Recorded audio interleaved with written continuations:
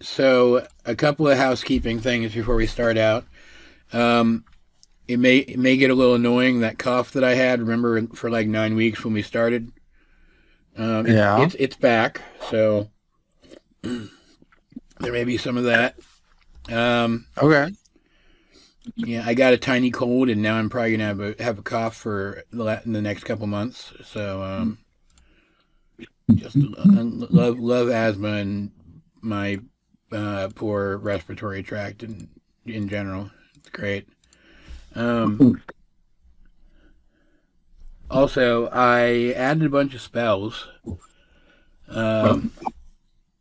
to my homebrew. You guys should be able to see them by a guy called Kibble, just because they're cool. There's several.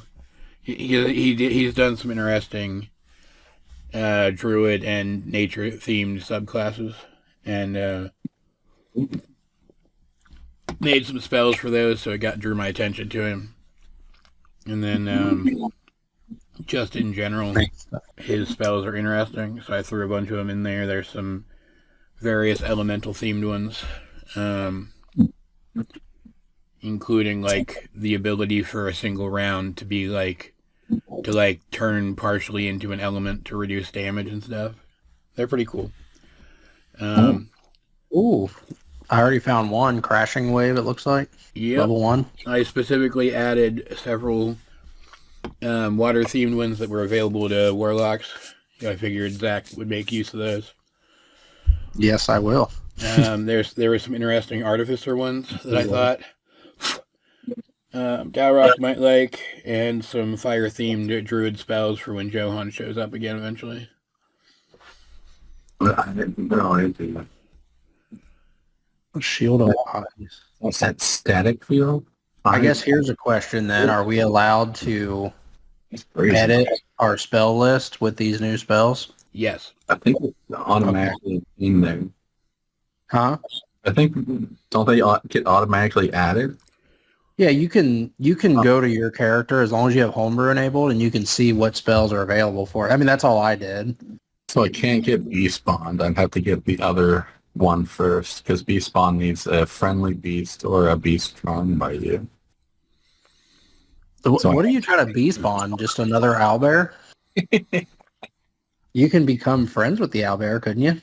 Yeah, you could feed it and animal handling it and make it nice to you. That would be fun. And then the damage I have a straight roll for animal handling. If the dice like you enough, you can do anything. No, that is true. Just Dalrock risking losing another eye. I mean, that'd be kind of neat. He's our blind dwarf. Well, no, he could like take another hit where he lost the first eye. That wouldn't be too bad. Oh my god! Oh, that's true. Yeah. Just rub salt in the wounds. Yeah. On that note, keep looking at those while we get started if you want. Why again? To recap, the king didn't believe you guys were telling the truth about how serious things were. So he saved his ass, and he's like, "Oh, maybe they are." Yeah. Then some really powerful assholes showed up in his castle somehow, and he doesn't know how. He effed around and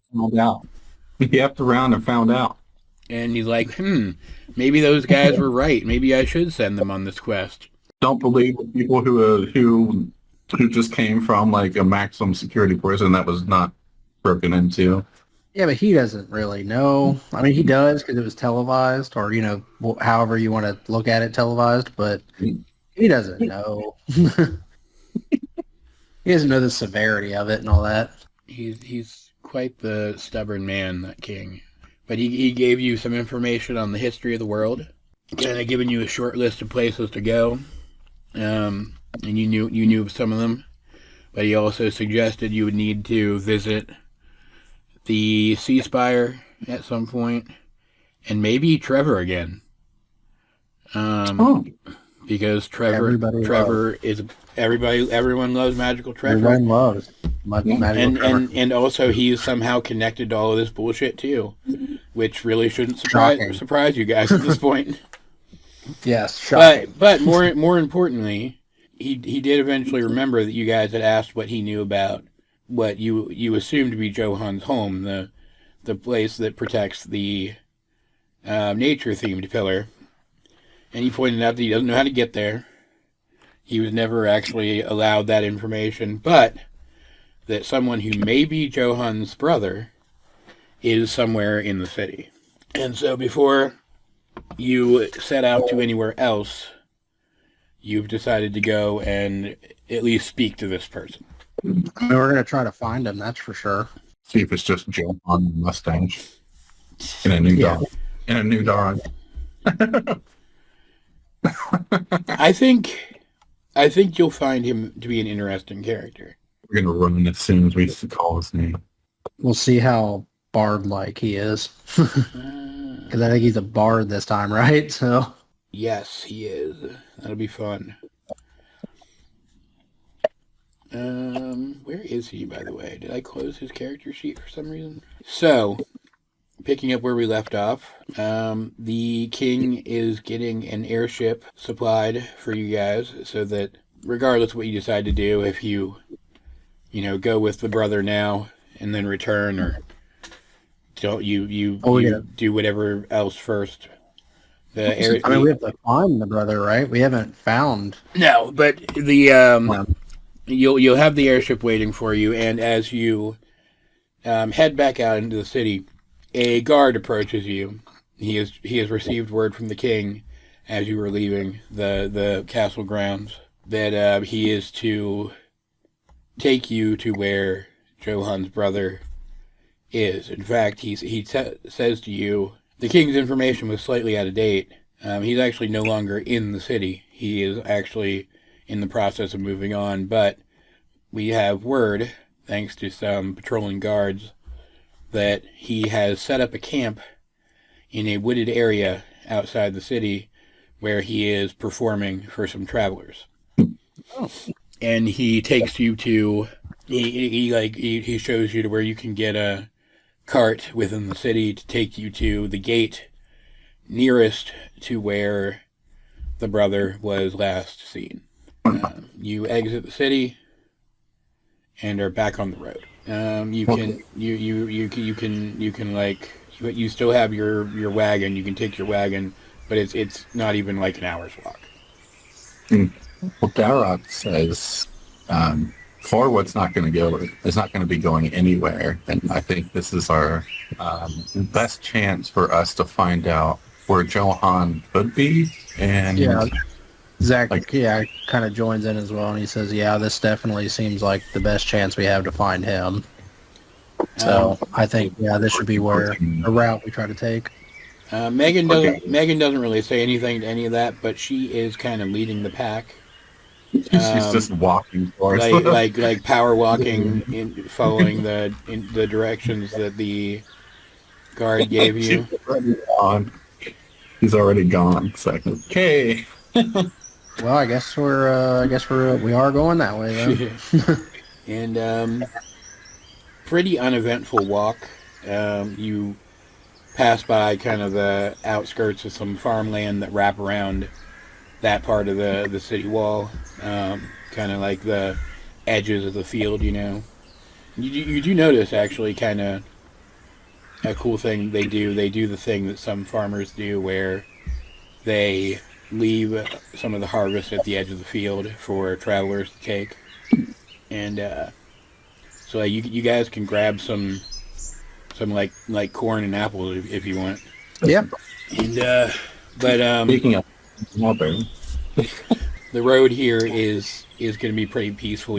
There will be like the occasional person coming and going, but there's also like guards patrolling. Like, you don't expect to run into anything here. But the spoken instructions from that guard take you off the path into a wooded area where at first you don't see anything, really. Just trees and some mist, I would imagine.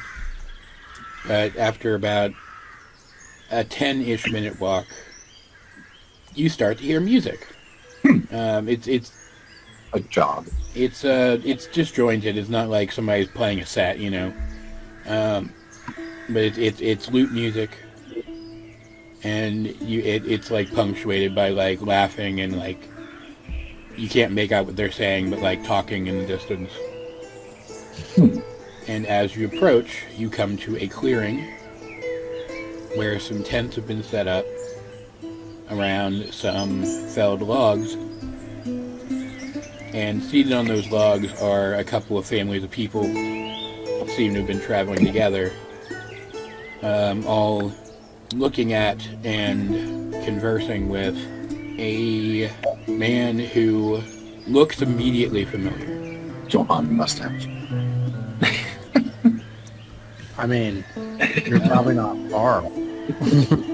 To describe him in a way that would make sense to like us, but not to the characters in the game, he looks like the guy that they would have gotten to play Johan in a biopic. Like he's a little taller, he's a little bulkier, a little more handsome, whereas Johan's got the longer dark hair. He just kind of lets it fall. However, this guy, he's got like luscious waves and curls. Is that like a rapier sword in his right hand? Yes, it is. Or something like that? Okay. Yeah, sure. Oh, okay. And he is telling jokes and just being like generally very personable to accompany his music, which is pretty good. It's pretty solid. He seems good at what he does. Let's have a mustache. And I mean, and at his side, I'll just add the art with him. At his side, laying there, at his feet, is a big wolf. it's Todd Jr. And I'm getting some Game of Thrones vibes. now, Everybody from Johan's family has a wolf. I mean that's correct, but you know. There's this big ass wolf laying there. Jeez. And you guys can like roll history to see if you guys recognize him from when you like saw him briefly in that tavern if you want, but won't really amount to much, I guess. It just might just make your characters mad. 17. You I rolled a definitely 1. you definitely recognize I rolled a him. In fact, I rolled a 1. in fact, Dalrock remembers nothing. He doesn't even know why they're here. Wait, why are we here again? Isn't that Johan and a mustache? In That would fact, be actually what Dalrock probably thinks. in fact,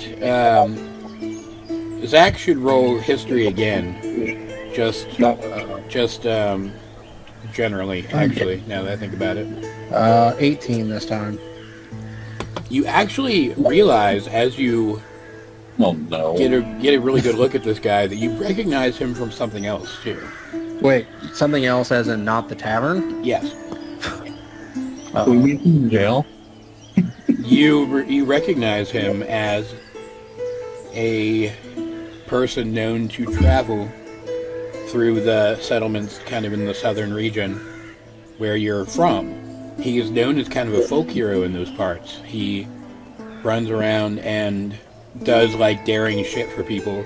In fact, he has gotten there before the Bracers Guild and taken care of Bracers jobs on multiple occasions without even being affiliated with the guild at all.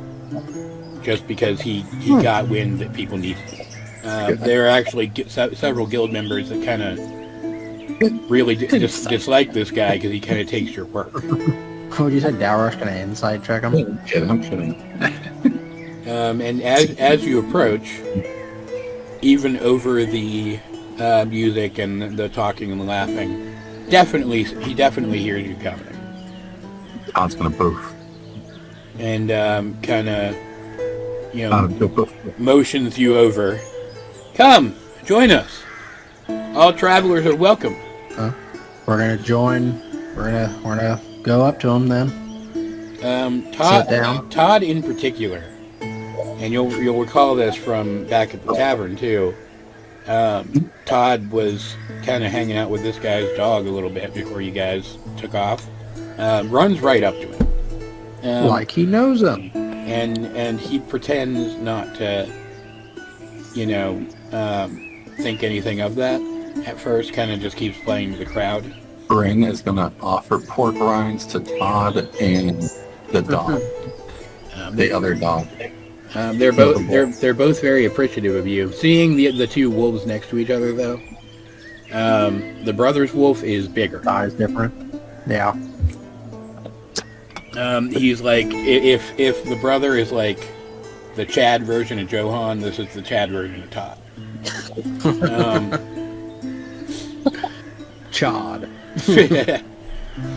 and when Megan immediately tries to strike up a conversation with this guy, he kind of brushes her off for the time being, because he is in the middle of something right now. Yeah. So it's clear that he would like you guys to kind of be polite and wait for things to wind down. What do you do? Zach's gonna wait. I don't know how everyone else is gonna react, but Zach will try to wait for everything to, him to finish up and things. Lloyd's not really gonna care, and he's just gonna kind of sit off to the side, so he's not gonna bother him. Dalrock. I don't know how Megan's gonna do, but Dalrock will listen to the song. All right. Megan is going to. My people. Megan is going to sit down right there in the dirt, as close to him as she can get, and just stare at him. Megan, please. The song he's playing. Megan, please. You don't recognize the language that it's spoken in when he does actually break into lyrics, because he's just kind of, playing along, rushing along with everything. But the song evokes like the rustling of leaves and wind through branches and the creaking of wood. You actually can feel what you think might be a bit of magic on his words. And after a few more minutes, he does kind of take a break, leaves the other people gathered to talk amongst themselves. Maybe he'll reach into his bag and pull out a second lute and hand it off to one of the kids that are there, so that he can give it a try himself. And then he stands up and whistles for his wolf and motions for you guys as he walks away and kind of off toward the edge of the clearing. Are they the people around? Are they like just?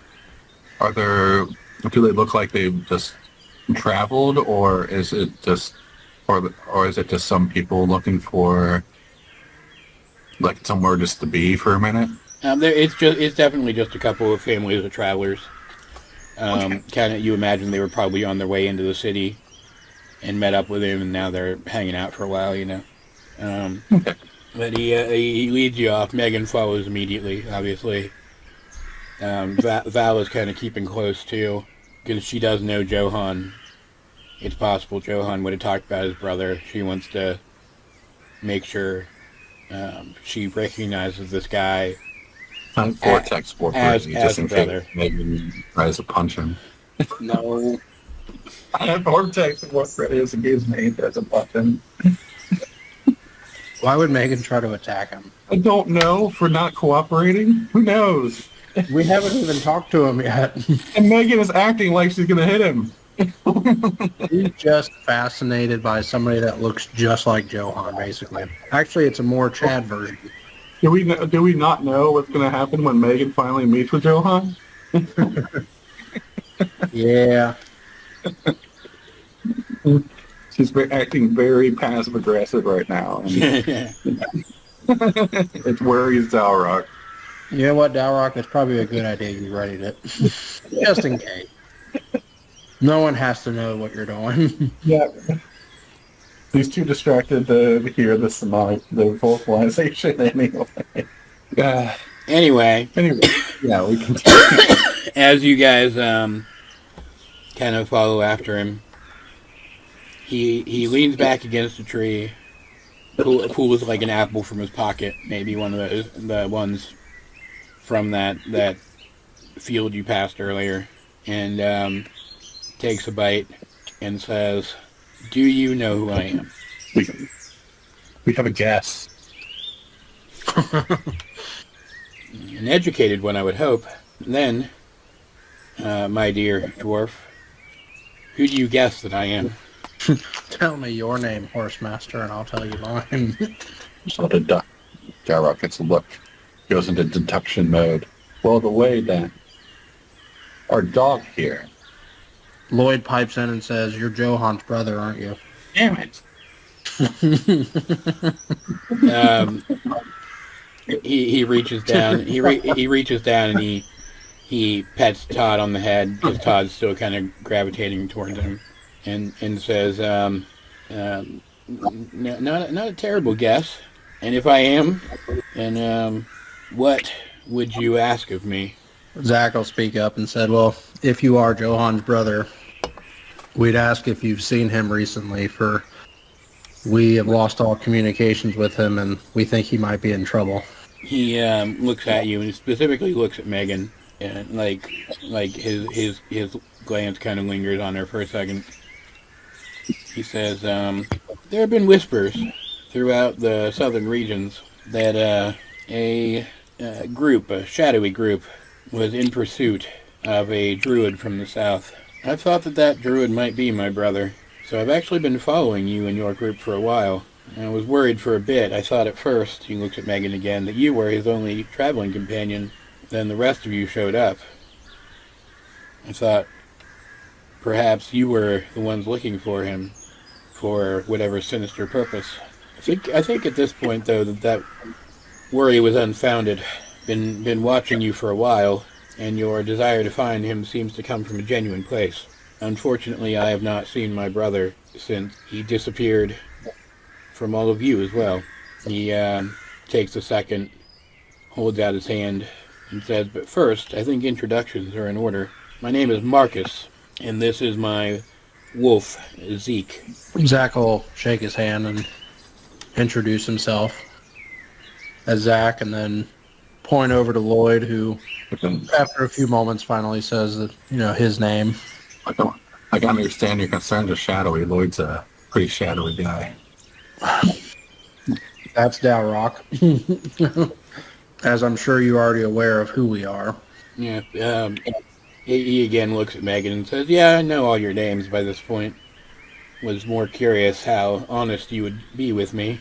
My brother and sister were always the smart ones in our family, but that doesn't mean I haven't inherited any of my father's cleverness."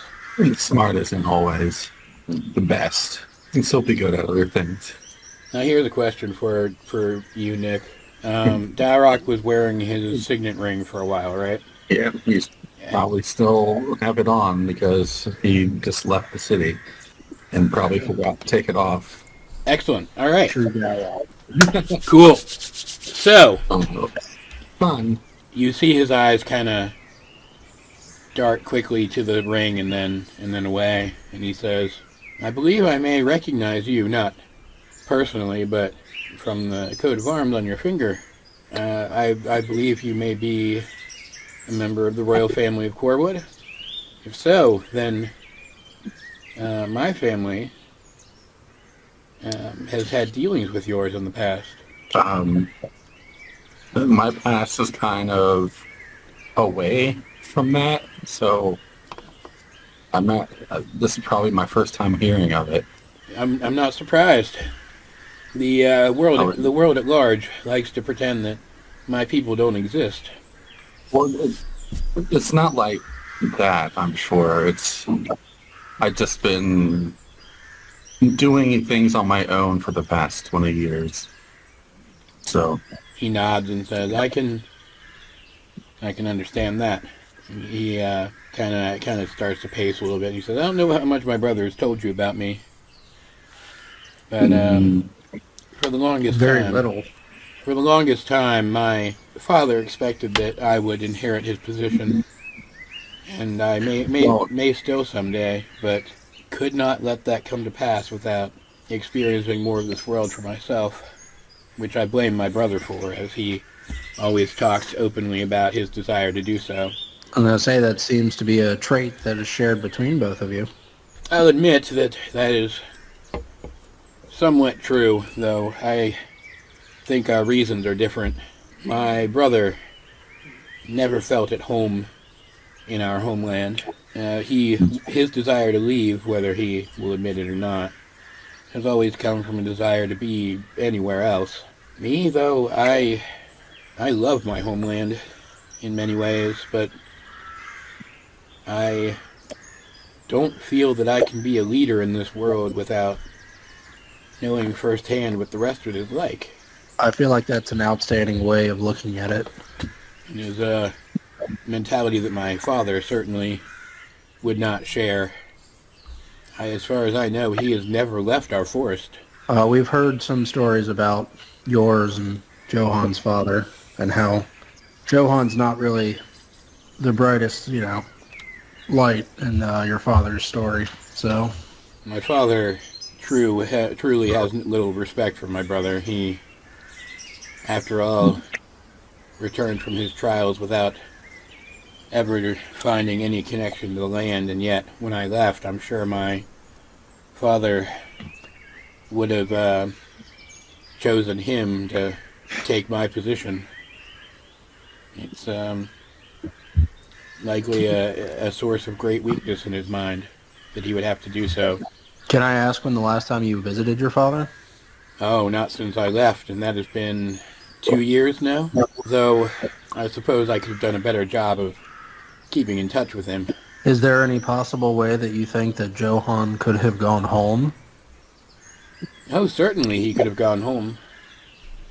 He would have a harder time of it than I would. There is a... You mean just because of the welcome back, or for another reason? Oh, no, because of the physical boundary. Johan, to return home, would have to cross great distances. I wouldn't. He gestures to the forest around him, and he says, after all, I was well aware that you might seek me out. That's why I chose this place. There is a tree nearby that is part of a network established by my people, by the scouts that we sometimes send out into the outside world, that, with the right magic applied to it, will lead us right back to the border of that forest. None of the trees will take you into the forest itself, as that would be too dangerous if some particularly gifted magic user could just appear directly into the in the heart of our civilization. But it cuts down on the travel time significantly, and yet my brother never knew about them. With as often as he talked about leaving, my father always felt that if he knew about the network, it would incentivize him to do so. Are you able? Is only members of the forest allowed to travel via the trees, or can you bring guests with you? Says, I'm the heir. I can do whatever I want. I doubt my father would like it very much, but I know how to handle him. Then we do have a favor to ask of you then, and we'll give a very short explanation because he's been traveling with us, so we'll be sure to say that or traveling and watching us. So he, I'd assume, knows pretty much most of what we know. So Zach will be honest with him about stuff and say, we would like to try to go to your forest if you would be willing to help us. He kind of takes a second, says, I'm considering it. The issue being that while I may be more lax with our people's policies than my father is, I find that faced with the opportunity to shirk them entirely and let outsiders in, I'm compelled to actually consider what my father would do. And I don't think he would want you there. I assure you we mean the village no harm, and we would leave as soon as we got any of the information that we need. And I believe you, but I know that my instincts are not infallible. I think it may be necessary for me to get to know all of you better before I allow you to make this journey. And yet, That is, I'm not sure that you necessarily have the time for that, as I have no intention of going with you on your quest. you said he doesn't have any He- intentions? He doesn't. I wouldn't, yeah. I'm not very, or, The estranged, huh? the estranged son coming back with visitors is probably not the best first impression that he could make on returning. No, but Zach will say, "Well, I understand your hesitance and to send us or to lead us to your forest. Could you do us another small favor then, much more manageable?" And he'll pull out Johan's note that's written in Druidic, and he'll ask if Marcus would be willing to translate what Johan wrote. He takes the note from you and gives it a look over. He says, it would be against my people's policies to translate this directly. I wouldn't want you learning our secret language. But I can give you the gist of it. He points. That would be much. He points to where the number is, and he says, looks like he thought at first that this could be some kind of rune, but settles on the belief that it might be a countdown to something. He makes note of of how strange it is that these specific children's stories would be mentioned. Vows to research them more thoroughly. And then there's just some scribblings here. Him scratching out his thoughts on the matter. He takes like a second look at it and says, he seemed to think that this was that whatever quest he was on was very important. Why do you say that? His words here are desperate.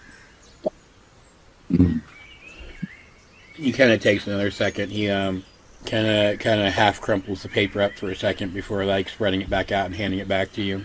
Kind of paces in place again and says, my brother definitely felt that my people were in danger, but it was really him and his efforts that threatened most to bring that danger upon them, as only one who is from our forest home can make the journey back with others. Him being out here and involving himself in the machinations of this group that he was running from, bringing himself to their attention, the idea that they could potentially use him to find my people, he very much caused the danger that he was trying to avoid. But that's always been how my brother is. He's a very smart man, but he makes some of the most impulsive decisions. That does sound like our Johan. He takes another second and says, I will need to think on this. I am not convinced enough yet that there is any real danger to my people. Even I being out here, unlike my brother, I can return to the border of my homeland at any time. I can retreat and flee back home. The chances of me being taken in some way compelled to help these people is practically non-existent. But Johan, if he has returned home as you seem to think he might have, has likely made the wisest choice of his entire life. And if he has, then I'm not sure that the danger actually exists. I was just going to say, so Zach, well, Johan, as much as I think that he might have visited home, I don't see him being the type of individual that, knowing that danger could be coming in any form that doesn't necessarily have to do with his home, I don't know if he would have went and stayed home. So I guess the odds of him being there now is less likely than I initially had thought. Well, I don't see him running and hiding. I appreciate that sentiment, of course. It actually says quite a lot that you don't think my brother a coward. But I promise you, if he did return home, my father would not have allowed him to leave again. And He was able to leave the first time, though. only because my father at that point was keeping him on a longer leash. My father controls everything in that forest. If he doesn't want you to leave, truly doesn't want you to leave, if he is intent on actively preventing that from happening, then you cannot leave. He kind of he looks all of you over and he says, "You're very strong, all of you, I can tell. But you would not stand a chance against him." And he kind of shrugs and says, "Hence the other reason why I'm disinclined to believe that the danger actually exists. I can hardly imagine anyone overcoming the defense of my father." He says, "But sit with us and spend some more time with me and my new friend," and he gestures at the people sitting in the circle who are still just kind of talking amongst themselves and trying their best to play music on the lute. He says, "And as the day goes on, I will get a feel for you and make my final decision this evening." Zach will say that sounds like a fair trade then. Doc says, "Get ready. I'm sure you'll be, it probably will take less than 24 hours to change your mind." I respect your confidence. It's not more of confidence. It's more of everyone who said that to us so far. One of them's wound up dead. The other one's severely injured. So just, how about we just be on guard for whatever's to come? Oh, you're talking about like the king who's like, I don't know about you. Oh my God, help us! that whole situation. Well, the way got killed. The other one refused to help us. Got attacked in an impenetrable castle. Before we relax or hang around for the day, Zach will also ask. Since you've been following us for a while, do you know anything about the individuals that the shadowy figures that seem to be attacking us? And he'll describe the people to him. He tries to keep it. Because I assume he's following us with the exception of in the castle. Because I don't know if he'd be able to sneak in the castle with the king there. So I don't know if he knows what happens inside of it. He wouldn't know specifically, no. Okay. You can see, though, he tries to keep his composure, but his face goes a little pale, and he kind of looks off to the side and says, "I have caught more than my fair glimpse of them, but... And I tend not to shy away from a challenge, but I would not want to clash blades with any member of that group." Yes, I feel like if any one of us would go one-on-one with anybody in that group, it wouldn't end well for us. But thankfully, we've been together, or and he'll explain the little castle story. We've just gotten lucky at some times when we've interacted with them. But when we fought three of them, we weren't going to be able to make it out alive, and that was with five of us, right? Mm-hmm. Yeah, 5 of us. 4.5. Or four of it. Well, Val didn't show us. So yeah. Into counting Brandon people, Dalrock as half people because they're so short. Yeah. 4.5 people. You can see as Marcus kind of starts to lead you guys back over to the circle, and he's saying this. Val kind of starts to keep her distance from him. She looks like ashamed to have been part of that group before. And when you guys do reach the circle again, she kind of she sits up against one of the tents, like behind the rest of the circle instead of like with the rest of the people this time. Megan keeps hovering right by Marcus, though. she's biding her time clearly, but like looking at her, you guys would be worried that if he doesn't agree to take you guys back, she won't be happy. Zach is actually going to go sit next to Val because he sees that she's kind of being solitude away from, the circle and stuff. So he's going to go and notice that she's not, feeling too well. She almost doesn't notice him approach, but when he sits down, she does and looks up and kind of smiles at him. But then she goes right back to her thoughts. Yeah, Zach will sit down next to her and he'll say, "Something seems to be bothering you." I don't like being reminded of my past and how dangerous the people I was affiliated with actually were. I know it's true. It's true, and it's fair to be reminded, but it bothers me. Zach will look at her and he'll say, "Whatever one person has done in their past is not what's important. It is what they decide to do with the future of it." And he'll kind of smirk at her, and he says, "We enjoy having you with us now." She kind of smiles back at him and says, "I enjoy traveling with you." She gets 16 HP. She kind of looks wistful for a second and says, "Being out here traveling with a party of friends, something I didn't actually expect I'd ever get the chance to do."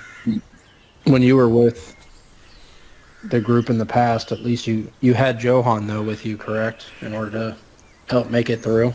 For a while, yes, but did you guys? Huh? I don't know where Derek is. Derek's keeping a close eye on Megan, so he's not part of this conversation. Yeah, she says he was with me for a while, yes, but we never traveled much except just from one place controlled by the cult to another, and I always got the sense that he would find the courage to move on before I ever did. Well, what's important is that you made the choice to move on as well. Thank you for saying that. It means a lot. She looks a little more, uplifted. Lloyd's just going to be kind of hanging out by Dowrock. Dowrock's probably not even going to notice because he's too busy looking at Megan, who's looking at... You'll notice Lloyd, and he's going to say, "Wonder how much trouble Johan's going to be when Megan finally meets him again." Lloyd says, "I prefer not to think about that, but I'm sure he's going to be in some hot water." You think we need to... having the conversation, you almost get a sense that Lloyd's being more normal as time goes on. So is it just me, Lloyd, Dowrock looks up? Is it just me, or does Zeke have the same tattoo as Johan or as Todd? Is it weird? I guess out of character, does Zeke have the same tattoo as? It's very similar. I'll make it easy. I'll just roll an Arcana check to see if I notice. There we go. Yeah, that's enough for me to notice. Yeah, it seems similar, but thinking about it, you remember that Johan did mention once that when the people of his tribe reach a certain point, they will tattoo their companion to kind of solidify their bond. Lloyd will say, "I'm sure it just differentiates per individual of the tribe." Do you think they all have wolves, or is it just tattoos? Brothers? No, I'm talking about his family. Do you think they're all dog people? You mean have dog people, or the ability to turn? No, they have dog people. Not like it. Have you ever heard of cat? People and dog people. I mean, I would say that a fair number of them, at least, I would say his family would for sure probably each have their own animal companion that they travel with. I couldn't say about the entire village, though. I mean, I can only imagine what his father's wolf must be like. If Zeke compared to Todd is so vastly different, I can't imagine the dad's wolf. He's as big as an owlbear. That'd be cool. I wouldn't be surprised. I mean, it's just like doubled. It's like Todd, and then Zeke is double Todd. Do you think Right. that's just double Zeke? I would probably venture to say even more. I mean, Marcus was saying that he even said that the father is more powerful than anybody he's ever met. So I would be willing to say at least 4 times, maybe. Sounds very economically challenged to feed something that big. Lloyd chuckles a little bit, and then he just kind of stops for a second and looks at Dalrock, and he just kind of stays silent and starts and kind of walks away, realizing that he's having a normal conversation again. He's gonna out Sasuke pretty soon if he's not careful. You guys do get some downtime here. If you want to have any other conversations or do any like short rest stuff that you could possibly do. Bryn is going to cast See Invisibility just to make sure that no one is Invisible. visible around the area. Like, it lasts for an hour, so she's going to use that. Okay. Zach's not going to do anything specific. He's just going to kind of hang around Val for now. Upon hearing Dalrock tell them about that, she's just going to be ready for the ambush when it comes. Lloyd's just going to be by himself, and he's going to be all brooding over in a corner by himself. Not helping your image, being shadowy by doing it. Is Dalrock saying that to him? No, he's thinking it to himself. Oh, okay. Megan will eventually start to loosen up a little bit. You can see her talking to some members of the traveling party that's hanging with you guys. Nothing like deep, but she's like making casual conversation with them. Val's gonna kind of retreat into herself a little bit after a while and start fiddling with her spell book. Dalrock's gonna probably turn his ring around, not take it off, just turn it around to face him. Nen's going to try to hang out with Todd and Zeke and see if they're like playing or doing something, kind of relaxing. Bryn is going to feed some corn to Nen. We will be appreciative and kind of play with her a little bit too. Yeah. Gave some pork rinds to the dogs, and now she's getting corn and so Is no one feels Marcus like playing anything, like, or is he just kind of hanging out? He's back to what he was doing before. He's kind of playing music and chatting up anybody who's wants to chat him up. Okay. At one point, like one of the kids that's with travelers will like ask him about the sword he's carrying, and he'll take a minute to do some like I don't know, almost like movie star-esque swashbuckling stuff, Otherwise, yeah. Like, is there anything else you guys specifically want to do? I mean, Zach will, I guess, get up and he'll tell Val, just like, I'll leave it to your spell book. I know that that's where you feel the most home, but just know that we're here, if you ever need us. And I'll kind of walk back over to Dalrock and sit down. And he'll just ask Dalrock, while they're, I assume, sitting and watching Marcus play and stuff. What do you think about Marcus, Dalrock? Well, his caution is very well warranted. Agreed.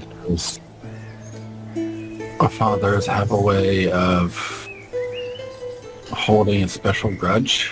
Well, I can only imagine whenever the time comes when you need to take us to Corwood, if you had strangers coming up to you that asked you to lead them to your house, I could see them being a little resilient to that. So I definitely understand his caution, especially since his home is hidden away in the woods that you can only get to by having somebody from the inside let you in. The only difference, I think, is that Johan is a little braver than I, about handling our fathers. I decided to hide myself away, and he was brave enough to stand up to him and leave. You've been away from your father now for how long? 'Cause I don't remember. Is it like a year or something, or is it longer?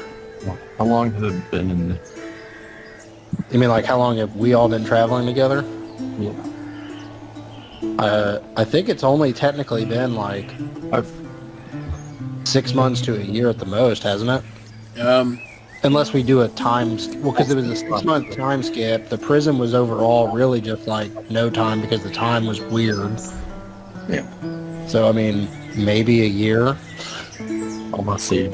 I say at the most, maybe a year. I removed myself from the court proceedings for a bit longer. Only when I was summoned to have my coming of age ceremony a second time did I really see him face to face. Mostly spoke to him that way, but Well, you may have, shunned away from him when you were younger, when you were less experienced, but for the last almost year, you have learned and grown a lot. So I think once we do get to the point of visiting Corwood again, you might be able to face whatever challenge you faced before in a better way. Plus, you'll have us there with you. it's not my father that bothers me. It's my mother. It's the one we're going to have issues with. So, And out of character, I still completely forget. So his mom, or Dowrock's, that thing, it's the Goliath, right? yeah, Okay. Just want to, we know that his character, that it's a Goliath. yeah. Okay. Just wanted to make sure. Okay. Why do you feel that way about your mother? Her and my brothers have always been a special kind of cruel to me. I'm sorry, did you say cruel or cool? Cruel. Okay. That's what I thought.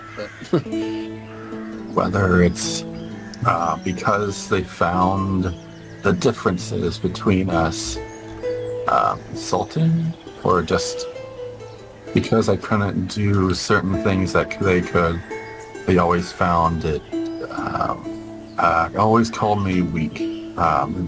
Past experiences with the mine and just not being able to be adept as certain fighting styles they was. My mother's tribe comes from the mountains in a colder climate. So their beliefs are pretty much survival there.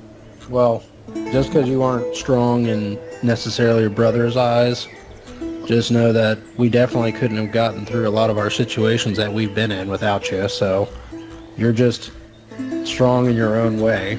I wish that they could see what I've done here. Well, didn't when Trevor do his announcement across the lands, wouldn't your parents have seen that? I hope so. Do you think that would have maybe helped maybe shape your parents' or your brother's opinions?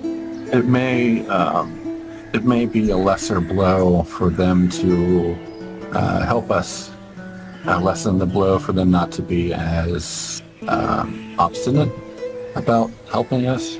Might you have there are many things they could probably say regarding that, but she's just difficult. I don't think there isn't. I always thought that there wasn't exact reason for her to be this cruel. There must be something else behind. Do you have any idea what it could be? I have no clue. She's never told me, and I've never asked. I mean, what kind of person treats their son so hurtfully? Well, hopefully maybe when we visit Corwood, maybe you can get some answers to those feelings, because I know they must be weighing heavily on you. At least I can show you Samara's grave. that'll be a comfort. With that, Zach will just kind of hang out then and just kind of listen to Marcus for the rest of the time.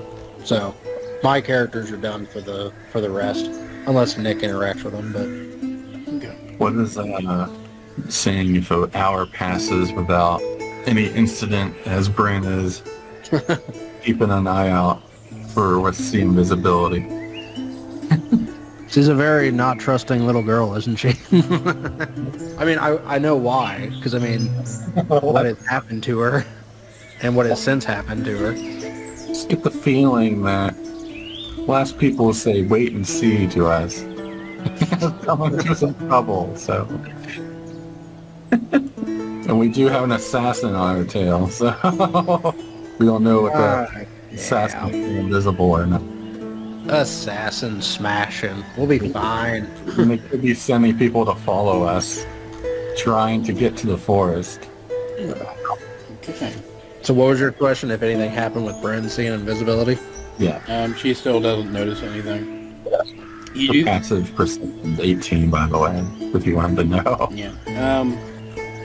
You do sit longer than her spell's duration, though, and like you're like amongst some trees, but you can see the sun through the trees, and like you're like getting into the afternoon at this point when things are starting to wind down, and you can hear the travelers like chattering about actually heading off into the city soon, since that is where they're heading.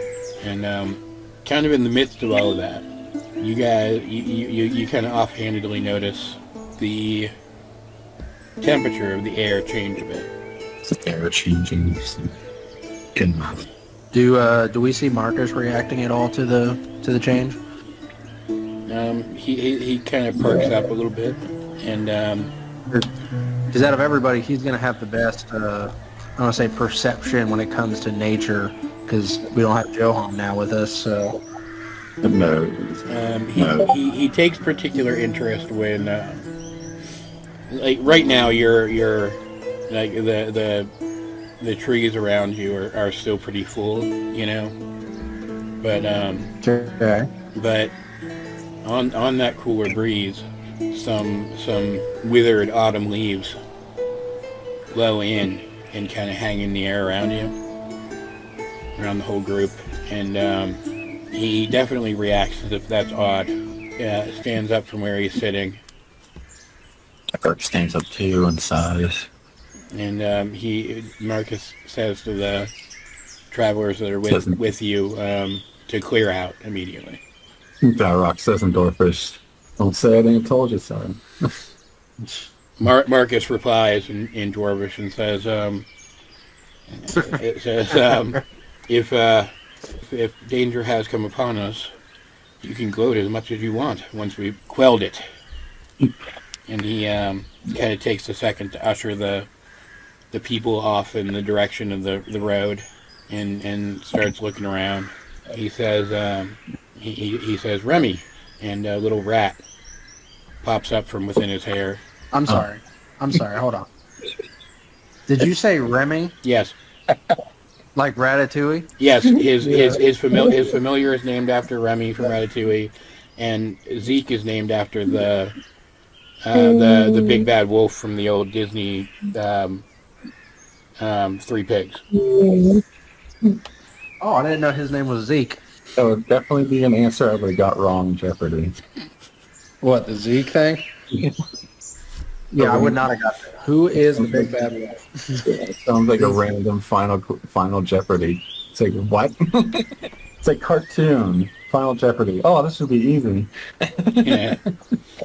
And the little rat runs down his arm and jumps down to the ground and runs off into the forest.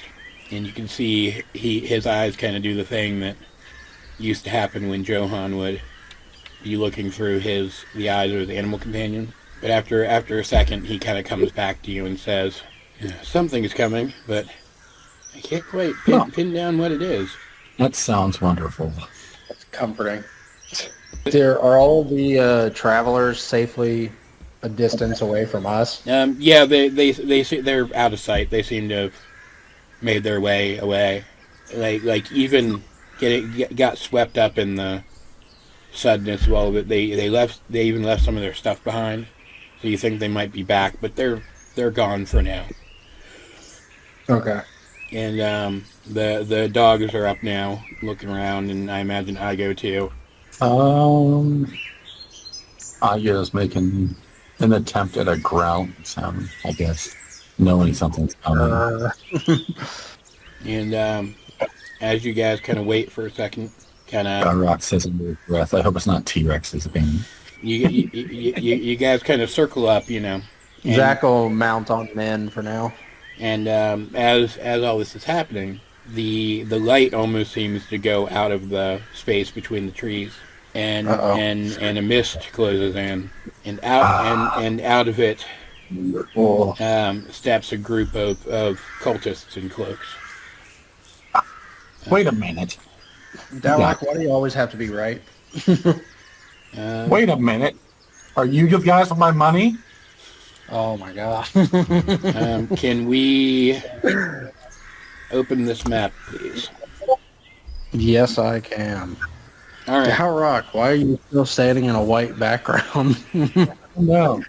Why have you not updated your picture? I can't. That's the one he gave us. Remember he did the background and he braided the hair. He braided the hair. I forgot. Yeah, here, I'll put it in there again for you so you can just grab it. Where's the spell? Did you say you had spells for us too? The list? Or You just gotta go to the character sheet. It's the easiest way to do it. Yeah. okay. If you just go to your character and then ensure homebrew's on and you can see what's available. Is it up here? Yeah, here we it go. turns dark when you go bloody. It's funny. The background turns dark when I go blood. When I go That blood. is kind of funny that it does that. Yeah, there he is. Remember he braided his hair.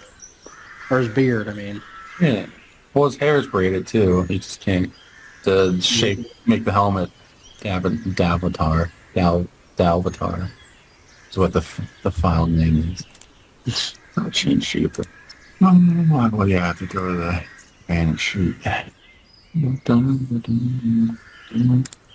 could just move Nen around too if you're mounting him, if you want to Well, because of how I see how forested I won't mount him.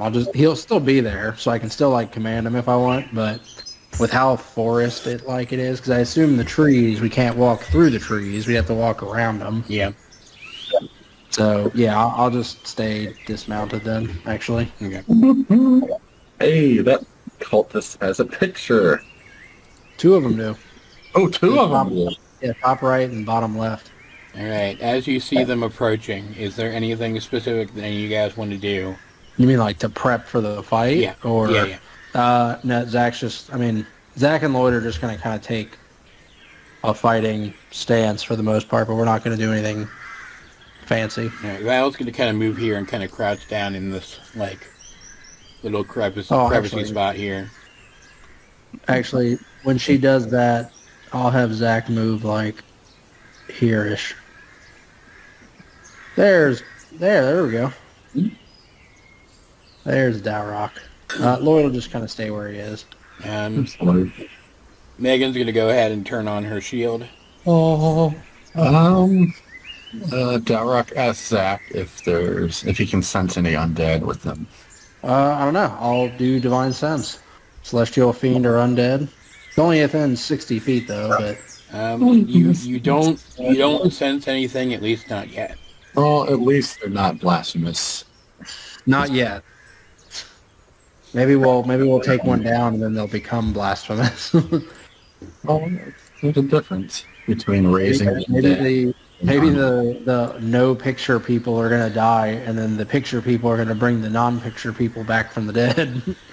Well, it's better than the rest to do their own people than the already rested individuals. True. All right. Well, saying that in this, having that span of conversation with Zach. All right. Well, on that note, go ahead and roll initiative. Darok rethinks telling Igo to shoot Scorching Ray, then rethinks Igo and firing Scorching Ray. Zach will just kind of say out loud the obvious before, like, while we're rolling initiative, and say, probably best to avoid fire here. No, does it rain? The Darok checks if it's rained. It doesn't look. It doesn't look. What did Zach get total? He only got a 10, I believe. Let me double check. From him saying that, do we get 16 HP? You should have the temp HP, yes. Oh, okay. Yeah, Zach only got 10 on his initiative. Bryn would have pulled her hood up on her hood as soon as. What's her cloak again? Is it a elven kind? Yeah, it's the Cloak of Elvenkind. Yeah. Does that help on hiding or something? Yeah, it helps with people trying to find disadvantage of people trying to find you. Oh, okay. Okay, so Lloyd is first, but like only by the miracle of a crit. Lloyd maintains his status. See how let's see. Lloyd's gonna take out his sword. 10, 15, 20. And then he's going to go over here. And he is going to attack with green flame blade against this guy. Well, no flame. Sorry. He's just gonna slice the guy. All right. Or attempt to slice him. 26. I assume that's gonna hit. Yes, it is. All right. 13 piercing damage. With that will end his turn. Okay, that brings it to Marcus. Oh. Well, he got like a 29, so. Who with it? He draws the rapier from his belt, and he plucks the lute at his hip, and it rings out with a note that makes you guys, as it kind of washes over you, feel strangely drowsy. Oh my God! Really, Marcus? Wait, he's making us drowsy? But you don't actually. It doesn't actually do any more than that. He just falls asleep. Like, oh my God! Bill, as he pulls out the staff. No. Reveals himself to be the fifth member. No. When the cultists hear it, though, they seem to be hit harder by it than you are. That'd be worse. Oh my God. The high number for sleep. It is. Oh, actually, well. What is it? People last turn should be hit with type healing damage. Depending on their HP. You don't if another. Oh. Unfortunately, they are all able to resist it. Yeah. That is unfortunate. Which brings it to Bryn. Oh, Bryn. Darok says, Bryn. And Bryn's like, yes, I know, Father. And just goes over here and hides. Is she doing anything else at all? Depending. Let's see. She's gonna throw her boomerang at this guy here. Okay. Let's see the stealth check first. So it is a 23. Yeah, none of them notice exactly where she ends up. That's just what it is. So, not to be that guy, did she have disadvantage because of the tree? What's The branches would be high enough above her that wouldn't matter. Wait, I'm sorry, what? She's not. Yeah, she's not in the tree. She's No, the tree that's in front of the guy you're throwing it at. No, I think she'd still be fine because like the tree That's itself true, would be like there. It's going to be a couple feet off the ground, yeah. Never mind. So that does hit. Does it? Hold on, let me check something. What was that, a 19? Yeah. Yeah, that does hit. Okay. Damage. For 12 damage total. Okay. I think it does bludgeoning. Yeah, 6 bludgeoning and then 6 sneak attacking. As her boomerang is coming back to her, though, weirdly, as she catches it, catching it makes no sound. In fact, in that instant, all of you realize that nothing you do is making any sound at all. Someone somewhere in the vicinity has cast the silence spell. Wonderful. No verbal spells. No verbals. And as that happens, Val, who is in the process of casting a spell, isn't able to do so. And the cultists advance silently toward you. Not creepy at all. And the defenders will attack Zach and Lloyd. Zach first, I think. Okay. And that is a crit miss. Woo! Know how that feels, buddy. Roll on. This roll was a 1 today. Yeah, I'm just gonna miss. It's fine. The other one attacks Lloyd. That is another crit miss. Oh my god. Okay. Woo! Silent. Quiet. It just misses again. That's whatever. That brings it to Dalrock's turn. Let's see how many verbal spells. Oh my god, that's bad. Oops. Yep.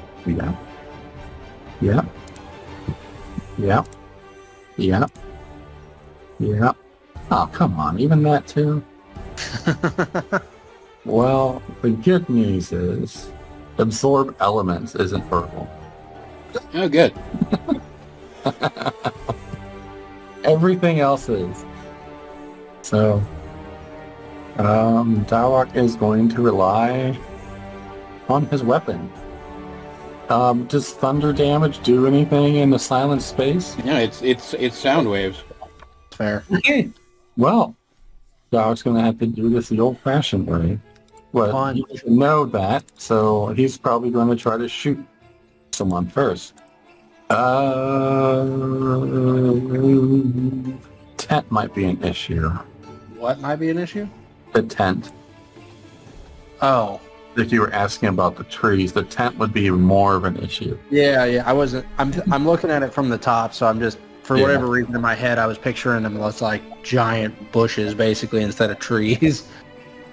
Dalrock's going to give a silent come at me. I don't know if they can read lips through a beard, but Maybe. and he's going to ready his gun and fire. And he's going to make no sound. And he's going to do absolutely nothing. Talk about silence. Silencer. It's the same thing, but it's a 2. Yeah.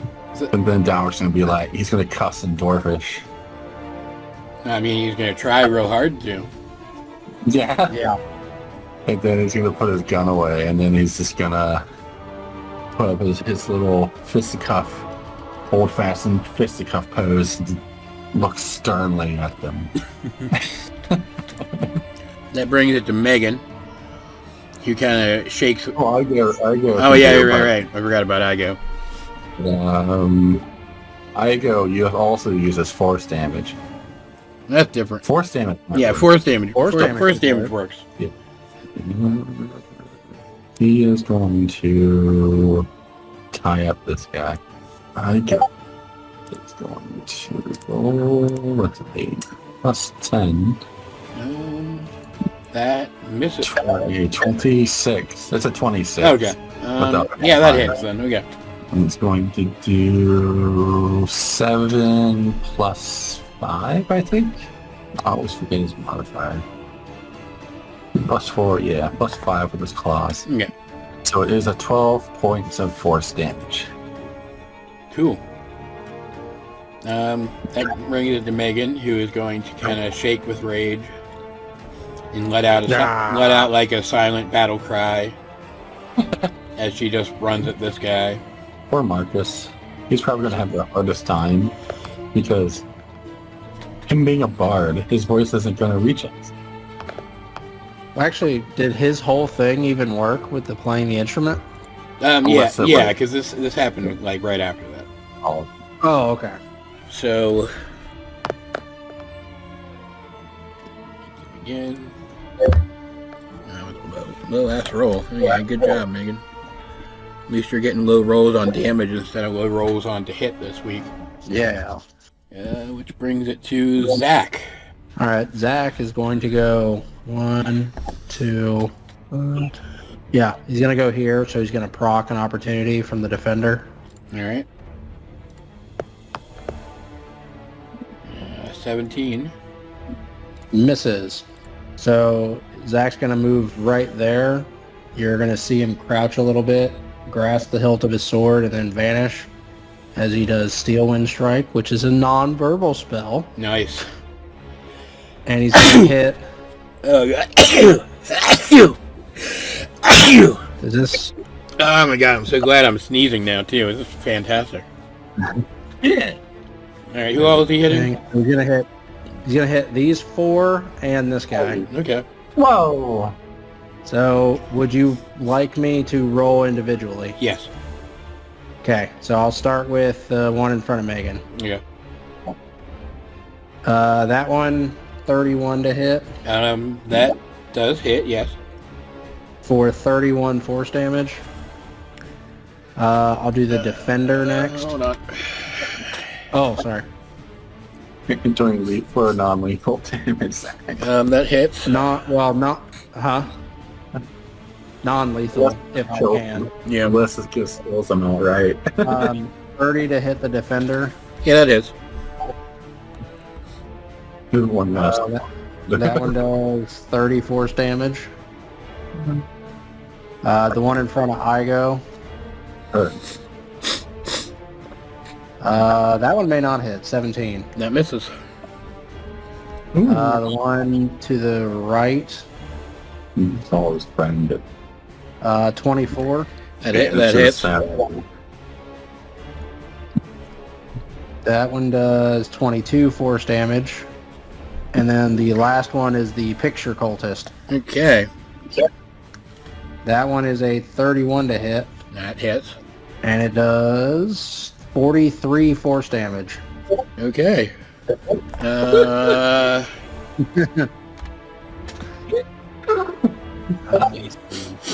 the only non-verbal spell that Zach knows. With that, his turn ends. He really fucked up 2 of those guys. Like, he kind of... The other guys just like saw this guy. The one that missed saw this guy coming is like, nope. No. And then that ends his turn. All right. That brings it back around to Lloyd. Oh. Technically, Nin will go. Oh, which position does he want to teleport next to? Oh, yeah. That reminds me. Of one of the 5 feet of the target you hit or miss. He will teleport here. Okay. So Nen is going to move 50. Where's the map? He's going to run down and then over. And he is going to attempt to use charge and try to hoof. Is it hooves or ram? No, ram. He's going to try to ram attack him. Okay. So. Yeah. Almost a 19 and then crit failed. Okay, roll severity for me. Ooh. Oh, Bad no. severity. The defender gets an opportunity attack. Makes sense. That's fair. And crit misses. I'm not gonna keep it going. Just whatever. Those guys have done nothing but roll 1s all sight. Oh my god. All right, well that brings it back around to Lloyd then. Lloyd is going to just attack the defender in front of him again. Okay. 23 to hit. That hits. Minimum damage, 8 piercing. Okay. And then that ends his turn. That brings it to Marcus, and fortunately, like this is gonna make the encounter go faster than I expected it to. Because you already killed the other one. With his enhanced hearing, he was able to hear that the cultist with the face up here is the one who cast the silence spell. They're all wearing like faceless face masks. Quick, get the one with the face. Can I do this? Hold on a second. That's now canon. They're all wearing faceless face masks. They are the faceless. Black hearts, you are nothing. That's what you want. That's what you will be. Do you think Todd goes boof, or do you think Todd goes bark? I would guess wolf Just over bark, over bark. but that's just me in my head canon. Just imagine Todd just barking, and then just silence as he's still barking. As he's just moving his mouth. Yeah. I can't figure out what's wrong. We're freaking out. Where is it? Wait, why is it not? I forgot. Did Todd forget to go after Bryn? I think he did. Maybe. I don't know where Todd is in the order. Todd's just kind of hanging out right now. It's fine. Yeah. Usually went after Bryn, so that's all. That's not right. Hold on a second.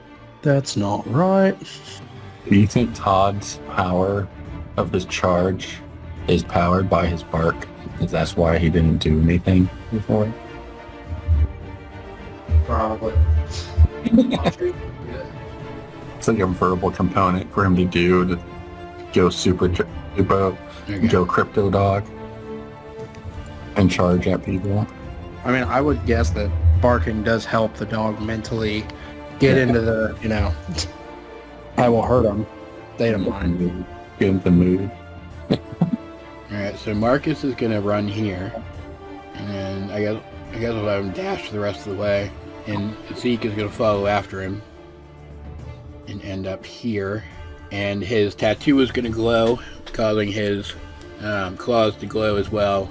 And he is going to attack with extra reach against the cultist. 15 damage. And Kill the cultist. close something I wasn't about to. The cultist is knocked prone. Yeah. I get excited. Bring it to Bryn. Bryn is going to. She needs to hide, but I don't know if that matters. Nin's there, so she doesn't need to. She's going to throw her boomerang at the man next to Nin. Okie dokie. Get almost critical. Oh, that hits. 2d6 more damage for a total of 10 damage non-lethal if it kills them. If it knocks them out. He is still up. He's fine. And it comes back around to cultist turns. The snaky cultist is going to stand back up. Sneaky. And Sneaky. Do you know Yuan-Ti are evil? They're like general, like it says on the character sheet that they're like neutral evil. yeah, I don't really buy into that like as a hard requirement, but I mean, yeah. So she stands back up and is gonna swing a rapier at Marcus, and actually hit him, which is unfortunate. Makes note of Marcus's AC just in case he betrays it.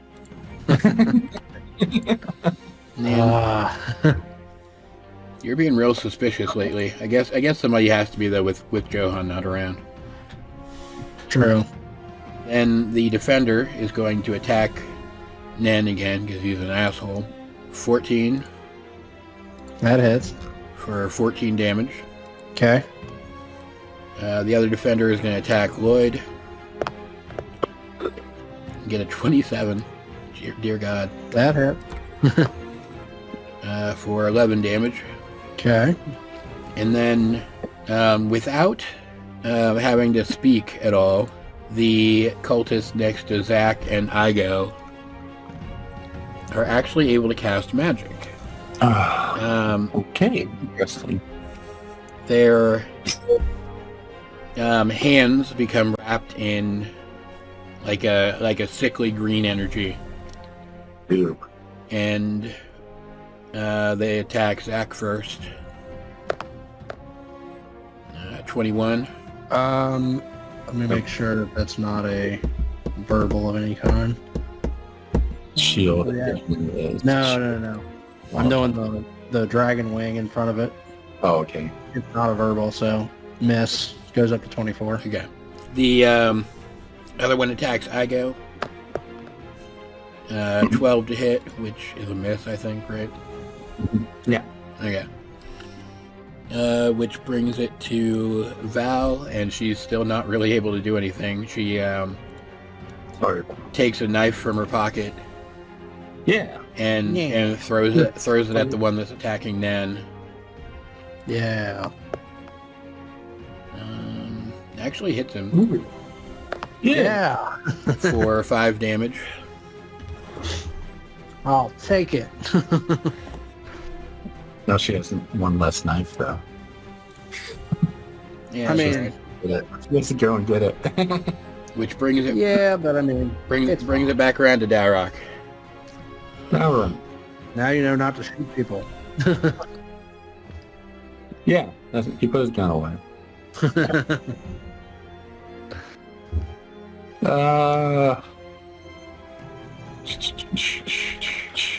You know what? He's gonna go this way. Is there space for him to get there? Yeah, that's fine. He's gonna see that Zach has a weapon. Vala is looking a little bit distressed, not being able to do anything.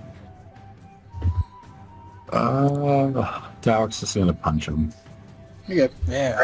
and say, "Where's my money?" Silently. He just holds one hand out and then he points to that hand, like the palm of that hand, like, "Where's my money?" And that hits. For 11 bludgeoning damage, non-lethal. If he kills them, just assume non-lethal on these guys. Yeah, same. Oh, he's bloody. Okay. All right. I'll punch him again. For an even higher roll, but still the same damage. Yeah. Igo is going to continue his forced empowered round for a 27. Yeah, that hits. For 6 points of forcing. And That's right. that will be Dalrock's complete turn. All right, Megan is going to run along this log, end up here, Oh, cool, like. and she's going to throw her dancing sword, which is the one that she has out right now, Beans! and ends up over here and attacks the guy. Beans. Like multiple versions of beans. Magic weapon beans. Dancing weapon beans. Dancing sword beans. Todd beans, Megan beans. It's everyone's just beans. That's the twist in the end of the whole campaign is we're all just beans transformed into humans. Don't tempt him to go have an enemy with polymorph and turn us into frogs. Yeah. I wouldn't do that. What do you mean? Writing down notes. And then she's All of gonna us are beans. she's gonna draw her other long sword and attack with it. And hit barely, but still. Brain's the only one that understands us because she knows deep speech. And then swings with it again. Swing and a miss. And actually misses. Okay. Cool. The guy's not looking great though. Like he seems to be in real rough shape. We feel sorry for him. As it No. at this point, Put it down. at this point, I think Todd would like be spurred to action too. So Todd. he's gonna kind of run over here and attack the guy. And attacking the prone one? Oh my goodness. It's like fresh meat on the ground.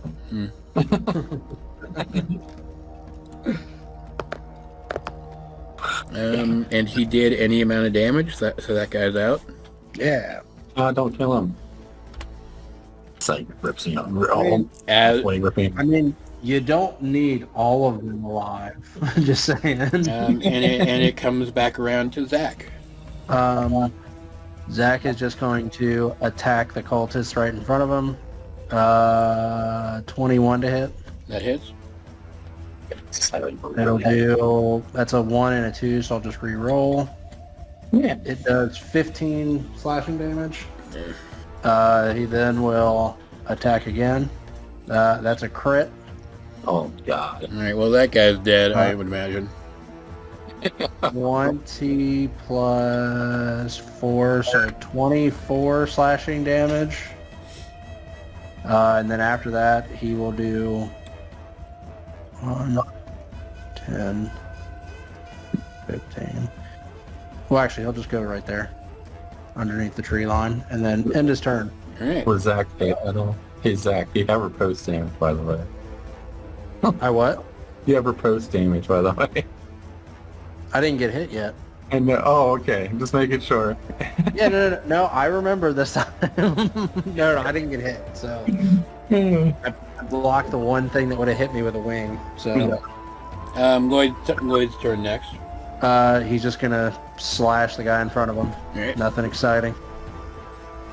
And miss actually completely. Yep. I'd assume 14. So. Yeah. That'll.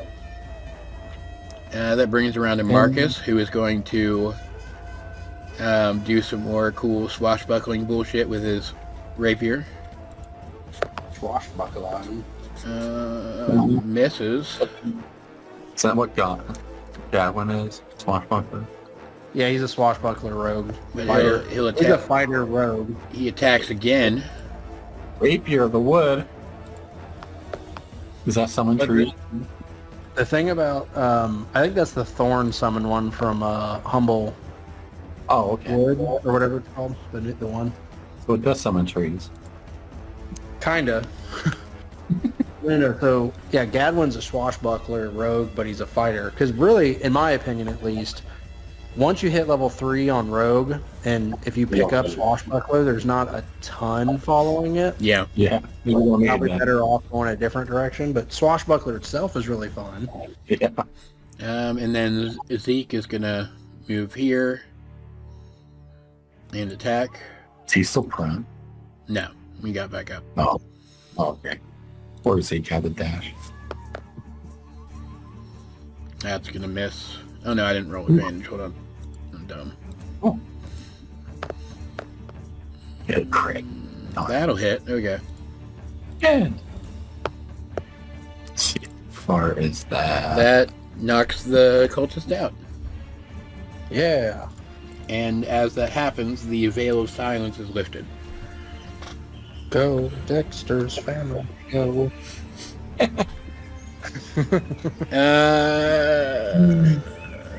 Bryn next. Bryn. She yelled because she can now. She does. Yeah, she's going to move there. And she is going to throw her boomerang at the one in front of Lloyd. Okay. Ooh, which will miss. Yep. Can she do anything about that? I don't think so. I think that we train her skill. Okay. That's her turn. Alright, the defender is going to swing at Lloyd. Bonus action. She'll try to hide behind that wall. And miss. Yeah. She'll get a 23 to be hidden behind the log. Yeah, okay. Or that bucket. Or that little supply bucket. And then the cultist next to Zach is going to attack Zach Bring it. and miss, Yeah. which brings it to Val, and she's actually gonna like pop out And she is going to... what do I want her to do? I kind of didn't expect her to be able to do anything. She's going to just cast mage armor on herself. I mean, there wasn't any hint of this fight ending soon, but they did show up. One of the major guys did show up with cultists for us. Brings it around to Dowrock, who can now shoot things again. Balrog going to take out his gun and shoot that man for 15 points of thunder damage. Okay. Seeing that him still standing up, he's going to shoot him again. Okay. For 8 points of thunder damage. He's definitely not looking good. Yeah. He's going to ask that man, which one of you has my 17 gold? The cultist, of course, ignores you. Jesus Christ. Fun. I'll find out myself. 16. That will miss. Okay. Yeah, that's Dalek's turn. But that brings it to Megan, who is going to command her sword over here as she moves into position here. Oh my. I forgot about it. The sword misses, and she attacks and hits for not a lot of damage. And she attacks again and misses. And that is her turn, which brings it to Zach, who I would hope we'll be able to finish this guy off, frankly. I will attack him with advantage. The kit party now. Really both rolls actually, 16 Oh my. That misses. total. I'll attack again with advantage. I got a 3 and a 4. Attack again. Oh, there we go. 10, so 22 at least. Yeah, that hits. Yeah. 17 slashing damage. He goes down. Alright. And then he'll move 40. He'll go there and end his turn. 40 feet of movement, if only. What do you mean, if only? Jarek only has 25.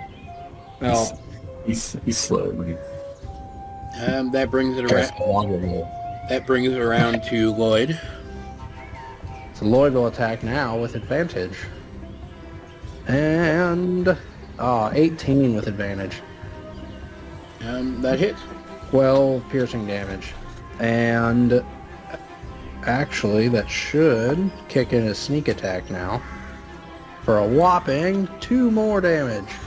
I have a cool weapon. Just about right now. That'll end his turn. Like a numbered gun, like a sniper rifle that can hit a crit on a natural 19 or 20. Oh, like an increased crit sniper? Yeah. But it can only make long. It can only do it with like Long distance shooting. long distance. You can't no-scope sniper shot somebody? Alright, Marcus's turn. What can you do that's fun? He's going to move here. Kinda only like half hurriedly run over, and as he does, he's gonna whisper an insult at the guy and cast vicious mockery. I'm gonna say, is he gonna mock him? Don't you have that, Dowrock? Doesn't Dowrock have? Yeah, I do. And does 8 damage to him. Please. And then Zeke is going to run to here, and again with reach, attack With reach, damn. with a charge. That's a big dog. No, he's got the cool tattoo thing. Oh, okay. That's right. He's going to hit for 10 damage, and the guy is knocked prone. He's also Yeah. He's also bloody now. I'll change the color in a second. Todd. Sick him. Sick him, Todd. Yeah, Todd will go next too. Yeah. Kind of hop sick him. around. Gonna jump atop I go and jump off of it. Yeah. Yeah. And do a charge attack of his own. Super damage. And hit. Then that's one. No, unfortunately. Darn it. For 17 damage. Not bad. Whoa. That brings it to Bryn. Oh. A lot of people there now. Yeah. Bryn will take out her knife. Summon a knife and throw I it. was gonna say summoning or not, isn't it? Yeah. Get an 18 That hits. plus 6 plus attack, which is 5. Okay. And then she'll do bonus action, throw another one. She'll miss. Yep. Not by much though. She's doing good. Yeah. That brings it around to the defender's turn. He's going to, in kind of his death throes, he's going to swing at Lloyd and Zach. Lloyd first, 21 Hit. for 12 damage. Okay. And then Zach, Is that Zach? Oh, that's the... Okay. 15 misses. Darn it. Oh, when he one- attacked Lloyd, Zach will Sentinel attack him. Okay. 25. Yeah, that hits. 18 slashing damage. So he goes down too. Yeah. And you guys are left to kind of try to take stock of the situation. Dog is searching for gold purses. All right, well, you check the one nearest to you, and they don't have any money on them. You sons of bitches, Ha. he says in Dwarfish. Which almost everybody understands by now. Yeah. I think everybody does. Zach will ask everybody to like gather all of the bodies up and move them toward the center and like roll them. Wait, what was that? What was that? As he starts to speak, I saw an initiative roll. he doesn't immediately notice when that same cool wind from earlier rolls in, and you hear a voice traveling on the wind, just a whisper that says, "I will not allow you to warn the Wolfwood people." Well, we're going to. Is it like in a common? Is it in common or is it? Yes, you all understand it. And none of us can tell where it's coming from. No, you can't. It's just kind of on the wind. Yep. Let me roll something. I'll look at Marcus and see if he can maybe notice anything more. What's your guys' passive perception? Brain is 18. Barrocks is 10. Okay. Zach and Lloyd are 15. I don't. Let me check. I don't know if it matters. All right. Bryn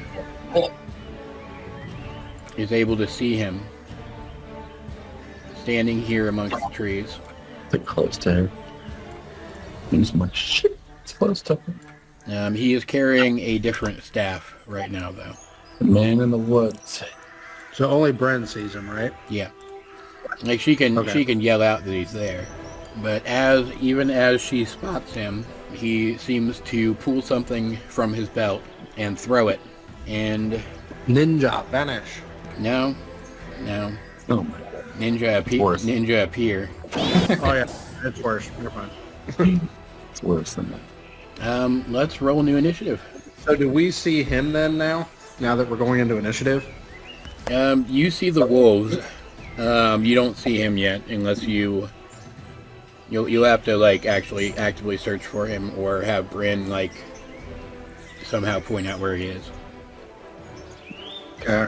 Lloyd's definitely got the lowest roll he can get with an 11. Okay. All right. So Marcus is actually first, but he also sees the guy. Okay. And he, Todd, and Zeke all seem extremely surprised by the appearance of this person and do nothing. Oh, good. Which brings it around to the new appearance's turn.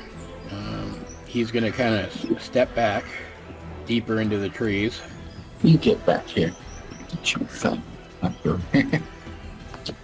He is now hiding with a 27. Oh. And as he disappears, the entire area around him, around where he was, becomes obscured by a swirl of dense autumn leaves. I could have sworn you said squirrel, but then I realized you said swirl. I thought he said squirrel too.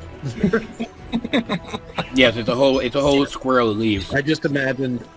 I imagined it was an army of squirrels. Shit.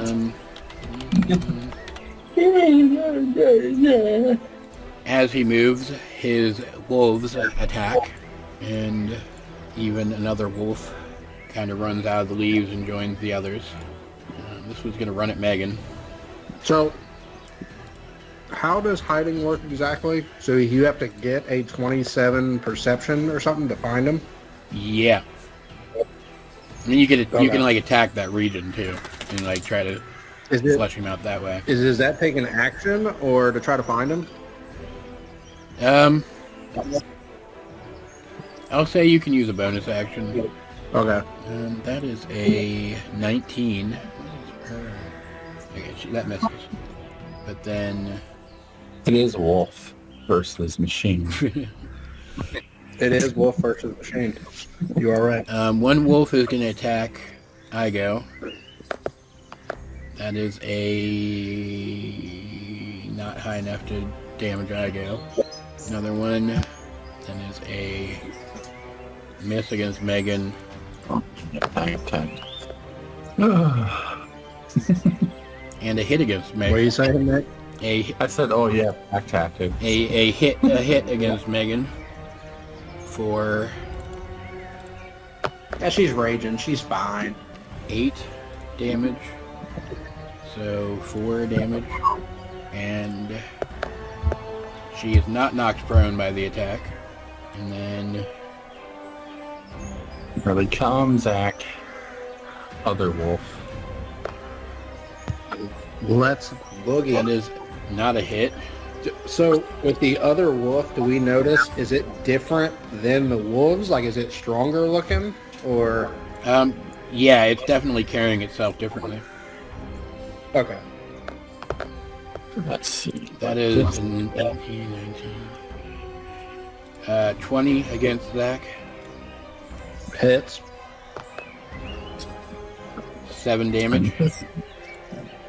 Okay. And he has to roll DC 11 strength to stay out. He crits to save. All right. Wow. Good use on that. But as he hits, the tiebreaker erupts and deals 3 radiant damage back to him. Okay. I remembered. Was that the big wolf? Or the other? No, that was the little wolf. Oh, Big wolf missed me. the big wolf missed you. But then other wolf is going to charge at Zach. Ooh.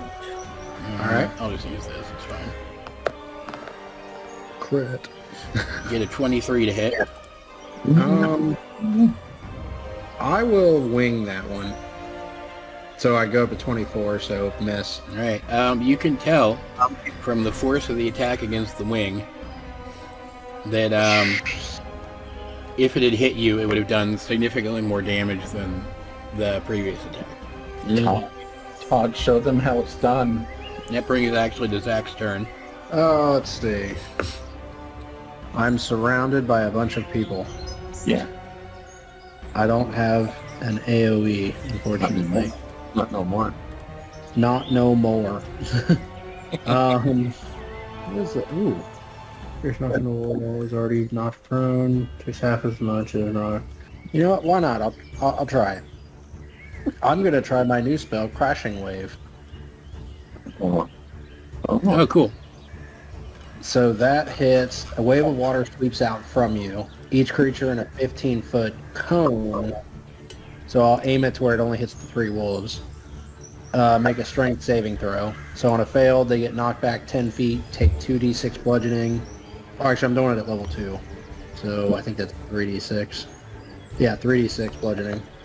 If they get knocked into something, you can also get knocked prone necessarily. So we'll just see if they survive or not, or they pass. It's a 20. Where'd it go? Yeah, 20 strength check. Alright, so weirdly enough, the dire wolf and the other wolf both fail, but the regular wolf does not. Yeah.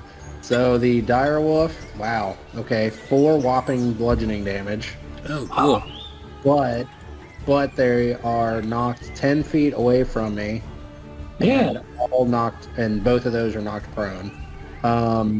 The other wolf the not other wolf, the regular wolf takes a whopping 2 damage, and that's it. Hey, it's okay. Yeah. I mean, it was a cool new spell, so. Not prone. Not in the. The not prone nice, yeah. The other wolf.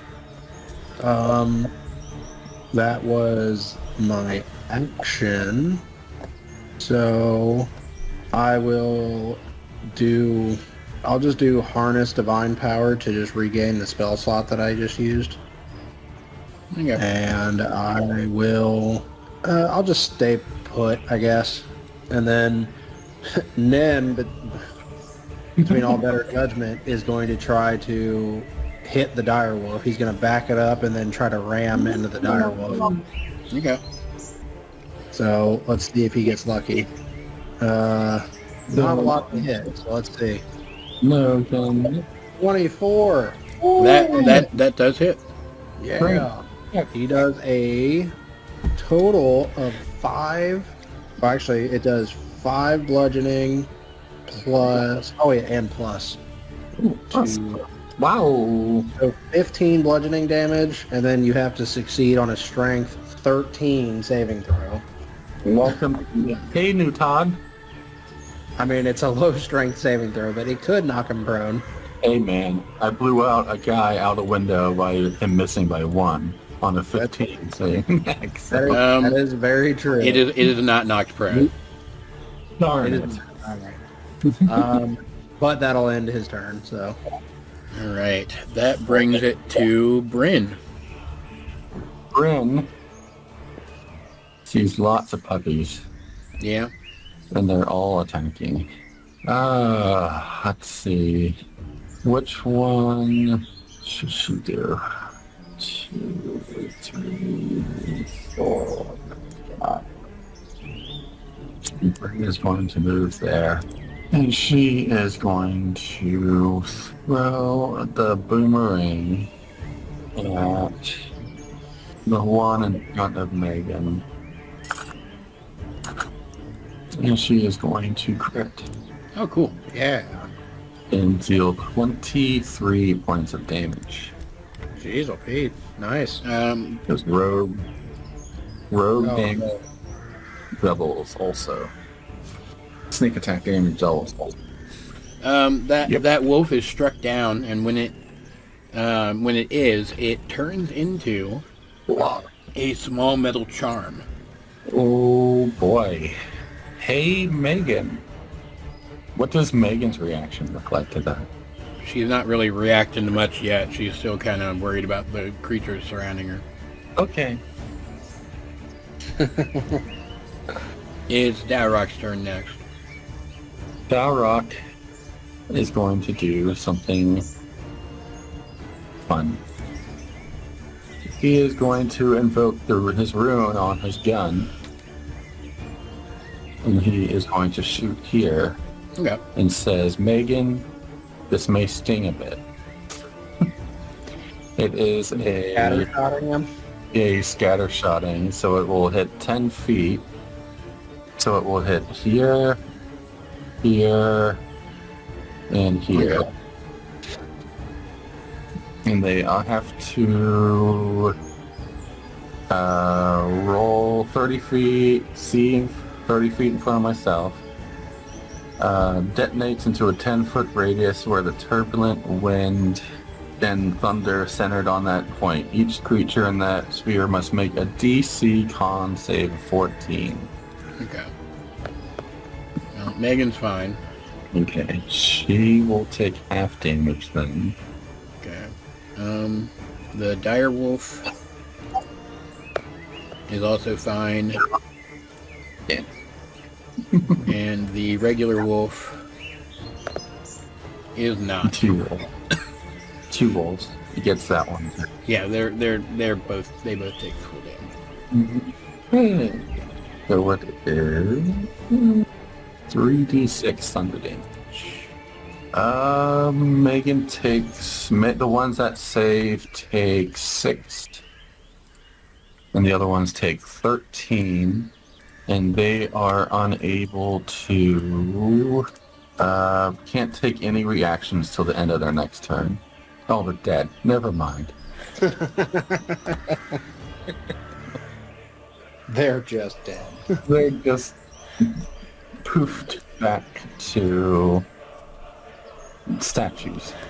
Yep. Igo goes next. Well, I go. The sword is gone. Igo sees that Nen may need some help. Much appreciated. Try to... And with advantage, that is a 16. Hit. 6 points, but Thalrock is going to use Arcane Jolt to do additional 2d6. So, the 6 plus 9, so 15 points of force damage. Okay. All right. That dire wolf is just barely hanging on. That is Dalrock's turn. That brings it to Lloyd. All right. Lloyd is going to go here, It's another wolf. and he is going to attack it with advantage because he is prone. Uh-oh. 23 to hit. 20. Also is a crit. I know. Yeah, that hits. 14 piercing plus 5 more sneak attack. Woohoo! All right. The wolf is knocked down. Oh, Like unconscious, you mean? Yeah. or- Yeah. oh, it did. Huh? It didn't turn to a thatcher. It didn't. That'll end Lloyd's turn. Val is next. She's going to kind of run up here and get under this tree, and she's going to try to locate the The person. mysterious figure. She does not. She's a little like the battle's going on around her, so she's a little distracted. Yeah. Which brings it to Megan, who Take out the battle. she hits. commands her dancing sword. Dance the dance of life. And Oh boy. hits the dire wolf and reverts it to a charm as well.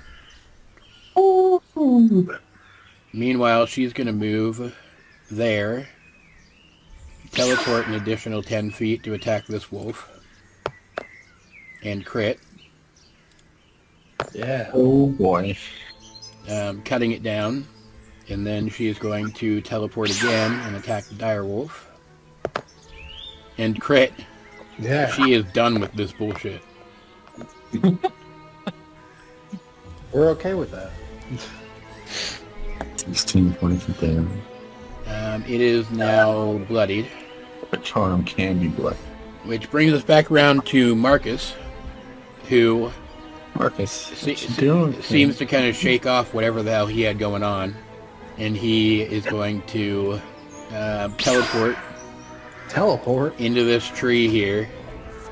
So these kind of level with the wolf. And my Dragon Ball Z teleport sound. And attack. He's got advantage too. Doing some pretty good damage. And then his wolf, even though it's still kind of hesitating, charges at the dire wolf. It's basically the same. I'll just use this. Whatever. Oh, it's a crit. Okay. Wasting all those. Alright, so that dire wolf goes down. At least the good guys are getting the crits. Meanwhile, Todd, though, he's kind of pacing in place and whining as if he's, like, freaking out about what's going on, particularly badly. What's going on? Meanwhile, let me make sure I can find these real quick. Thousands of miles away. Oh no! Don't tell me find these. Just find one. You don't need to find these. He's the only one left. Oh my god! We gotta find more. They're giant toads. Round 2, round 3, fight! That'd be 3 at this point. Oh my god. You hear the clanking of some more charms against the ground. Stop that. And new enemies leap out of the trees to attack you. Ugh. Hi, go, buddy. Where's some deep poop, buddy? Not Val. Not Zeke. I hope Val collected her knife.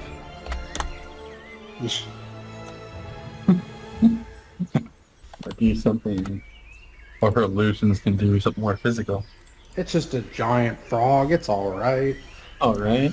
And as they leap out, the first giant toad is going to attack Nen. Val right now. No. Huh? It's Val. Look at the disco. Oh. And it actually crits. Oh my god, against who? Nen. Nen? Oh man. He's probably down. No. For 8 damage. Oh no, he's not down yet. Okay. Plus, hold on, Plus. 12 poison damage. Okay, yeah, he's down. No. Technically, he vanishes. Bryn's like, no. Then the other giant toad is going to attack Marcus. And only get a 14. Then the little ones, 2 of them are going to attack Igo. So Sons of bitch. that is a crit again. Okay. Immune to crits.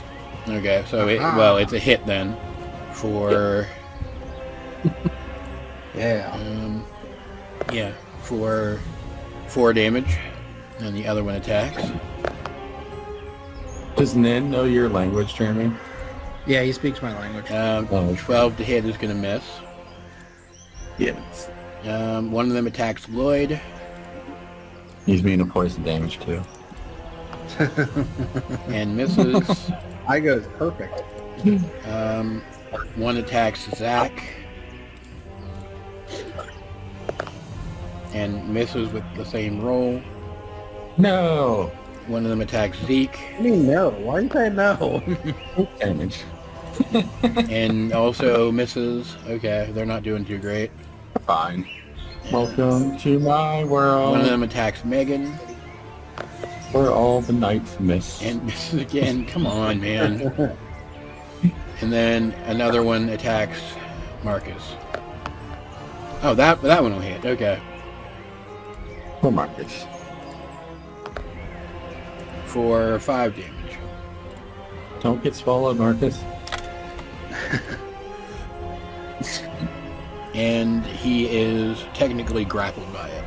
It's getting swallowed. That brings it around to Zach. All right, so question on the figure and hiding. Mm-hmm. So I know the general area of where he is, right? Yeah.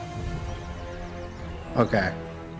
I am going to cast Misty Step, appear there, and then 5, 10, 15, 20, 25, 30, 35. Since I don't really know where he is, I'll just go there. Misty Step. And then technically I can't do anything else this turn.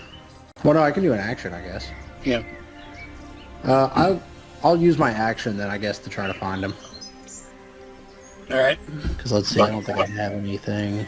Well, actually, how much in the area do I know where, like, if you hide, like if I shoot, as an example, if I shoot a crashing wave and it's in a cone of 15 feet, do I know that he's like right here, or do I just know that he's within like a certain distance of, or like what's the?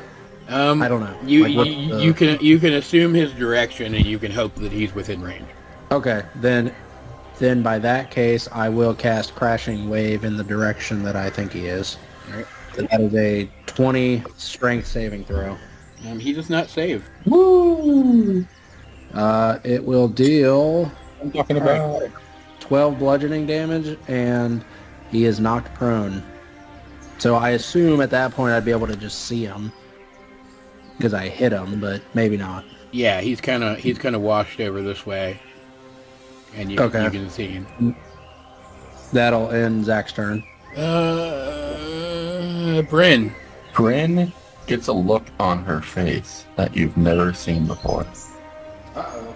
She looks super angry at these frogs, like almost infuriated by the just forms of these frogs. And she is going to attack the giant toad that attacked Ning with her dagger. Okay. And she's going to get a 21 to hit. That hits. Because he is within 5 feet of Tiger. Gets what kind of damage is that? Deals 4 points of psychic damage and 9 points of sneak attack damage. And she is going to bonus action throw another dagger. Get him. That missed.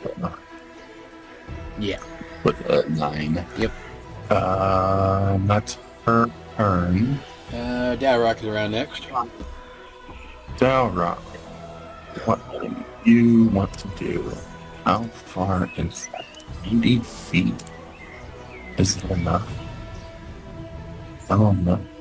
Ooh, it is enough. So actually, I thought of something. Mm-hmm. I don't know how you want to rule this, John. So from my memory, you can't cast 2 spells in the same turn, can you? You can. Technically, Yes. no. One of them has to be one of them has to be a cantrip, doesn't it? Yeah, I don't care. Whatever. We'll remember it for next time. Okay, I just want to make sure. That annoys me because I think purely support spells should be like exempt from that. Yeah, like a Misty Step shouldn't count against it, kind of thing. Yeah, but I don't know. Yeah. Let's see. Because how would you rule an item or a spell from an item then? Would you consider that be 2 casting as well? Yeah, I mean, but Okay. rules as written, it would be, yeah. Yeah. Okay. Mark really wants to stay by Vrim. Let's see. Oh, it is. What is? Okay. Well, Dalrock, I don't know. What is vision? Like, Vision. Dalrock can't see that far, can he? Can he look that far? The man in the wood. Oh. I mean, I will give you advantage on trying to roll perception to find him, since I mean, he's 75 feet away from Dalrock, so I mean, yeah, he's prone. yeah, you would have seen the wave kind of hit him, so you would kind of have a better idea of where he is. Okay. Are we treating checks as actions or just? He said a bonus. Yeah, you can bonus. bonus it. Yeah, Okay. that's fine. Okay. With that flat 15, I could flash, but that would be bad. That will give up my reaction. Yeah, I'll give up a reaction to flash a genius for 20. All right, you do know where he is. Okay. I am going to attempt to vortex warp him then. Okay. And the range is 90 feet. Vortex War. All right, what's the roll for that? A con save. Definitely Dalrock's signature spell. Con what? What's the? 18. He failed it. Oh boy.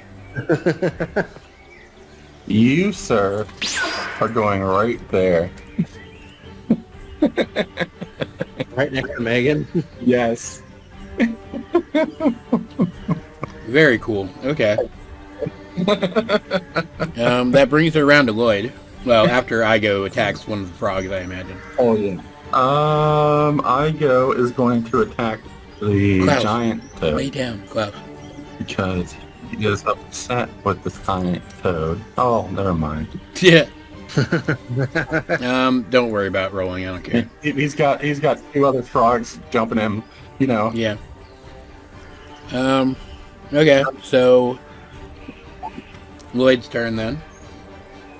Okay, he is going to Misty Step And, here, and he is going to attack with advantage against the the mysterious figure. It's actually going to be a straight roll because the leaves still swirling around the figure obscure him enough to give you disadvantage. Normally. 27. That is going to hit. Rock assumes this guy is the same strength as Lloyd because of vortex warp.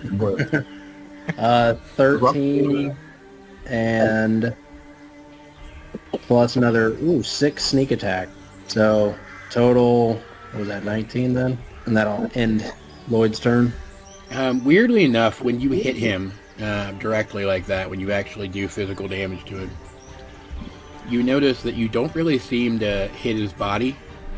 It's almost like there's a shell around him, and you definitely chip part of the shell off, but you don't actually seem to harm what's underneath.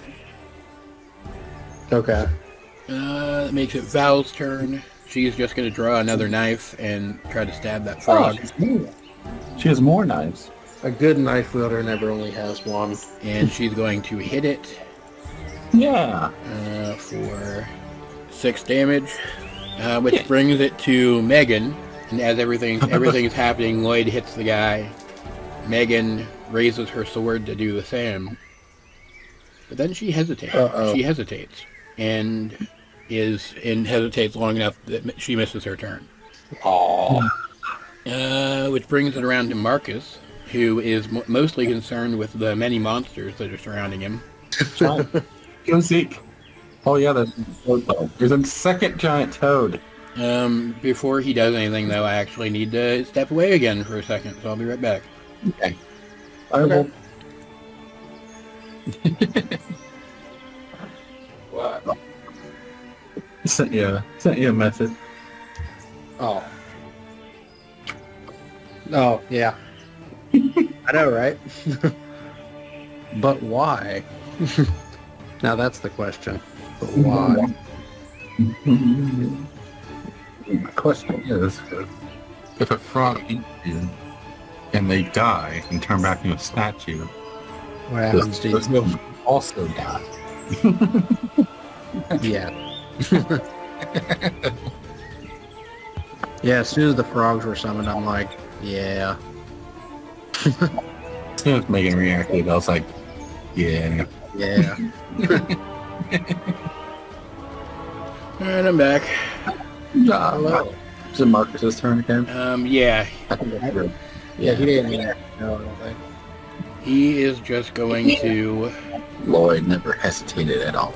He's just like, He did not. He's like, maybe if I kill the guy that's sending all this stuff at us, maybe they'll fall. Marcus is going to very bravely ignore the little frogs and attack the big one. Yeah. But I go dead. Hit for 12 damage. Then attacks it again. 11 damage. Nice. Which bloodies it. Yeah. And then Zeke is going to attack the one right next to him. Which again, I'll just roll those. Hit for... it would actually be 10 damage. Which brings it back to the enemy's turn. Oh boy. Which enemy? All of them. Everybody. Everybody poops. Yes. Yeah, let's do that. That sounds like fun. Oh boy. Yeah, the intruder is going to teleport here, and as he does, he is going to gesture with his staff, and a broom is going to fly in. Well, Does the broom look familiar? It does, yes. I don't think there's very many of those things in the world. And he's going to... Now rocks in the back. Who could this be? He's going to step onto it and rise into the air. Hey, man. And then from his place hanging above all of you, Yeah. he draws a sword from his belt Sword. that lights on fire.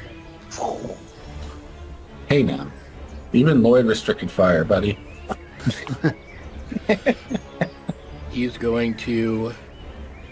Let's flavor it a little different. He's going to swing the sword kind of in Lloyd's direction and produce a flame that crits.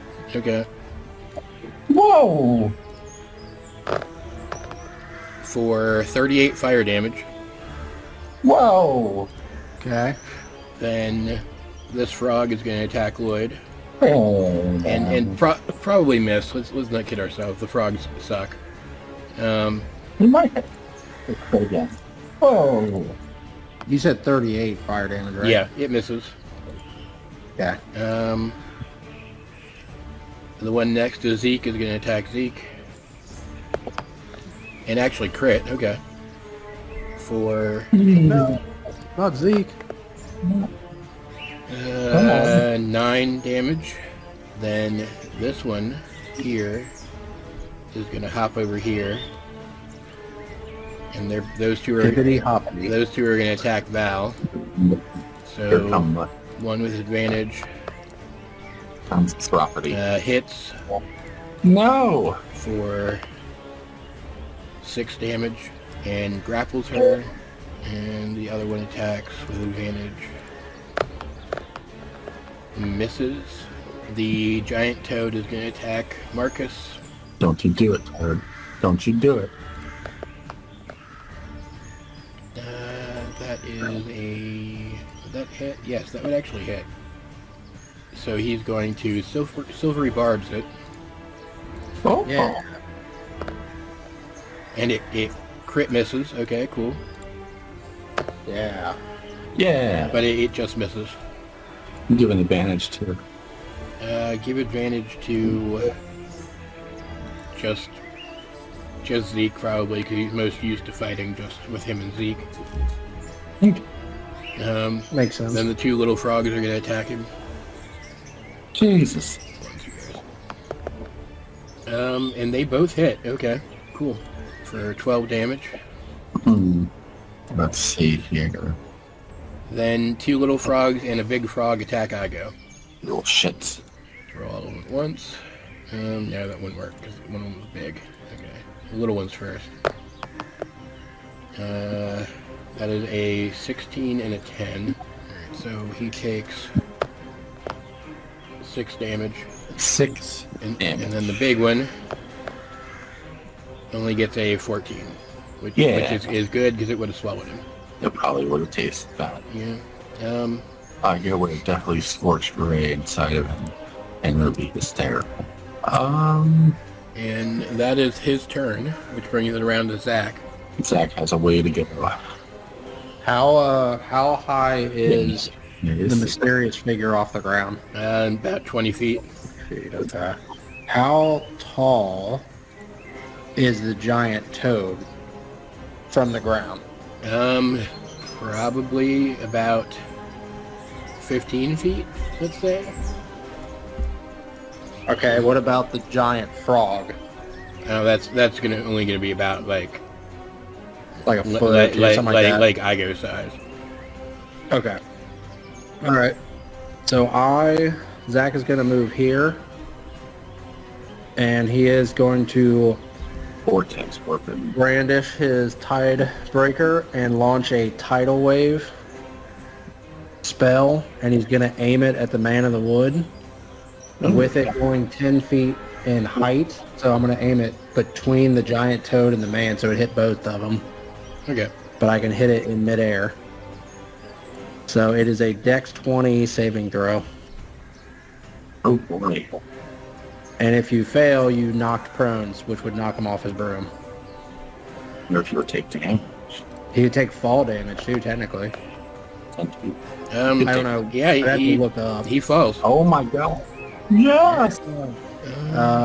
He takes 20 bludgeoning damage. How much fall damage? I'd have to look at the fall formula. It's like X amount per feet. It is 1d6 for every 10 feet fallen. So, providing that he fell, which I'll wait till hear if he fell or not. Oh, he did. I got it already. Okay, you already did it? Okay, so he takes 2d6 additional, and then the giant toad to see if he gets hit or not. Leap. What was the roll? 20? Yeah. Okay, so he does get hit. So that's what, another 20 damage? Well, I don't know if I'm rolling it individually. That's fine. He's down either way. Okay. And then that will end... Well, actually... Zach will move up to his remaining, and he'll go up next to this figure. And I'd like to attempt, if it's all right with a bonus action, to do a check to see if I recognize who it is. Like a perception or something. Yeah, sure. Lands face down. Roll. I don't notice anything. No, He has a hood up, and he's kind of looking away from you, so you can't tell. Damn Okay. All right, that ends Zach's turn. Bryn is next. Bryn is not liking that attack. So Bryn, in her anger, is going to be reckless and run over here and say, "Stop hurting my friend," and take her dagger and stab into it. 16. That hits. Yeah. 2 psychic or 4 psychic damage and 7 points of sneak attack. And then she's going to take a bonus action to attempt to attack again. Okay. Hit. And this is a D4 damage. So 5 points of psychic damage. It's hanging on with like one hit, but just because that was freaking awesome, I'm gonna say it dies. Yeah. Most likely is Dalrock's turn. Let's see, who is in the most trouble? I think they can take care of the 4 frogs over there. Dalrock. I'd say Igo's pretty, Yeah. I'm just trying to see how far a cone is. Ooh, it might be able to hit that one and not hit Val. That's pretty good. Dalrock's going to use his item action to switch to his regular pistol. Okay. And he is going to conjure barrage. He's going to shoot pistol in the air, and he's going to hit 60-foot cone. It looks like it hits the giant frog in front of them, but at the end of that 60 feet can hit the man in the wood. Okay. Okay. I'll let you do your measuring. Like it's just outside of... He would technically hit Zach too. Oh, is it that far? Yeah. Yeah. That's fine. That's fine if you want to try to hit. Well, the main part of this I was going for is the left side, Yeah. Oh, but gotcha. I didn't gauge the right side. But If he yeah, that would hit Zach if he's and hit Igo. yeah. Okay.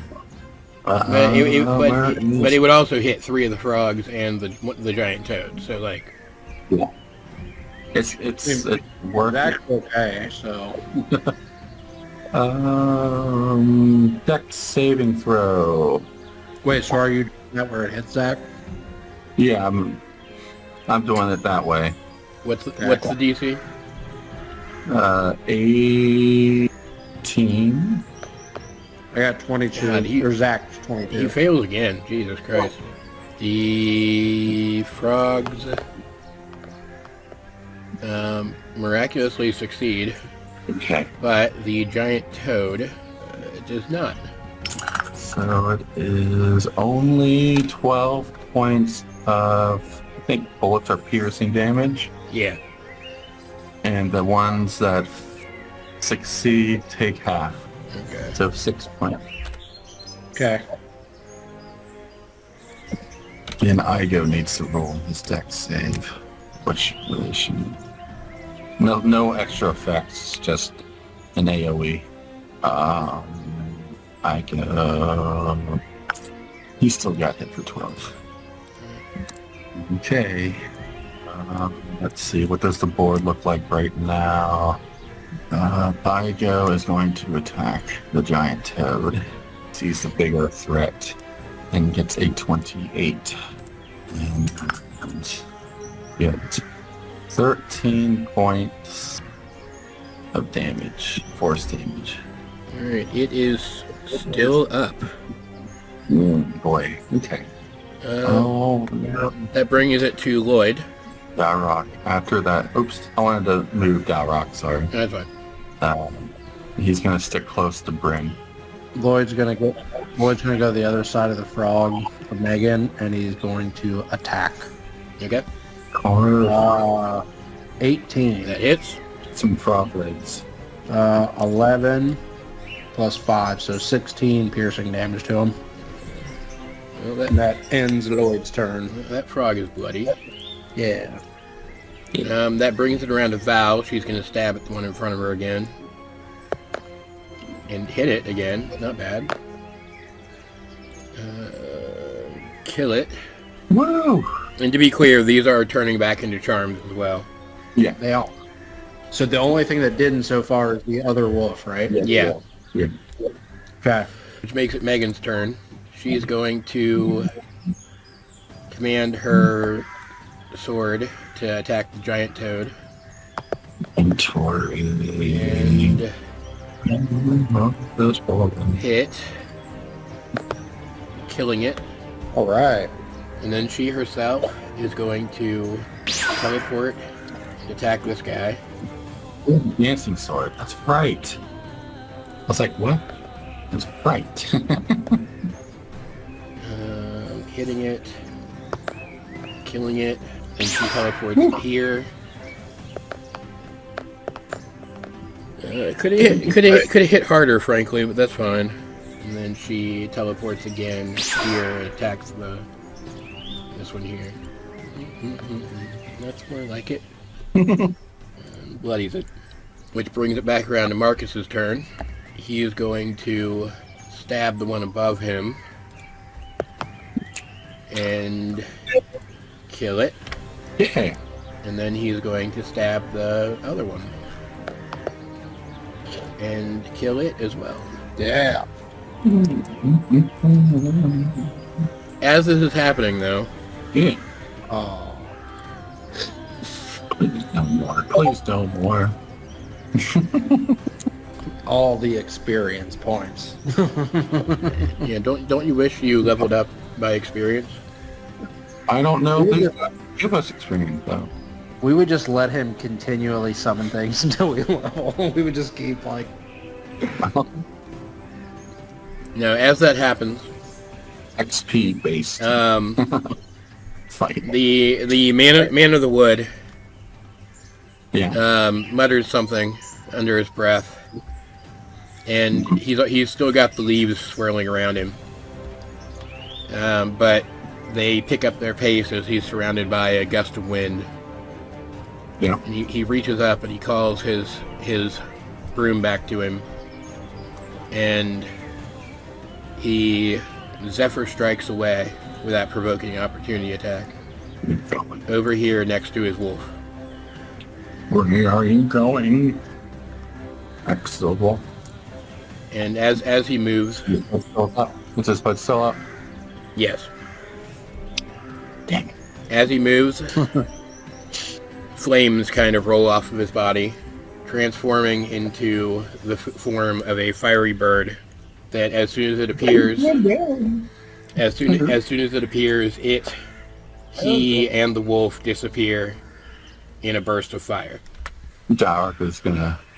Dark would have ran in front of them. And when Did the frog when he does, all the frogs transform back into charms and clatter to the ground. as it kind of settles down, Zach will, I guess, he'll go up to Val and make sure she's fine. Lloyd will kind of just move his way over here. Megan comes over and grabs her sword and kind of I just wanders off, seething. Zach will ask if everyone's okay. Before anybody can say anything, Megan just walks over here and just starts hitting this tree with her swords. Well. Megan. Like, in kind of growling under her breath, and then it rises and rises until she's screaming. Megan.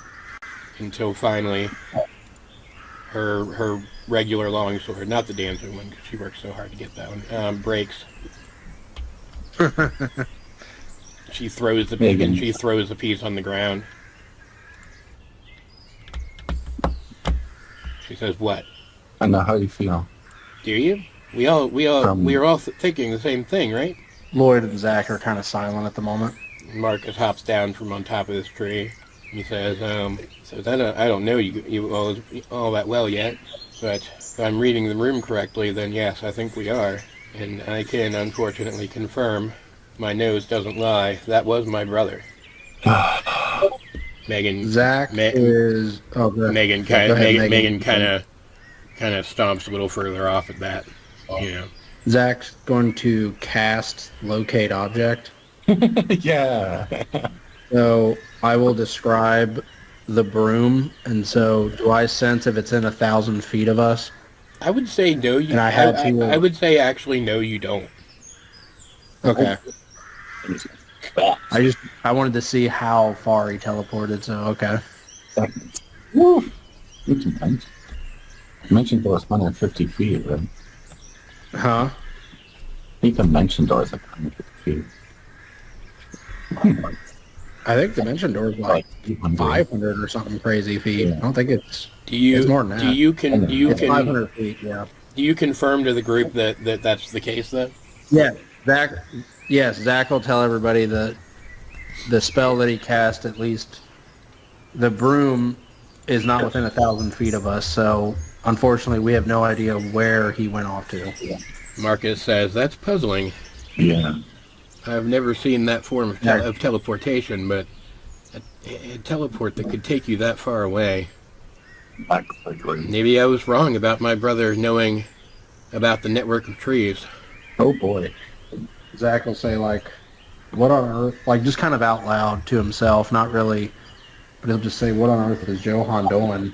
Why was he attacking us? Why did he have an issue with us warning his people? He probably doesn't want them involved. Like, he doesn't want us involved. Yeah, but why would he attack us for that, though? Megan kind of, she's just kind of swinging at the air with her other sword now. And she says, "Isn't it obvious that he's with them, and they're already on their way? He doesn't want us to get there first and help them. He already told them how to get there." How would you know he already told them? Why would he say that? Why won't you warn them if there wasn't anything to warn them about? But Marcus didn't have any intentions of taking us there anytime soon, so they could have just gone straight to the woods and probably at least attack the place. I don't know the strength of Marcus and Johan's father, but they probably could have put up a good fight or defended themselves. But Marcus I don't know. Marcus kind of steps up and says, maybe he didn't know that. Maybe he was assuming that I'd be more willing to help than I was.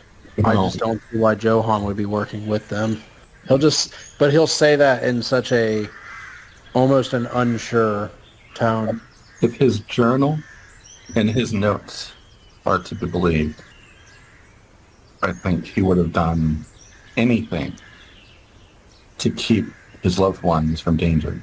Even attack us to prevent us from going there and getting his family involved in any way. Zach will look at Marcus and say, "Can you please take us to the woods now?" Oh, certainly. I don't see another choice at this point. If danger really is coming, if danger like this were to come for us again, even if my people aren't in danger, as I suspect, being there where it's fortified would be safest for all of us until we can figure out what's going on. I hope this display of this battle has put your mind at ease about our alignment, because trust us, we're not going to do anything to your village once we go there. But with the words of Johan, it sounds like more bad things could be coming, and we want to do what we can to help your village. I certainly believe you. I didn't, not to say that I necessarily disbelieved you before, but No, but I understand being cautious. the risk is certainly worth it now. He kind of motions and he says, "Follow me. I'll take you to where we can use the network to reach the border of the forest." He kind of starts marching you through the woods. Zach will follow right behind him. Well, actually, no, wait. Zach will follow behind him. Lloyd is going to walk up to Megan, and Lloyd is going to say, "I don't know whatever's wrong with Johan, but we'll bring him back," as he turns and starts following Zach and Marcus. Right. Are there any other discussions you guys want to have as we walk? It's only like 20 minutes ish. Are the figures on the ground still there? They kind of poofed away. Okay. Nothing immediately is coming to mind for Zach or Johan, or Zach or Lloyd at the moment. Megan's not saying anything. She's just kind of seething within herself. Dara kind of follows Megan. As she, I don't know how she's going to walk past him. Maybe she's going to... Val's kind of keeping close to Megan, too. Giving her looks like she wants to say something, but she's not really sure what to say. Because, I imagine she would be kind of freaking out about this, too. If this is Johan, he went back right after she got up the courage to leave. And I imagine she'd be kind of angry about that. Johan, hell hath no fire, my boy. Hell hath no fury, my boy. That's what he's got two women. Yeah, that's what Derek says in That's what Derek says in Undercommon. Now he's so got no one two else women. understands him. Yeah. Unless Lloyd understands it, I don't know. No, Lloyd doesn't. Does he? No, he doesn't. Okay. He doesn't speak it. Does Marcus speak Undercommon? No. Okay. I think we're really forgetting the character who's most impacted by all this. Todd has no idea what the hell's going on. Yeah, Todd. Brenda's going to go up to Todd and hug him. Seeing that he's still in distress, and see if she can give him a pork rind. See if she'll eat it. Yeah, he takes it. He's kind of sticking by her for now. Again, Pork rind is it's a spell component for grease, by the way. So that's funny. Any thoughts on this twist? We had our theories. Well, Jeremy had his theory. I'm just like, I thought it was going to be his sister. Not a bad guess, frankly. From his silhouette, it almost looked female, like the shadow. Yeah, I can see that. His dad is going to be such a delight, I feel. I thought it was Johan. Or something in regard to Joe. Like, I thought it was either going to be Johan himself or something with Johan, but I didn't know the extent. Fight a forest now. Not yet, but soon. Yeah, but if we fight a forest, Lloyd will be happy because he can just fireball the forest. The Ents are on the march. The Ents will march to war. So, do you guys actually think it is Johan? No. No. There's high clues that it is him. I think in my... How many brooms of flying in the world are there?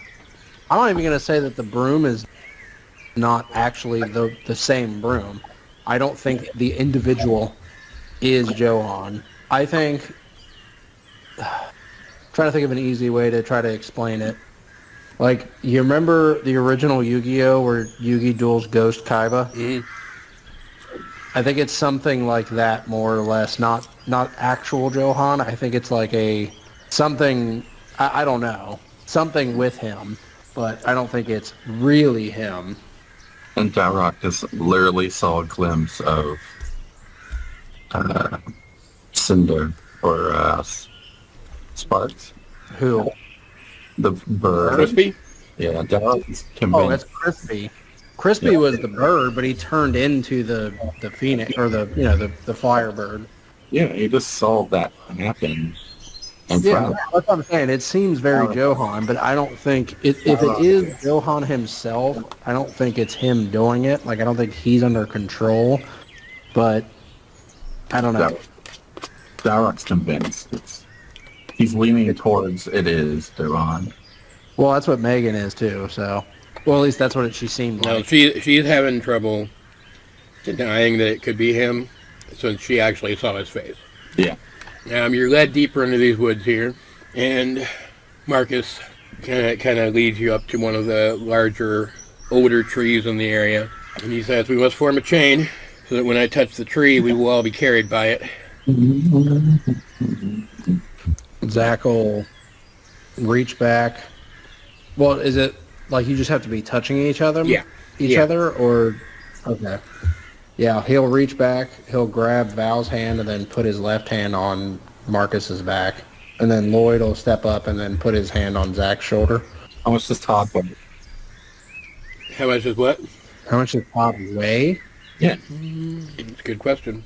Like, Grand picked him up with -1 strength. No. What? Why is she trying to pick him up? Because he's distressed. I mean, he'd probably weigh like 80 pounds. Oh, okay. That's pretty. Damn. Big dog. Bren will kind of lure Todd over with a pork on him.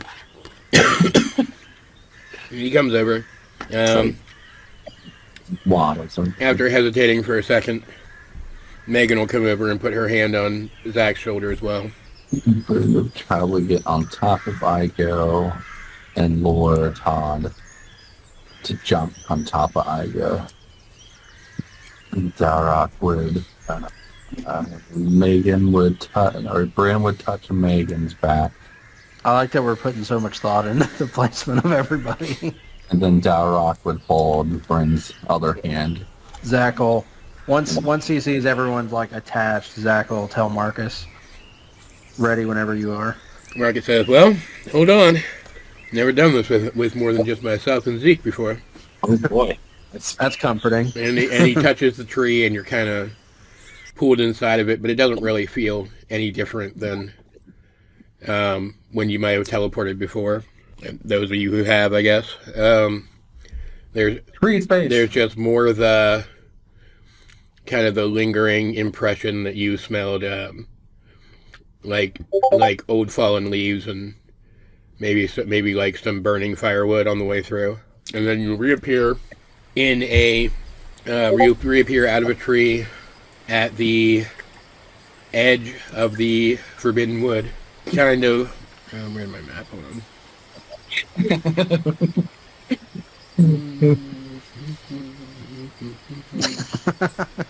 He's doing his entire like creepy speech the entire time.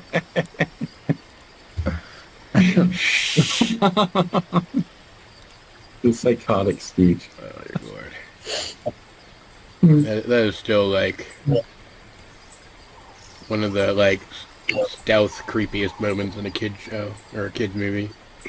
Which like he starts yelling and shit. It's like Jesus Christ, guys. not that really pans out all that much as a kids movie, honestly. I think that's a weird ass movie.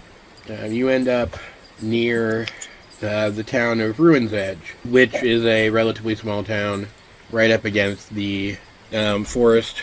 They tend to station some guards here that actually patrol the border of the forest, as it's not actually really technically legal for people to go in.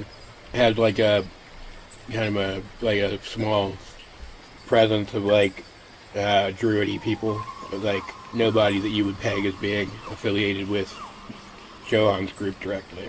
And you're not like actually in the town anyway, you're just near to it. And Marcus says, well, guess we might as well start moving. And he just kind of walks right into the woods. And like probably Zach more than anybody else in this group would just kind of not to the point that you wouldn't be able to follow him, but like you would think this was weird because you would have grown up close enough to the woods to know you don't go into the woods. Yeah, he'll hesitate for a second and then start walking in. Well, Lloyd will follow. And once you actually, Dark's gonna do an arcane check. okay. Kind of wants to get a feel. There's definitely magic around. You can sense it, but indirect. It's just kind of here. Okay. But even though at first like everything seems pretty normal, it's just a dense-ish stretch of forest. You walk it far enough that you can't really see past the edge anymore. But I mean, you guys have been through forest before. It actually sneaks up on you, the fog.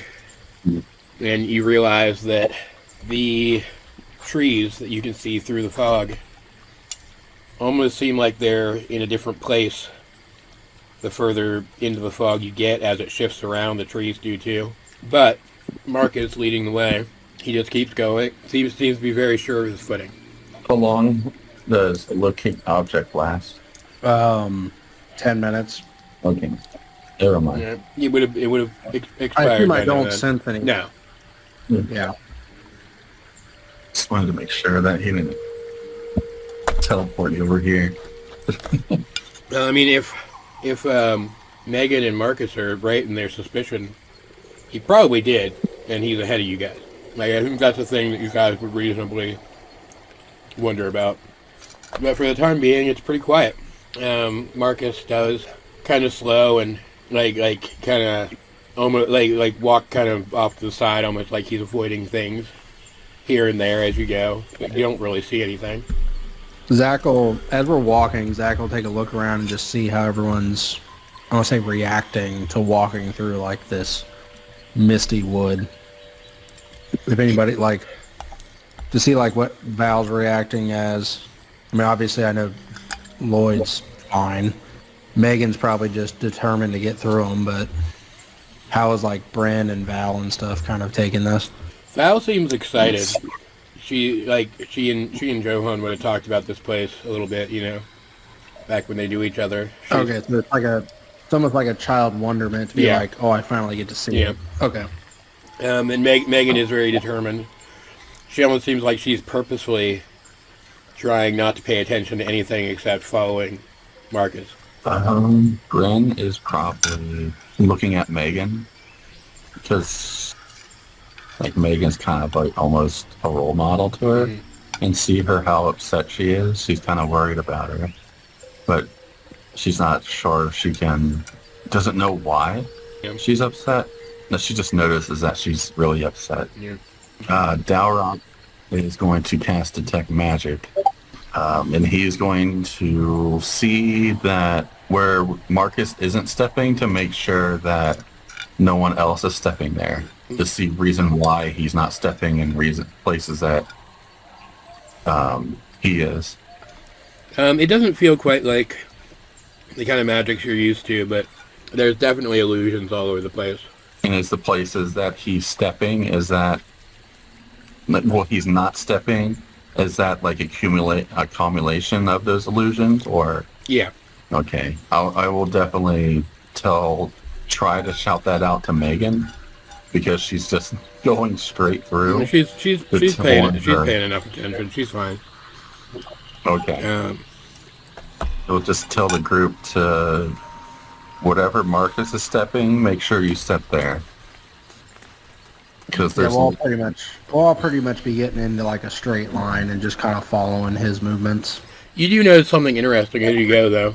As you guys start to look around more, Todd seems a little more at ease here. Okay. And he even a few times runs ahead of Marcus before doubling back. And you realize he knows the way through too. Means we could have came here sooner, because Todd could have just let us through it. God damn it. As you get deeper into the wood, though, nothing about this feels like particularly sinister. But you do start to kind of lose track of where you are and how long you've been here. Some of the groupings of trees that you pass, what you can see of them through the mist anyway, look suspiciously familiar, and the canopy is dense enough that you can't see the sky anymore. But Marcus seems to realize that you guys might be worrying about that. He reassures you that despite what the forest wants you to see, you're not going in circles. He seems very sure of himself, but almost performatively so. He's not psyched about being back here, but he is a showman, so it's hard to tell that that's the case exactly. And just as it kind of feels like you guys could have been walking from anywhere from an hour to a day, the mist starts to thin. And some of the trees that you were seeing through it aren't even there. But there are other trees, large and ancient, with leaves that make gentle musical sounds as the wind rustles them about. Some of them even look like they're giving off a little bit of light. There's some glowing mushrooms in a cluster near a felled trunk in the distance. Pollen hangs in the air and seems to glow. Mist still hangs in the air, but it kind of clings to the ground. And even though there's light in the area, there doesn't seem like there should be enough light for you to see as clearly as you can, and yet where there's shadows, they're even deeper than you would expect. The light itself is picking where it goes. And Marcus stops, and he kind of holds his hands up for you guys to stop too. And he says, well, technically, I suppose we're here. I'd say welcome home, but he's kind of looking around at the tree line, and he's I think that would be premature. And by now, even all the rest of you hear it. Movement in the trees and along the ground. Consider scouts. And suddenly, you find yourself surrounded, not just by cloaked figures that almost seem to step out of the greenery, as if they were once part of it, but by what at first looks like animals in the trees, until you realize that those animals are wearing clothes and holding weapons and standing upright. Weapons drawn, bows loaded. You hear a low growling from the darkness. You realize there are wolves in the mix too. And as they all kind of set up and box you in, one figure in particular steps up ahead of the rest of the group. I get a little girl back. Yeah, I figured. Narok will immediately raise his arms and say to Lloyd, definitely dog people. Lloyd just kind of shakes his head. The figure that approaches you. Zach will, as this is happening, Zach will kind of put his arms up, like in a surrender, like peace kind of way. The figure that approaches you, she's nearly as bulky as Marcus and almost as tall, wearing thick padded armor. A cloak made from the skin of an old grayed wolf, and carrying a staff and a shield, and she has a wolf at her side. Her hood's up and you can't really see her face. The wolf with her is not quite as big as Zeke is, but it's almost pitch black. And at first she kind of steps up across from Marcus as if she might attack him, until she reaches up and puts down her hood, reveals herself to have kind of like chestnut colored hair. She says, it's a cool wolf. It's black. Kind of calls back over her shoulder to the rest of the scouts and says, should we stand down? It's just my stupid brother come back. And the people with her kind of laugh. And again, kind of doesn't look particularly happy. But then she smiles and smacks him with her shield a little bit, and says, "Dad's gonna be angry." And looks back at the rest of the group and says, "But he says that to Zach. She says, "But I'm not one to turn away family." She says, "I imagine you have a good reason for bringing outsiders here. And since he would want to hear it, and I'm curious to know what it is, why don't we go talk to Dad?" Okay. Uh-oh. You're in trouble. Is Dalrock saying that? No. You're in trouble. She kind of speaks up and says to the rest of the group, "Are you arrested?" Dalrock says that. You don't feel like super under arrest, but she does, as she turns and like motions her people back the way they came. She does kind of look over her shoulder and say, loud enough for all you guys, like she's clearly talking to all of you. She says, and be sure not to draw any weapons. It may look like they're retreating into the trees, but I promise they won't be far. Understood, Zach will say. And she takes over, leading you deeper. But at this point, Brand's gonna see if he can spot him. Brand wants to see if she can spot him. okay. She can't. She can what? She wants to look around to see if she can see where they're hiding. Yeah, she can. She cannot. You do notice as she leads you ahead, though, there's no more dodging illusions. You do see what, after you pass by it, looks like more conventional traps here and there. But the illusion magic of the forest seems to have mostly parted at this point. And after walking for a bit longer, you come to another section of woods where that odd light kind of explains itself with lanterns made of clusters of glowing flowers in wooden baskets hanging from poles, kind of highlighting throughways between large trees that seem to have been grown in shape to become dwellings with multiple levels. There's like walkways between them up in the air too. Varying sizes. Some look like they'd be suitable for like a family of human-sized people, but others look like they'd be more suited to smaller creatures. You see the occasional person passing by, not as kitted out as the young lady and her companions, but wearing much as she was, like leathers and hides and clothing woven from plant material. And they give you guys a wide berth as you make your way through. And eventually, as you walk for, a while, a while longer. Go ahead. How big is the dog? Huh? Is it about Zeke size? Is a dog about Zeke size, or is it bigger? It's a little smaller.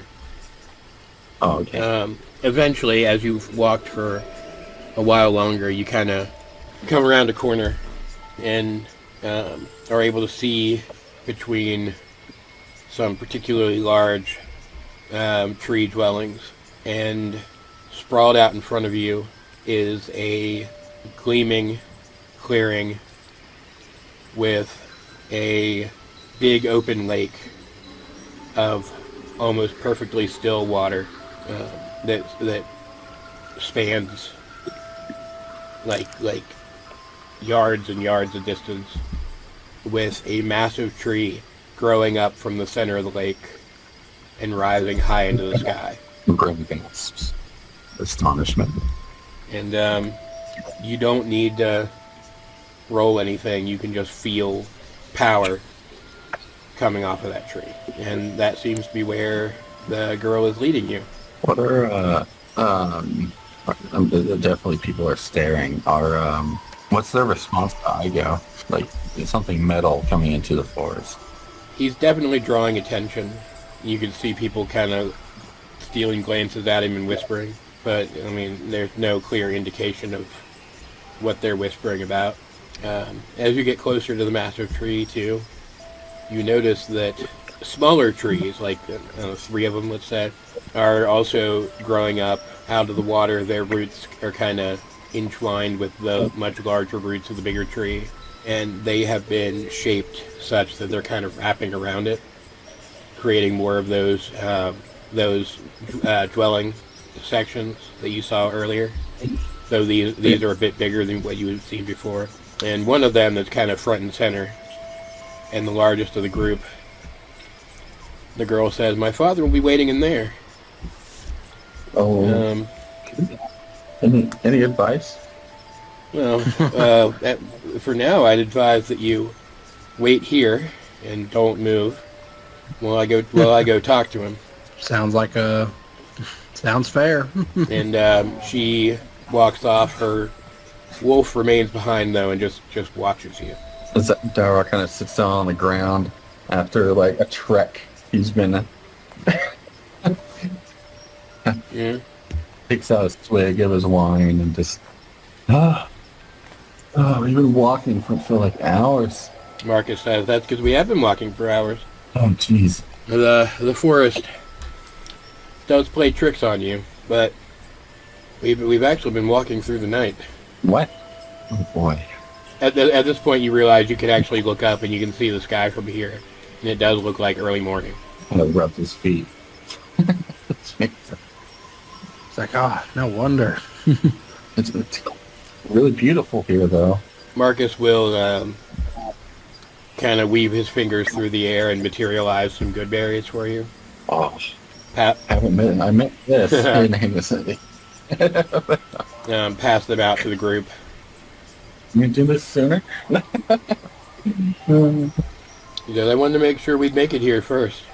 Why waste them on traveling companions who were just going to die? Oh, thank you for your... As Zach takes the good berry, as he says that, he just says, "Thanks." But Marcus kind of smirks at you, and you realize he was mostly kidding. Mostly.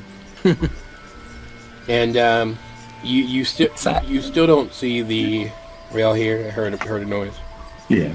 You still don't see any of the other scouts, but we see him. There are some people still hovering around, kind of at the edge of the clearing, watching you. But they eventually start to kind of pull back and go about their business.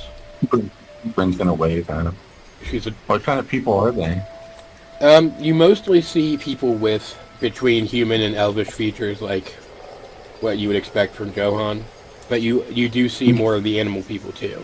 I don't have art for these guys, like custom art, but you have a couple of the smaller ones are foxish and mousy in appearance. It's the Wolfwood people. You see one that looks like a deer walking upright. You see some kind of bird person hover between the trees before they disappear behind one. You even think you might see a satyr wandering around. Oh, Bryn is going to point them out. And Dowrick's going to be like, don't stare, don't point like that. Despite the fact that, again, you don't see anybody, like, actively threatening you. You kind of get the sense that maybe you should just stay put, keep quiet, Where are you going? and not bother anybody. And you are able to get a short rest. Dowrick says, yeah, Lloyd. No. Dowrick says, yeah, Lloyd. What? I don't think storming out will work here, Lloyd. I'm sorry. So, Dowrick even taking points. Lloyd took a decent little chunk at the end. There we go. Did you guys take more damage from my friendly fire than that? No. Oh, okay. No. Oh, okay. Dowrick will try to spark up a conversation with Megan to try to lighten the mood. Try to say, like, so you're going to meet your father-in-law, huh? Yeah, she just kind of walks off. No, you're supposed to stay here. Like, not like off, but like Oh, to the other like other side of the group. Away from Dowrick. Maybe I shouldn't have said that. So you sit around for a while, long enough to get the short rest, and possibly a little bit longer than that. Let's go with.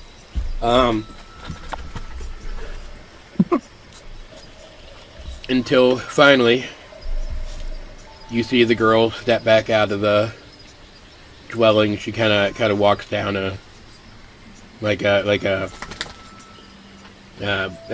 ramp of branches, back down level with you, and walks across. There's like a walkway of roots that kind of comes up above the water of the lake, and you can follow it to the tree itself.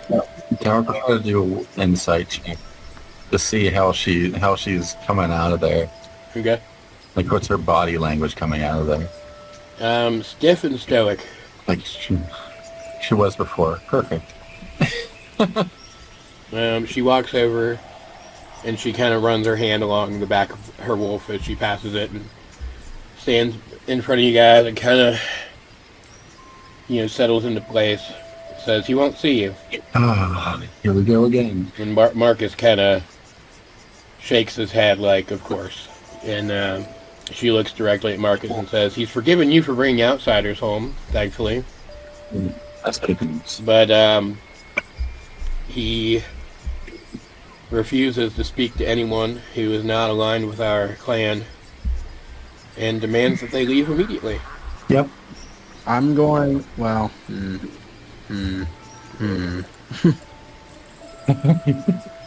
Dowrick says we could wait 4 hours until something happens. Well, she does say, she kind of looks at the rest of you and says, I, however, have no intention of making you leave. Oh. Is there an issue that we can do something to be? I don't think it's just abrupt for me to say, but is there a way for us to join? She says, my father is a cryptic man. He rarely says exactly what he means. I think he may intend for me to offer you a choice. After all, he could have said nothing except to demand that you go. I think he may be willing to let you undergo a trial. If I'm correct, and if he deems your attempt worthy, you would be made a member of our clan, and then he would speak with you. what kind of trial? And see, that is the problem. And she looks at Marcus knowingly. The trial you may have heard about from my brother requires that you go into the forest alone, with no supplies, to live off the land until you can make some connection with it. Oh boy. Garax asks, what constitutes as no supplies? No supplies. As he holds up his arm, his metal arm, as he... She looks at your arm, and for just a second her facade breaks, and she actually seems very interested in it. And her eyes kind of dart to Igo and back. And she says, your arm would be allowed, but otherwise you could take only basic clothing. Would it be required that all of us partake in this? Any who wish to speak to my father. Are we set out into the forest separately? Yes, you would not be allowed to go together. She kind of takes a second. She says, this trial, it is harsh. The woods would test you, and it is even possible that not all of you would be able to return. Zach will look back at Dowrock and Bryn and just kind of see what Dowrock reacted when they said that we have to go in alone. Sir, if one chooses not to the trial, is there a safe place for the ones that don't? She looks unsure, but she says, if I'm right about my father's intentions, then if one or more of you wish not to go, you will be allowed to remain while those who do, assuming they survive, have their audience with my father. You won't be harmed or asked to leave without the rest of your party. I would do everything in my power to assure that. And, she kind of looks at Marcus and says, I'm really the only one who could, as while my brother has been forgiven for bringing you here, he has not exactly been welcomed back into the fold yet. And you can see, she draws your attention to Marcus, and you can see he is very tense. He doesn't seem to like the direction that this is going. She says, but I can use my own authority to offer you hospitality enough that you can remain here with us safely for at least the next day and night to think on your options. Well, how long does it take? Is it vary drastically between person? She kind of to have their connection. She and Marcus kind of share another knowing look, and she says, unfortunately, we don't have a lot of time. She says, some who left on their trial when I was a child still have not returned. How does what's Megan and Val kind of doing right now? Like, how are they reacting to this news or like the proposition? Val is actually going to say, regardless of what we choose, I won't be going. I have no idea how to survive in a forest. But Megan, she's just kind of staring at the ground, and the sister kind of looks all of you over again and says, "We'll discuss this more later." And she kind of gestures for you to follow her, and walks back into like the town proper, and leads you back that way to a particularly large, grown structure. Looking inside, you can see it better from this angle than the way you came. It's one of the large ones that kind of blocked the giant tree from your view until you got closer. She says that we don't get visitors, except from other towns that are part of our own civilization here. We do have accommodations for travelers. You can rest here, get something to eat and drink, think things over, discuss them amongst yourselves. In the meantime, though, and she looks at Dowrock and says, I would request the privilege of speaking to you alone. Oh, okay. Zach will thank her for her hospitality and kind of lead the rest of the party into that spot away from Dowrock and her. She will kind of motion Dowrock to come with her. Assuming he does so, she'll walk kind of a little bit ahead of him, but like so that it's obviously ahead of him. Huh? Is she slowing her base down for him? I mean, I guess, I don't know. Oh, that it's like 25 feet. I imagine she's like, oh yeah, she 40 feet. she wouldn't like purposely outpace him or anything. And she is going to. She kind of walks on the side of him, opposite of Igo, but she keeps stealing looks at Igo. And she asks, Is there something wrong? She says, Should I have not brought him here? She gives him one more look, and she says, "You built him?" Yes. And for the first time, her expression changes, and she smiles, and she says, "Then I need your help." Oh. And she leads you excitedly to another one of the larger structures nearby, where she sweeps aside some vines that hang down in lieu of a door, and leads you into a large room, brightly lit by glowing flowers and fireflies, that you can only describe as a workshop. But rather than tools for building things, you see the equivalent in like gardening tools. You immediately are able to recognize that someone here could create machines, but by growing and shaping them out of wood. And she says, "This is my workshop, and for a very long time, I've been trying to do as you did with that creature." And she like a kid showing off an art project. She rushes over to the far side of the room, where a figure is hanging by some vines from the ceiling. It is a wolf that has been grown out of wood and leaves. Dalrock, tell her this.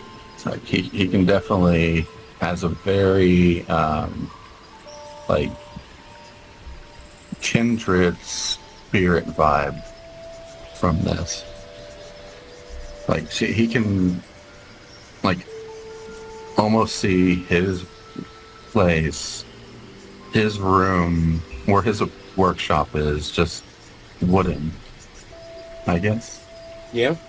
Like you can smell the work that's been here. Not in a weird way, just the smell of a craftsman doing his thing, like when he goes to the forges and things like that, and in his own workshop. Well, what do you need help with? She kind of walks back over, and she actually approaches Igo now and kind of puts her hand on his head and says, "The magic in this. I thought I was the first person to work any of it out." Oh. And she kind of gestures back at the wooden wolf, and she says, "I've been trying to weave the magic together to bring it to life, but I must have gotten some of it wrong." She says, "If you can tell me how you created yours, maybe I can finally finish him." And kind of ushers you forward to take a look. To take out his tool and just turn it into a jeweler's loop and just take a closer look, trying to figure out like how the power source within Igo works. Well, I mean, you can look at, you can like scrutinize her construct a little bit if you want, and try to take stock of its parts. You do sense magic coming from it, but like it feels almost broken. Like the strands of it aren't connected properly. And at kind of like the core of the thing, you sense what should be like a living battery, but none of its power is getting to the rest of the creature. Darok will go ahead and detect magic. Okay. And see if, and he'll make an Arcana check to see,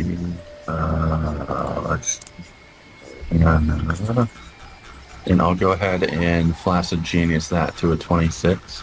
All right, you recognize that while the syntax of it, I guess, is a little bit different, Yeah. The strands of magic that are running through this thing are very much like the magic that's running through Igo, but there are mistakes, like sections that, while some of it can be different, these can't. And Darrock is gonna ask, may I? And then he's gonna change his tool to a woodworking tool. Okay. And just try to disconnect some wires and then try to reconstruct some wires to where the magnet is there. And it's just like, what kind of power source have you been trying to use? It's a cutting of the wolfwood tree itself. It draws energy directly from the land, the same way a druid draws their magic. It sounds like something that could not. Just worried about if you tried to take this outside, how it would react to being cut off from the tree. She says, I'd be curious about that too, but for the time being, I just want to get it moving. And she's watching. She's like fascinated by what you're doing. She's very interested. Well, we can definitely see the issues, but seems like it's just misplaced in some part. The wires are a little bit mixed. She gets right up next to you and kind of leans in and watches everything you're doing, like real close. Darrock is a little flustered. I want you to do an Arcana for me. All right. You take kind of a second where you're not really 100% sure if what you're doing is going to work, but then you kind of trip something, and that changes, and you realize that with one final tweaked connection, you'll be able to stabilize the construct. Okay. Well, he says, he backs off a bit and says, if you just put your hand here and connect this wire here, or connect this vine here, go ahead. She does, and she uses her druid magic to weave the vine into place, and the construct starts to move. It kind of jolts in place, and then it kind of shakes itself loose from the vines that are holding it up and drops to the floor, and its eyes light up, and it starts to wander around the room, acting much like an actual wolf would. And she's basically like jumping up and down at this point. I understand that feeling. It took me a long time. She watches the construct for a minute, and then she turns to you and she says, "Thank you." Like shakes your hand real hard, and says, "I'm Camilla." And she gestures at the construct and she says, "That's Briar." Briar. That's my daughter's last name. Greenbrier. She smiles real big. She says, "What a coincidence." At this point, Briar is kind of over sniffing at her other wolf, Shadow. Dara kind of asked, he recently just told her about Borderland or Border Town, how there's more people like him, like he didn't know about until just recently, and he thought he was the only person. Also, she says, "So it is rare, even amongst your people." Well, yes. My people they're stuck in their ways, thinking weapons and armor are the way to the future still. She kind of looks wistfully and says, "I've always wanted to meet a dwarf in particular because I know that they do build things. Here, while we create things, actually building something is rare." My circumstances were a bit more, not in the normal sense, out of curiosity, more of out of comfort, unfortunately. She kind of nods at you. Your circumstances, regardless of what they may have been, I'm admittedly glad for them as they brought you here. I don't know that I ever would have completed this work without you. I'm very glad to help. I'm glad to see someone's face. I didn't get to see my own face when something like this happened, so seeing yours and your excitement was very comforting. She kind of gives him another big smile at that. She actually seems like a pretty nice person once you break past the surface. I think that's my limit for tonight. I've been walking. I've been told for at least a day or half a day. Do you have anywhere I can take a bath? She kind of motions back toward the door and says, "The traveler's house that I showed your friends to would have a facility for that. And assuming that you and your friends do intend to stay at least until tomorrow before you make your decision, you are welcome to come back here." She kind of motions at the corner. "I have a cot here that I use when I stay here through the night. As a thank you, I won't be here. I'll have to return to speak further to my father, but as a thank you for helping me, you're welcome to stay here tonight and look through some of my other work." I'll do that. And she smiles and thanks you one more time.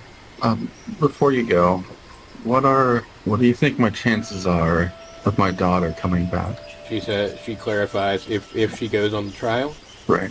She says that's the young girl that's with you, right? Has anyone that young ever done that? Oh yeah. Is there yes, she's much younger here, but we're prepared for it from a young age. She looks like she's making a decision, and she kind of takes a stance and says, "I'll be honest with you, my father, if I'm right about the offer that he's making, it's not fair. He, I guarantee that he expects that if any of you go on this trial, you won't come back. I would like for you to surprise him, and I think a part of him would like for you to as well. But these woods are alive, and they are hostile, and they are hardwired toward making it as difficult as possible for those who are not from here to get by. I don't think any of you would necessarily return." Go ahead and, as she is saying all this, roll history for me. Interesting. Flash of genius. When's the last time? For a 22. You recall something that Marcus said, that your family and his family have had dealings with each other, and wonder if she might, should you share with her what family you come from, if she would recognize you as recognize the family. Do with that as you will. He's not there as a representative of his family. No, he's not officially. No, I think It is possible that someone who is cordial with your family might be compelled to offer more courtesy to a member of your family than to a random traveler. Kind of like the noble puts up the traveling noble kind of situation. he says to her, where I come from, my father, actions mean more than words to prove oneself. So I will come back from your trial and prove that I am worth listening to. Okay. She's curious now, though, who your father is. She's not going to ask you yet. You've kind of piqued her interest. And then she heads off, and she takes both of her creatures with her and leaves you there to do what you would. Take a bath. What are the other characters getting up to as this is going on? Zach is going to be having the conversation with the rest of the group on who would be the best. He thinks he's going to say, I don't think it's the right thing, or I don't think we have time to necessarily have everyone take the trial as much as it would be beneficial. Since we're on a time crunch, if we do have to partake in a trial, I think not everyone, kind of glancing over at Brandon, Val doesn't want to do it either. And he says, well, looks at Lloyd. Lloyd doesn't seem to have any interest in doing it. And so he says, well, I think at least the three people that should partake in it if we do it is myself, Dalrock, and Megan. Megan's still not in the best mood, and but she does nod and say, I have survival training. I apply it best back in the valley where I was stationed, but I could make do here. And I know, Zach, I know you're not probably wanting to do this, but you are probably the most capable out of all of us. I mean, Dalrock did survive in the woods for a while. I come from a small town, so I have more survival instincts compared to somebody that grew up in a city, but I think us three have the best chance to do it. And I think the three of us would be able to maybe speak with Johan's father, with Marcus and everything, and relay enough information. So I know you don't want to, but you're definitely one of our stronger members, so it would be appreciated if you could. And Marcus is still kind of chilling with you guys. He's just kind of sitting. Zach will ask Marcus. He'll ask how his trial went, if he didn't mind sharing. You said he's allowed to. Or allowed. Yeah, that's a good point.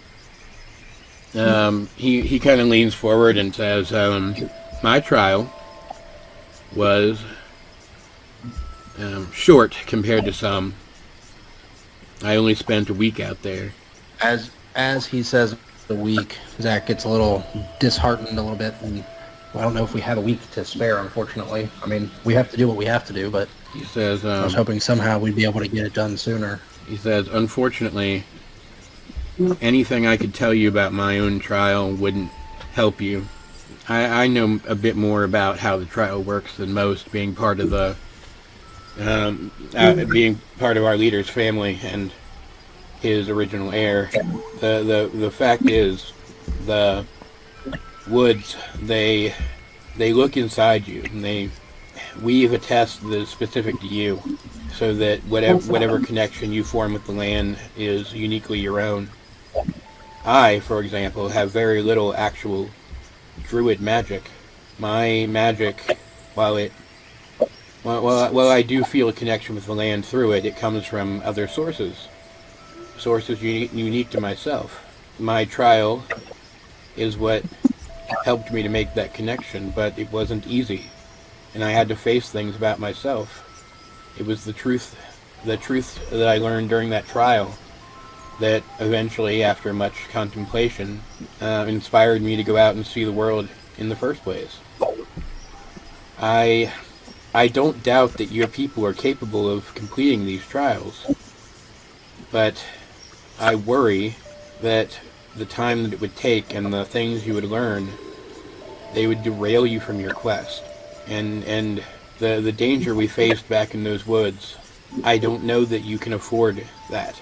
Can you think of any other way that we could speak with your father without doing the trials? He says, visitors are so rare here, I can't think of any precedent, but if the spirit of our woods, the avatar of the wolf tree, if it showed you any sort of special regard, if it acknowledged your quest in some way, then perhaps he would listen.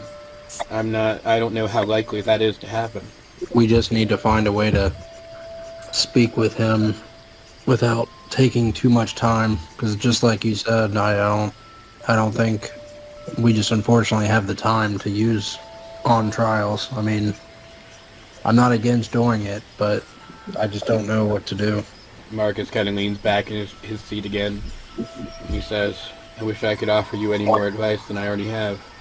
Zach will Zach will lean over towards like Lloyd and Megan and stuff, and kind of say like, I know that there's different possibility or ways that we could try to infiltrate or use magic or something like that to try to meet with the king, or the.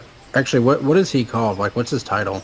Is it like king? It's not king, right? It'd be like chief, probably.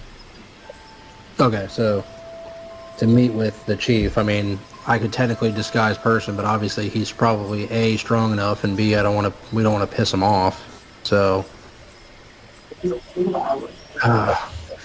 I mean, he said the decision would not be until tomorrow, so I wonder, this is just Zach saying out loud, I wonder what she wanted to talk to Dowrock about. So I assume he's not back yet. Taking a bet. So I'm assuming they're happening concurrently. Yeah. All right. Well, Marcus is going to say the food here might be a bit more limited than what you're used to. We do hunt the forest creatures, as the woods provide all we really need. But you're welcome to eat and drink. I'll pick up the tab for today. I was just wondering. It's like, well, yeah, what's the currency here? Is it? That's a really good question. You don't even know. He said, I would recommend taking some time to reflect and each come to the choice to either take the trial or not of your own accord. Let none others influence you. My people, those of us who wish to serve our clans in any way, we, or even those who are born into a family meant to serve, we aren't given a choice. The trial is forced upon us. At the very least, you do get to choose, and I don't think you should underestimate the benefit of that. And he stands up and kind of wanders off, talks to the little raccoon person at the counter for a minute. The counter being like a root that's growing through the structure. Brenna's staring at that raccoon creature like she wants to approach him, but like pet him, to ask if she can pet him, but she's gonna think I of don't think they like to be petted. what would Dalrock do, and what Megan is doing right now, and she's gonna get the better of. She's gonna let reason win, and not let the inner thoughts win. Probably smart. She flashes back, like, what would Dalrock do? And it flashes back to Dalrock saying, sometimes you just have to kill people. Like, Jesus Christ. Yeah. It's like, Thanks. That's not helpful at all. that's not. Marcus does wander out of the structure, though, back onto the street, and you see him kind of heading in the direction of the tree. Brandon's gonna hold Megan's hand and be like, "Are you okay?" I will be. And then she just kind of puts her head down, like shuts everybody else out. Brandon kind of hugs her. What does Dalrock notice about like some of the things on his workshop? There are little projects here and there, half finished. Some other smaller constructs, little devices meant to do various random things, like proof of concept type stuff. Mm-hmm. All of it is stuff that you could do, but every single thing here is made from materials that are grown and shaped from ironwood, and then made to fit together with magical components found throughout the woods. Yeah. Is there like you said ironwood?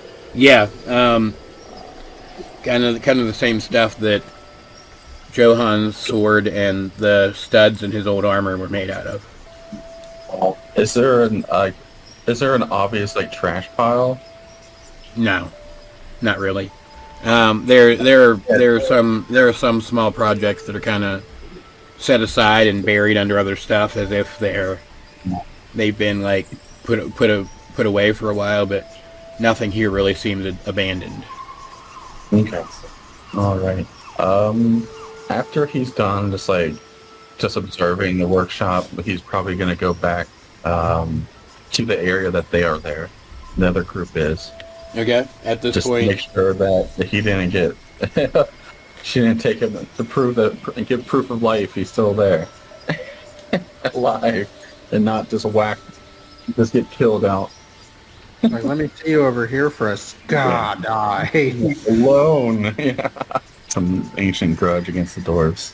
The end. Roll up no character sheet. Yeah. Why did you tell me to have my backup character sheet ready? No reason. Can I talk to your character alone though? all right. Is there anything else you guys want to specifically get up to tonight?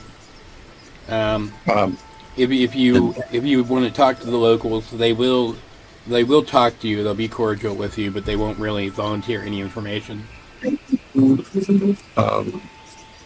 Darrock is going to go up to the group and say, I would like to do this trial. It's not, I know how important it is, but I feel like this is something I personally have to do. I feel this is kind of one of those, he's just going to keep his voice down and say royal responsibilities. I don't want to sound selfish, but I feel like to prove to his father, I feel like this is the way to do it. And it's something that I feel that I need to, it will definitely help me. I just have a feeling it will help me with some closure. Megan kind of looks up at him and says, I can appreciate that this is a matter of pride for you, but don't let that make you forget why we're here. If the woods are in danger, he definitely needs to know.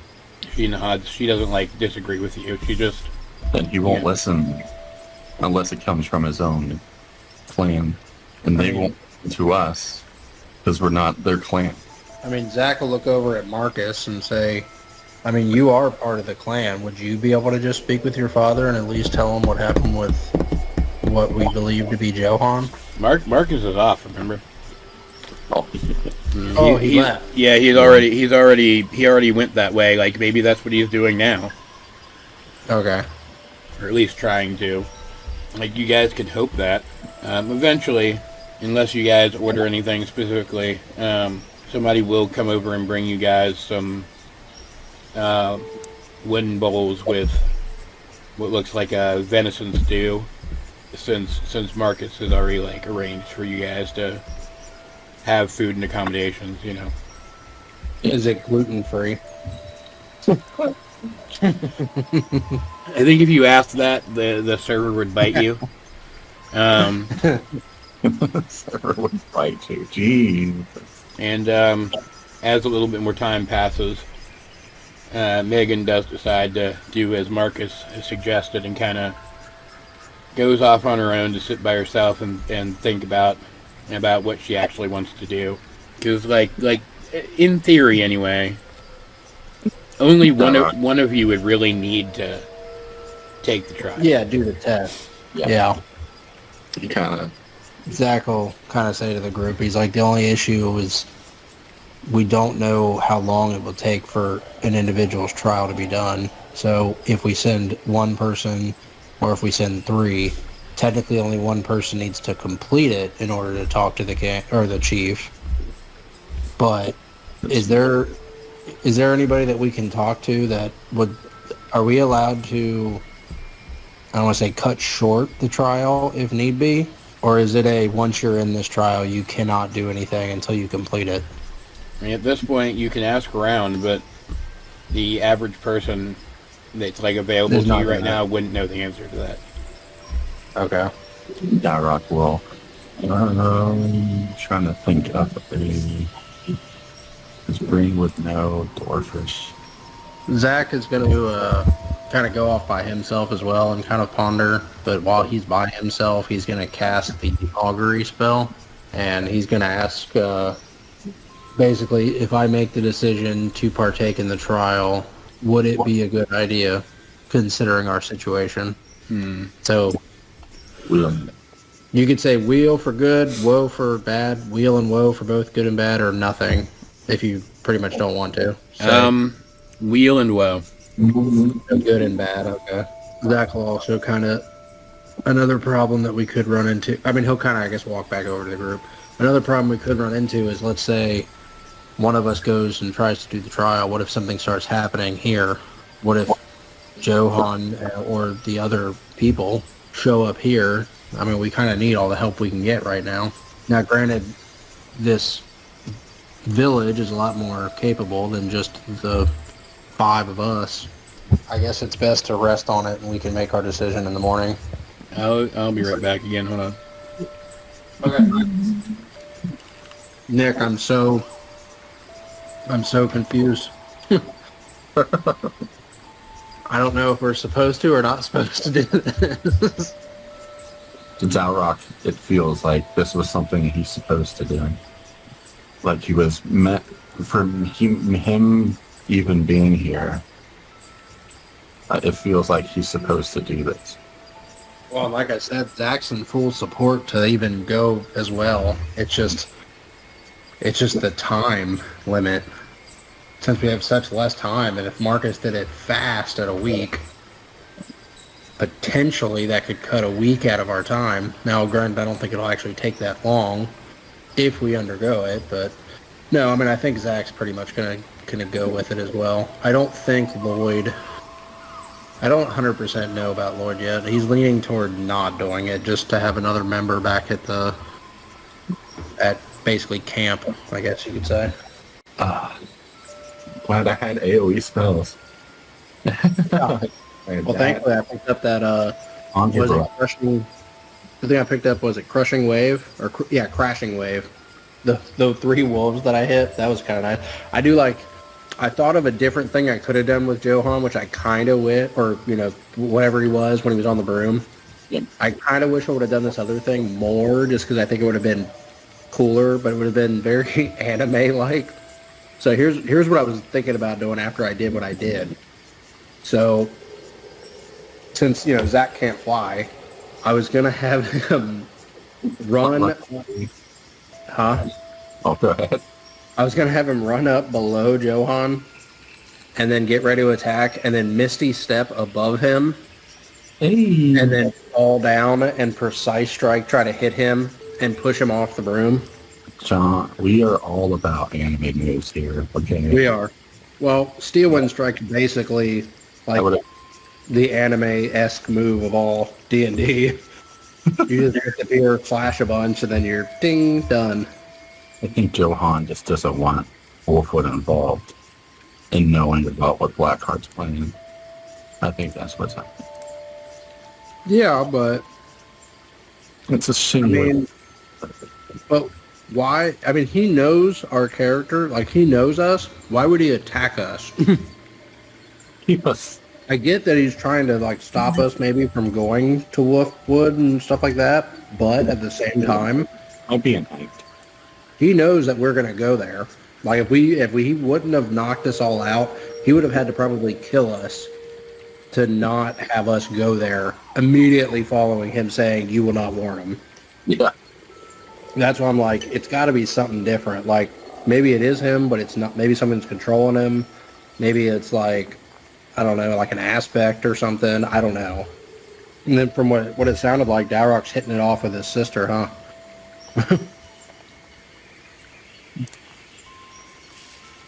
Maybe.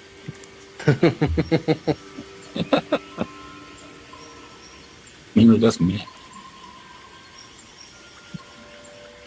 Yeah, but she was already giggling with glee at the fact that you ended up making her mechanical wolf work.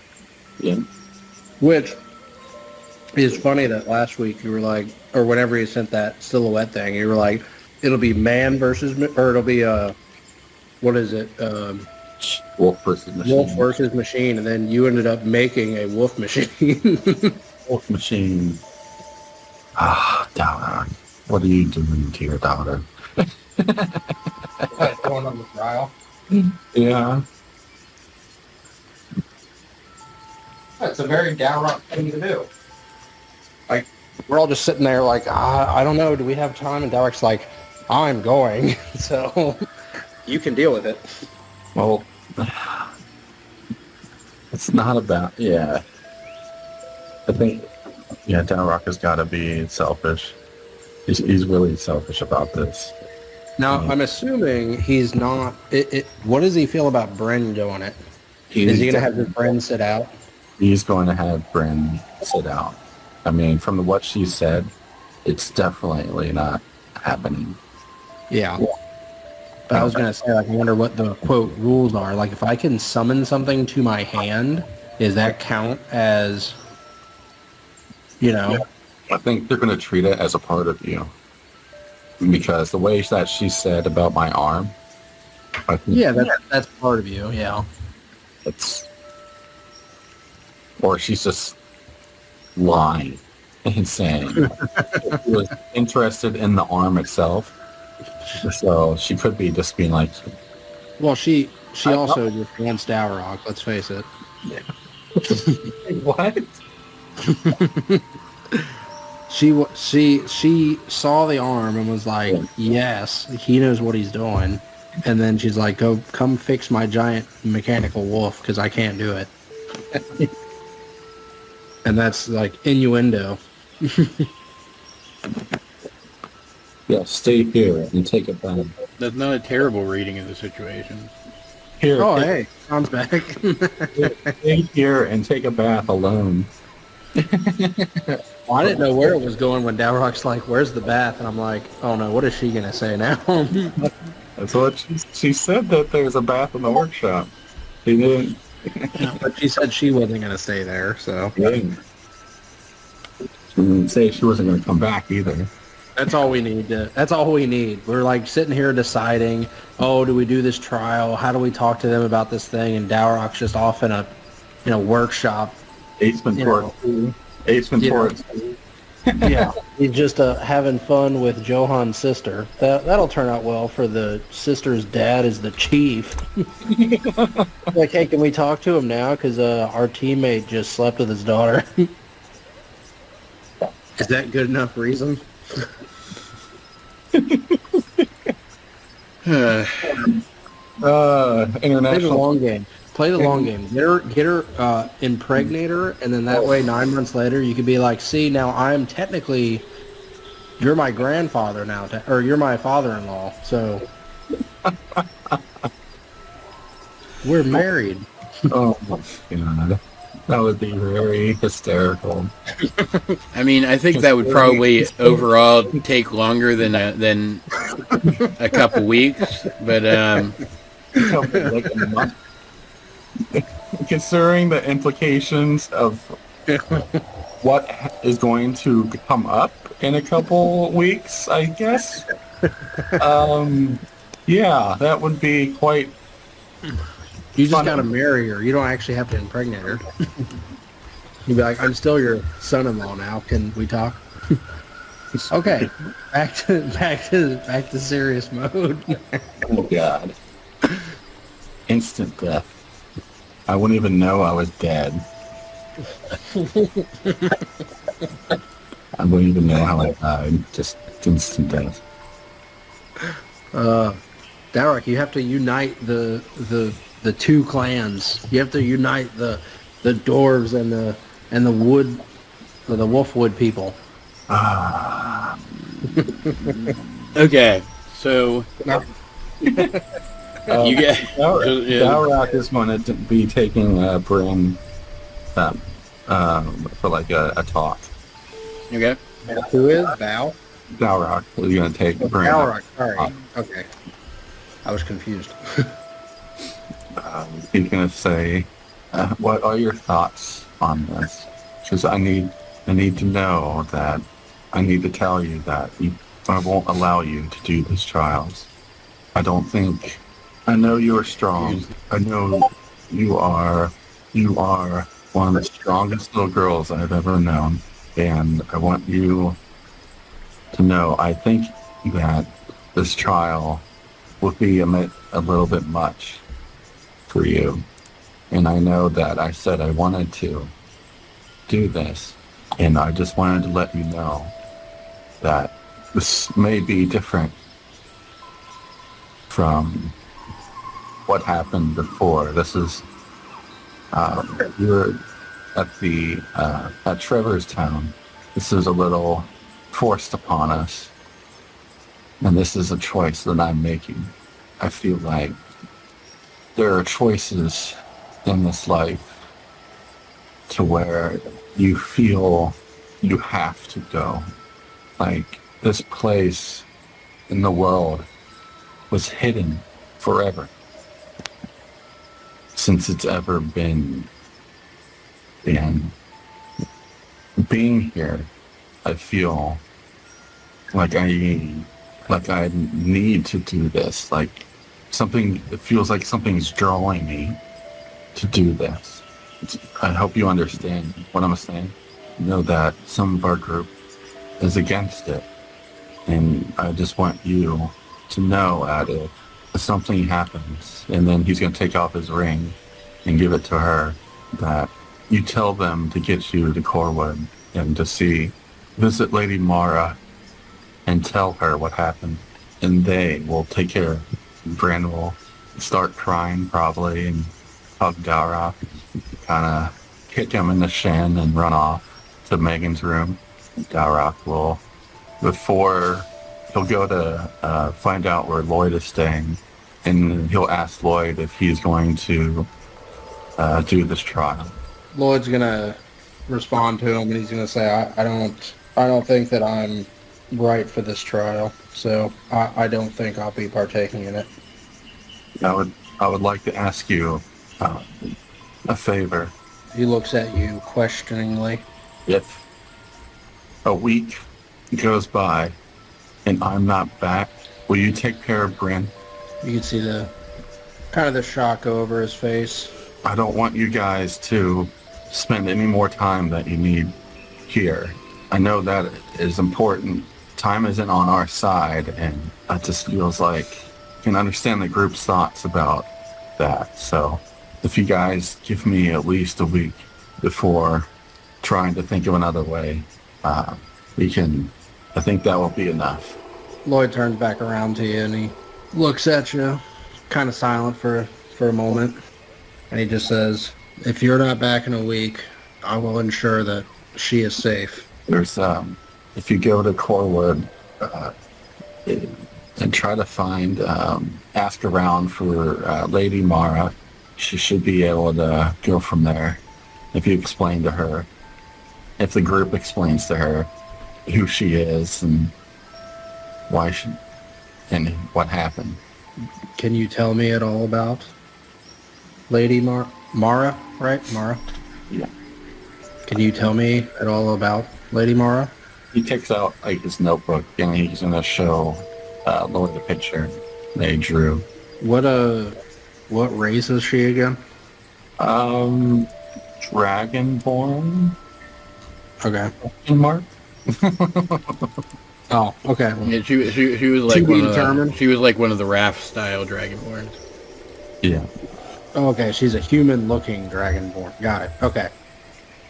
Kind of like has like where her midriff is, you see like golden like scales, Okay.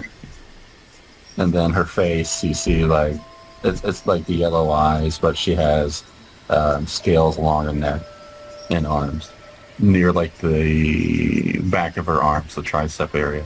Lloyd will take a long look at the picture, hand it back to you, and he says, I'll assure you that if the time comes and you're not returned, I'll get her to her. And then he will ask, he says, but why out of everyone would you come to me for this?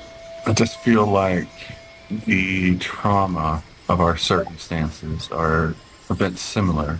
I've always felt like a connection to you. Not really. Parents suck. Especially ones that are cruel to their own children. And I just felt like you would understand that I may feel like I'm being cruel to Bryn. I feel like I'm being cruel to Bryn right now. And I don't want to be. You're doing what's best for her. I understand your desire to do this test, but since it does not align with myself or my path, I will ensure that he is safe for when you do get back to us. He holds out his arm, holds out his hand. Like for a handshake, or? Yeah. Like Okay. All right. Yeah, arm clasp. Like that. Lloyd will meet it and shake his hand. I'll see you in a week. Better be sooner. See if I can break Marcus's record. And don't be killing any gods without me. I can't make any promises. Beware of the warp without me. You can tell he's getting a little. He's like, I'm gone. He's leaving now. He's leaving. he's Too much. I pushed it too far. I'm sorry. But then he walks off to, he asks, like, the bartender if there's, I don't know. He asks if there's a church or something that represents a spiritual connection somewhere. The closest thing to that around here would be the tree. Is it free to approach? Will I be in trouble if I tried to approach? The bartender kind of looks sideways for a second and says, "I wouldn't. At least not yet." Well, then Yarok he'll leave, and then is there like benches outside? Yeah, sure. There's seats like grown out of like tree stumps and stuff. But yeah. He's gonna sit down and he's gonna pray to the Raven Queen to watch over Bryn and to make sure that she doesn't have any troubles, and that to watch over me like she has. Just grant me not an early death, I guess. Now, question. Yeah. As you were praying, what exactly does that look like? Are you like bowed with your eyes closed, or what? He's gonna be just grabbing, like he's gonna take the pendant off that he was given and just kind of hold it in his hands and just sit there with his eyes closed.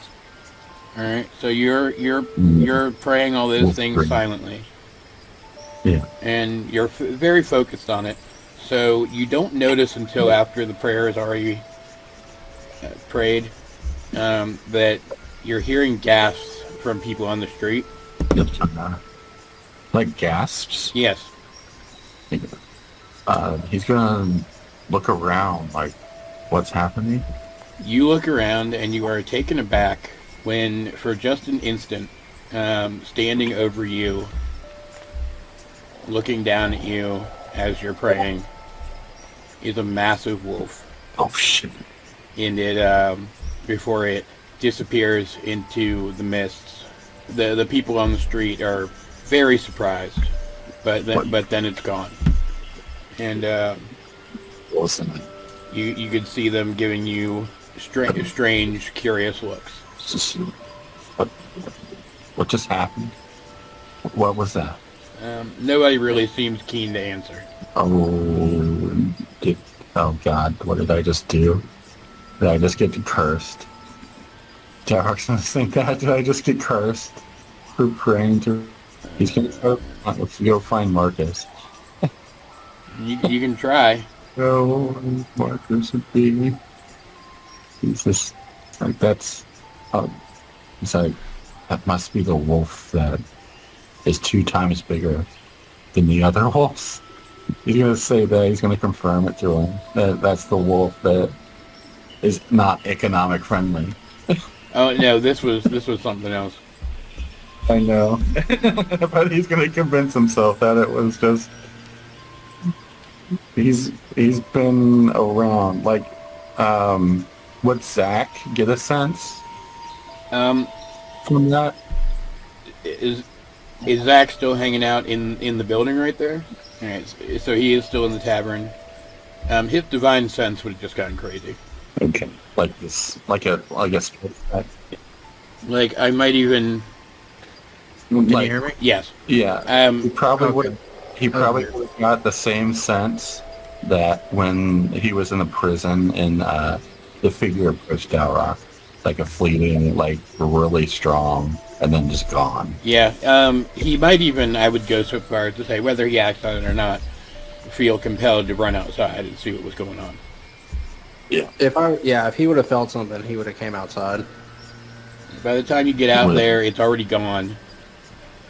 But the people kind of go from looking a little suspicious at Dalrock to looking a little weird at you because you're with him, you know? Yeah. Guilty by association. Dalrock is white. He says, a wolf, a big wolf. Not like we've seen big wolves, but this thing was at another level. You said it was the same feeling, like what, back in the first level of the prison? Yeah, when the creature appeared to Dalrock? The priest appeared to Dalrock, and then her image, and then it was gone, but it was someone else. It was she was cloaked in black, and then she was white, cloaked in white. Okay. Roll perception for me, both of you. Okay. Hate perception. Oh, nat 20. Okay. 30. 15 in total.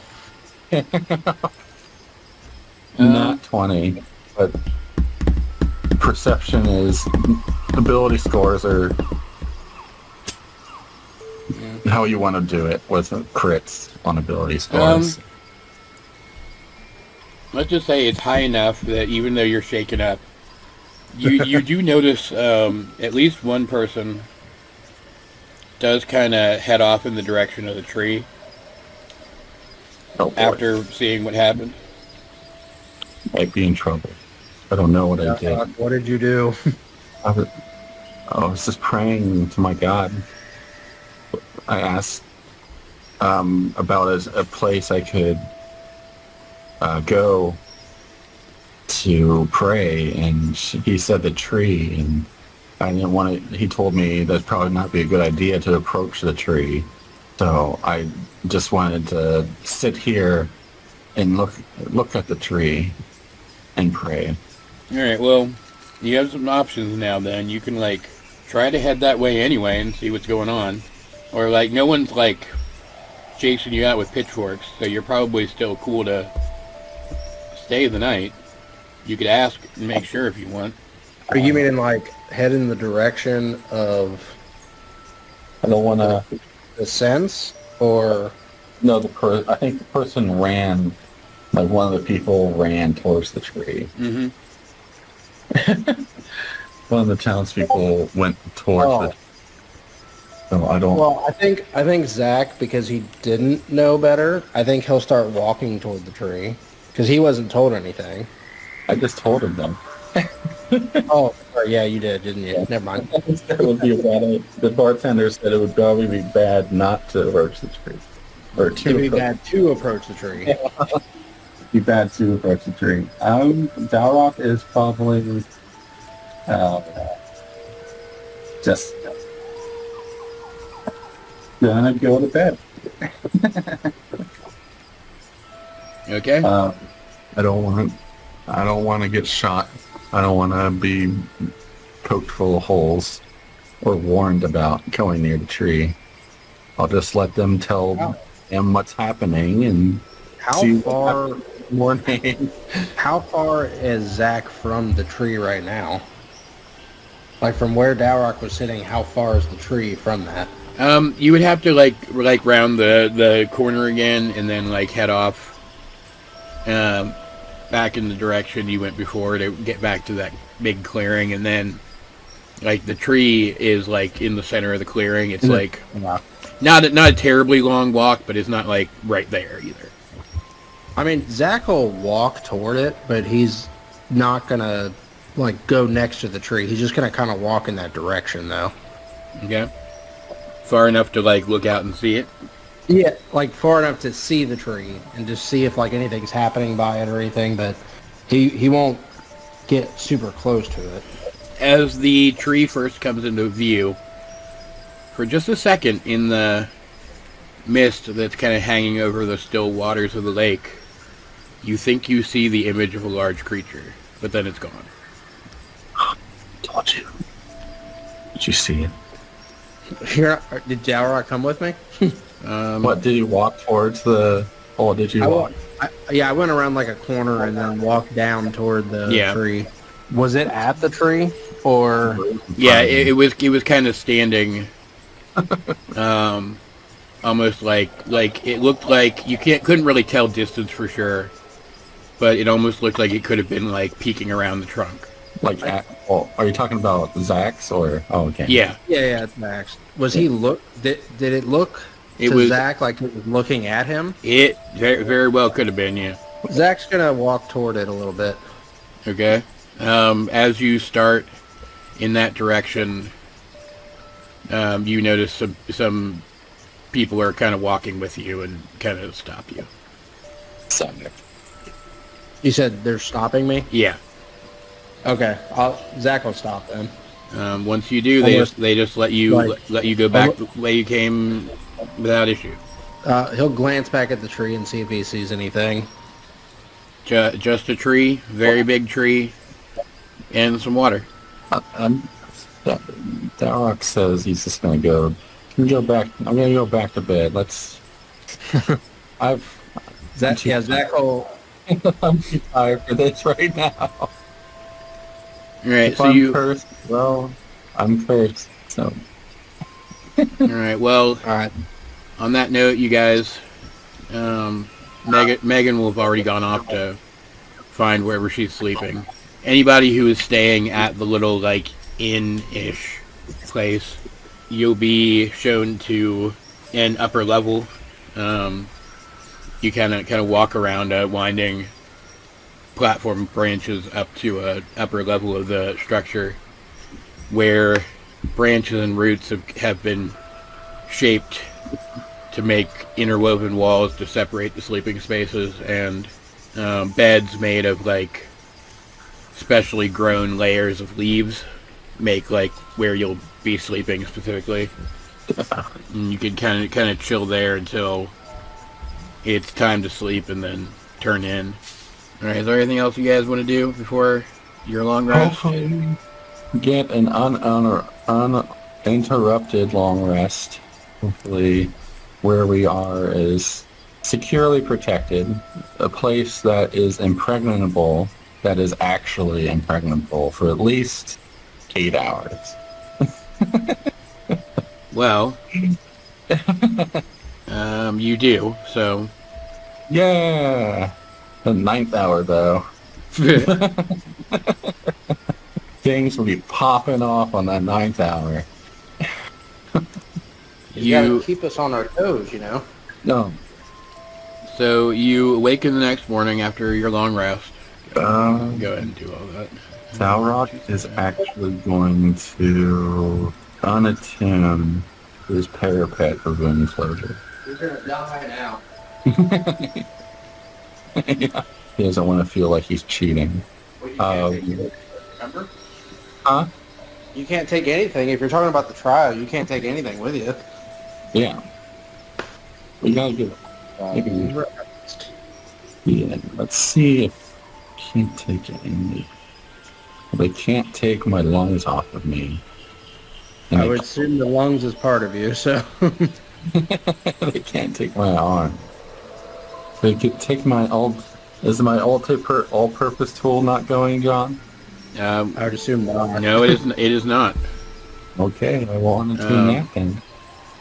I would not unattune it, because what if something happens like in the morning before you would go on your trial? I mean, that is something to think about. I mean, you could just leave them. You don't have to unattune them necessarily. Oh. When you wake up the next morning, though, the whole place is on fire. no, the There, spears and arrows pointed at my head. It's like, oh, what? well, you wake up, and there is somebody waiting in the rest house for your group, and they kind of have the staff like send for you in the morning. Uh-oh. And it's early-ish. They call you down to the ground floor. The entire party, not just those of you who have actually decided to go, and lead you off toward the tree. What? I thought we were not to go to the tree. Well, I mean, you I can't. think if they're escorting us, I think we're fine. Yeah, you can with an escort, it looks like. Well, I'm just saying, like, in Dalrock's head, he's just like, this is strange. Maybe the tree teleports you to your trial. Maybe. It did. As you are led that way, in kind of the area of the clearing that you guys waited at the day before, you see Camilla is there waiting for you again, this time with both of her wolves. Oh. And she kind of welcomes you and says, assuming that you have decided to go forward with the trial, it will begin from here. We will ask you to leave anything behind that is not a aspect of your person, and we will keep your belongings safe should you return. But first, to my genuine surprise, and she kind of looks back behind her where the chief's home is against the tree. She says, my father has asked to be the one to see you off personally. Ooh. And you kind of follow her gaze, and he's already on his way down the walkway toward you. And at first he seems to be fairly unassuming. An older man in ragged clothes and with a walking stick. But as he gets closer, you see him. You see that his walk is like straight and proud. And the walking stick isn't a stick; it's a staff. And the mists behind him swirl together as he approaches and assume the form of a massive beast. The mist is, or like the mist is taking the form of the beast? Yes. Is this the same beast that we saw? No. Okay. Oh. Just to make sure, was the beast that we saw, was that still a wolf? Yes. Okay. But it was Much smaller? well, it was bigger than this one. Oh, okay. Dalrock says to Zach, that's not the one I saw. Me neither. But I guarantee this one is not economically friendly. And just because we can. Now, here's the whole family together. Family portrait. Is the big ass wolf behind him? Is that the one we saw, or is that his wolf? That's his wolf.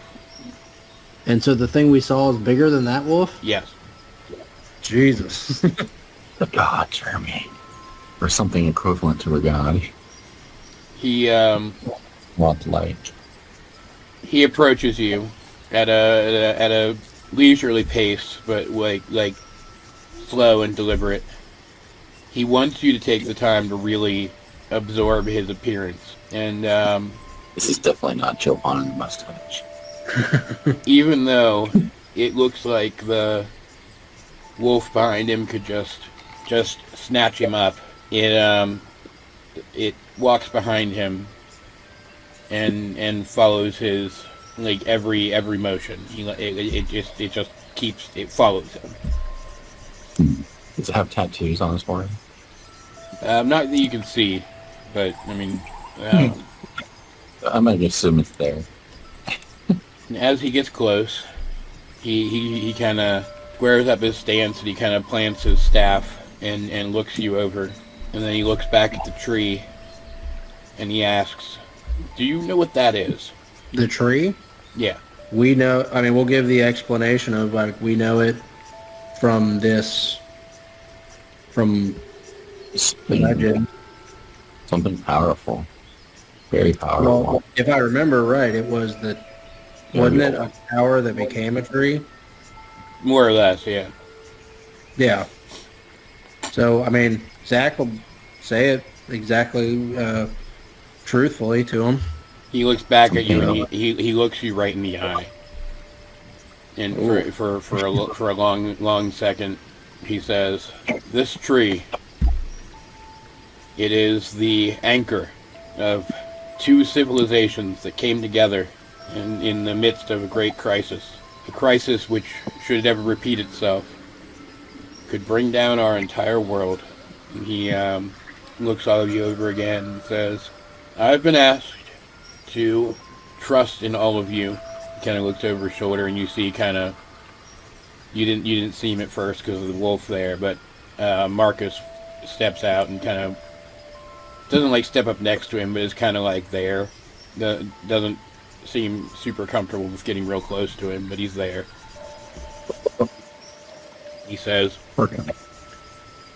"My son came to me yesterday and explained what he knew of your situation. He seems to think I should help you, and despite all of my instincts telling me otherwise, I do care what he thinks, but that doesn't mean I have to heed it." He looks back at you again and he says, "My son does not know all that you do, I would imagine, but he still insists that you are to be trusted and that the danger you profess is real. He asks that I forego the trial and allow a proper audience, but that is something that I cannot do. Not on the word of one who would abandon us." He says, "There are no concrete rules to the trial, except that you can only take what is an aspect of your person. Only those who intend to ask of me whatever it is that you intend to ask must partake in the trial. But if you do intend to speak to me again after this moment, then you must go." You said we can speak to him in just this moment before going on the trial? Yes. Okay. Zach will say, "With all due respect, we will partake in your trial, but," and he looks over at Marcus, "I don't believe Marcus abandoned you. He genuinely seemed like he left to learn more about the people, so that way when it came time for him to lead, he would be a better leader for it." He looks back over at Marcus again. "Marcus is not my only child who believes that he knows better what my people need than I do. It does not make him correct." And he looks back at you and says, "Who would go on the trial?" Darrock will. Yeah, Zach will step up. Dalrock, I assume, is going to step up. And Megan He's too. He's gonna take. Hey, Megan too, or? Yeah. He's gonna take Bryn's hands and then hug her and kiss her forehead and tell her how he'll be back soon, just like before. Darrock will look at the king, and in Dwarfish, he'll say, "I, Darrock, Fate Weaver the Fourth, third prince to the kingdom of Corwood, will enter for trial and come back as your equal, and then to speak to you as your equal." He's completely unsurprised, and he replies in Dwarvish, "You don't need to announce who you are." Felt like I needed to tell you so. He kind of looks over the whole group, and then in common again, he says, his stance gets a little more aggressive, and he says, I'm not sure you understand what this will entail. And as he's speaking, his wolf kind of walks forward and starts to kind of pace towards you. The things you will face out there could be nothing, or it could be beasts such as this one. And it starts to growl, and its growl is so powerful that the ground itself starts to rumble. Would you still go on the trial? Whatever task or Yeah, go correction, ahead. whatever challenges coming our way, this is something that we will endure and we will defeat and we will return. Whatever. Sorry. No, that was it. Go ahead. It says, I face my beasts as he taps his metal arm on Igo. When you do that, the big wolf takes like one big stride towards you and gets right up in your face. This is not the first time in 24 hours. This isn't the first time in less than 8 hours I've come across a beast as big as you. You are frightening, but me not going frightens me more. So the chief says, out of courtesy for you and your group who have little knowledge of our ways, I will not force you to make the long trek to one of our training grounds. I will let you pick a direction from here, as long as it is not back into the town, and set out entirely. What direction down? Just back the way you came. No, I know. I meant like, is it south? Or... It doesn't matter. Okay, it doesn't. Okay. He says, go as you will, and he turns and kind of gestures at the wilderness past the tree with his staff, but then he freezes because standing in the way, suddenly, blocking you from going that direction, is the massive creature from yesterday. That's him. And as it kind of fully materializes from the mist, you can see more details of it. And it isn't just a wolf. It is a wolf with traits of the forest itself. Its fur looks like grass, and its eyes glow like fireflies. And the large tufts of hair on its back are leaves. And as it coalesces and you see it in full, for some reason, it looks like it and the tree could be the same thing, even though that doesn't really make sense. And suddenly, whatever almost performance the chief has been putting on just crumbles. Oh boy, that's not a good sign. Not if he, yeah. Oh, Darok's like, oh no. What did I do? And after a moment of hesitation, he grips his staff more tightly, and you can see it glow with like nature energy. But and it almost seems like he expects the creature to back down.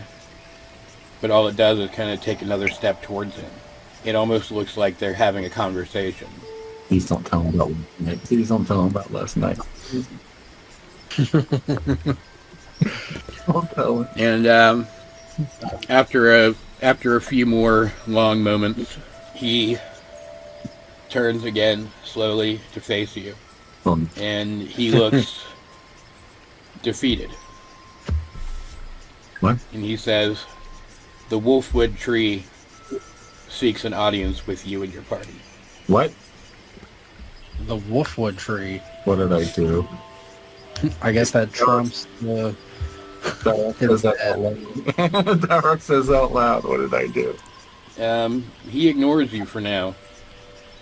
He turns back and starts walking toward the tree, and Marcus, despite having no fucking idea what's going on, kind of motions that you should follow.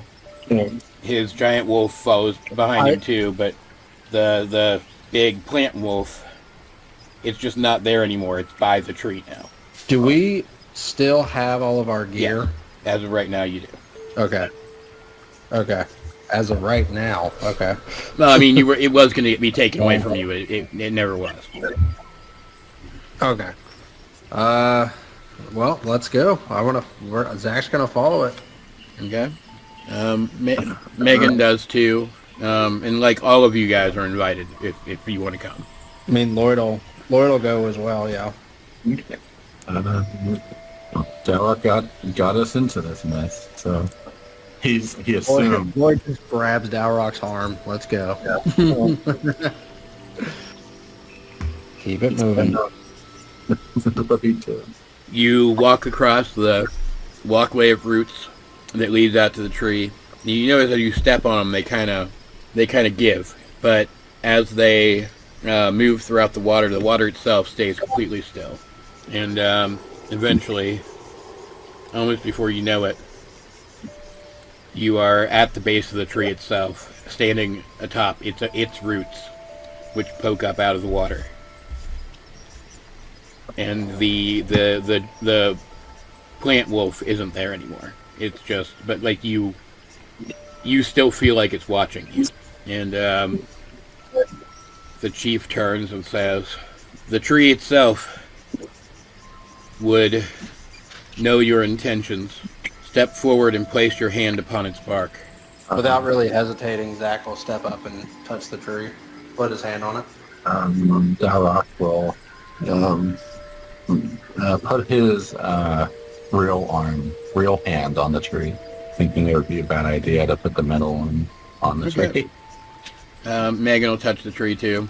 Yeah, Lloyd will follow suit. What about Bryn? Is she going to talk to the tree? Yeah. Okay.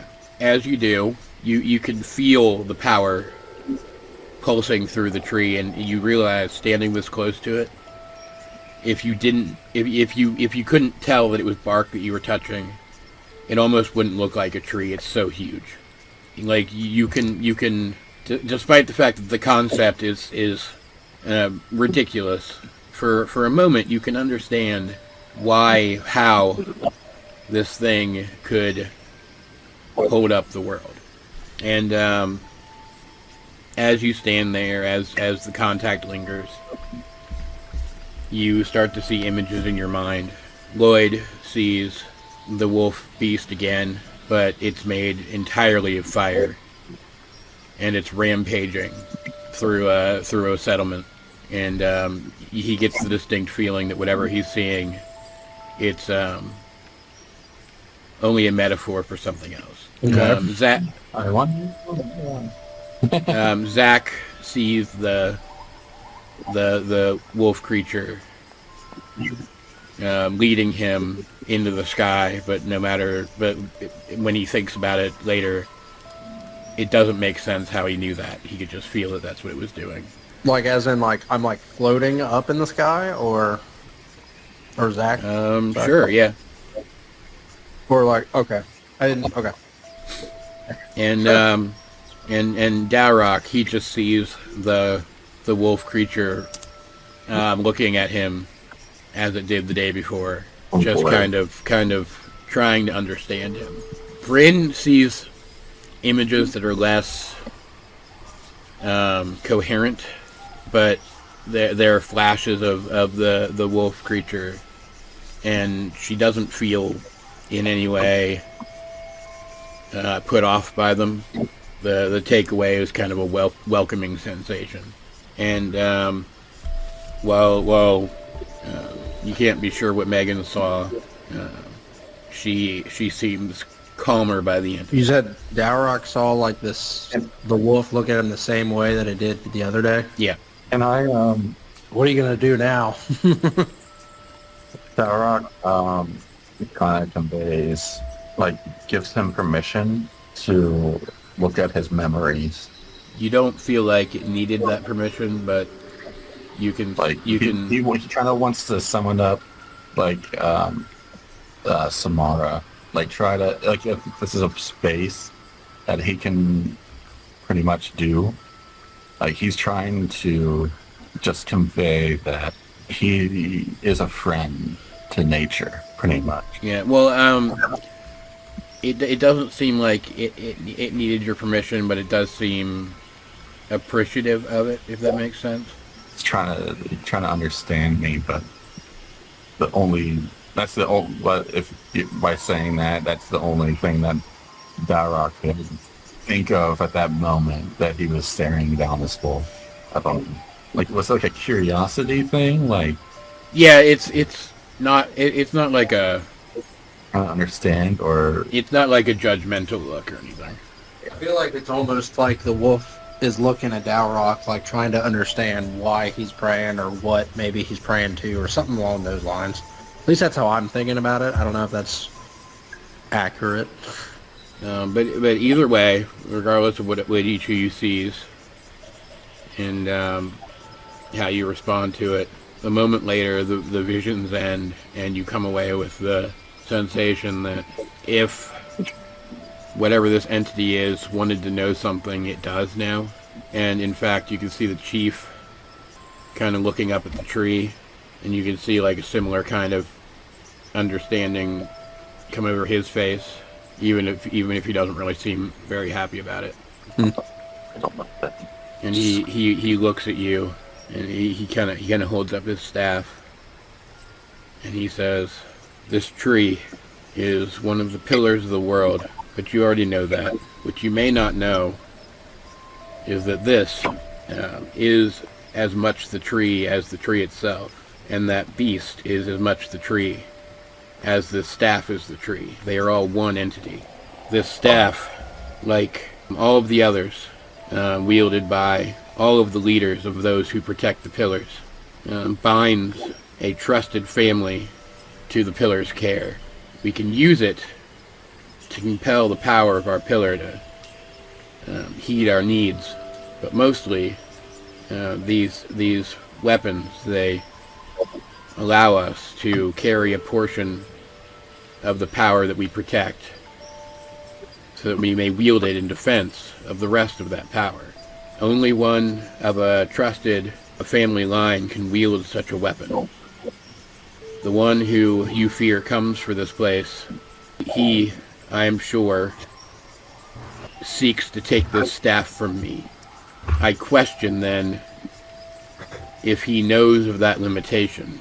If he means to use this staff to take the power of my pillar," and he gestures at the tree, "then I do not see how he could do that, as he would require a member of my own family to wield it."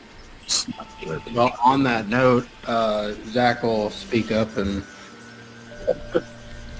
I guess you say, did Marcus tell you who we found?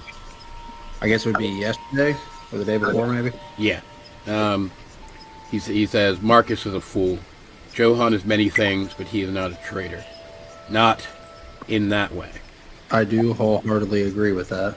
But is there a way, whoever we fought did seem to have a lot of characteristics or attributes of Johan. Could it be possible that if either he was controlled or maybe they created something to, in his image, would that individual potentially be able to take the staff? He kind of looks thoughtful for a second. He says, "I do not know." He says, "Either way, unless it truly is Johan, I find it unlikely that they could reach this place." And he says, "You can go from this place, secure in the knowledge that my power is safe here, and that we are grateful for your concern." He says, and he says it kind of grudgingly. "Also, you will have to remain a bit longer, long enough that I can determine how I might allow you entry back into this place should you wish to return, as the Wolfwood itself has deemed honorary members of my clan. Oh, It has read your intentions and sees that they are true and rewards you with membership." And again, he doesn't sound very happy about it. Why is he so unhappy with it? no. So you said he's asking us to stay so that way he can basically figure out how to tell us to get back to it if we need to. Yeah. Um, I mean, Zach will say, yeah, we will definitely stay until you figure that out, sir. And we appreciate your help. I know it's a long shot, but I think it's already known. But you don't know where Johan potentially could be, because I mean, obviously he's not here. But if that thing that we had fought was not Johan, do you have any knowledge that potentially could help us in finding him? He looks back up at the tree again. 1 second, hold on.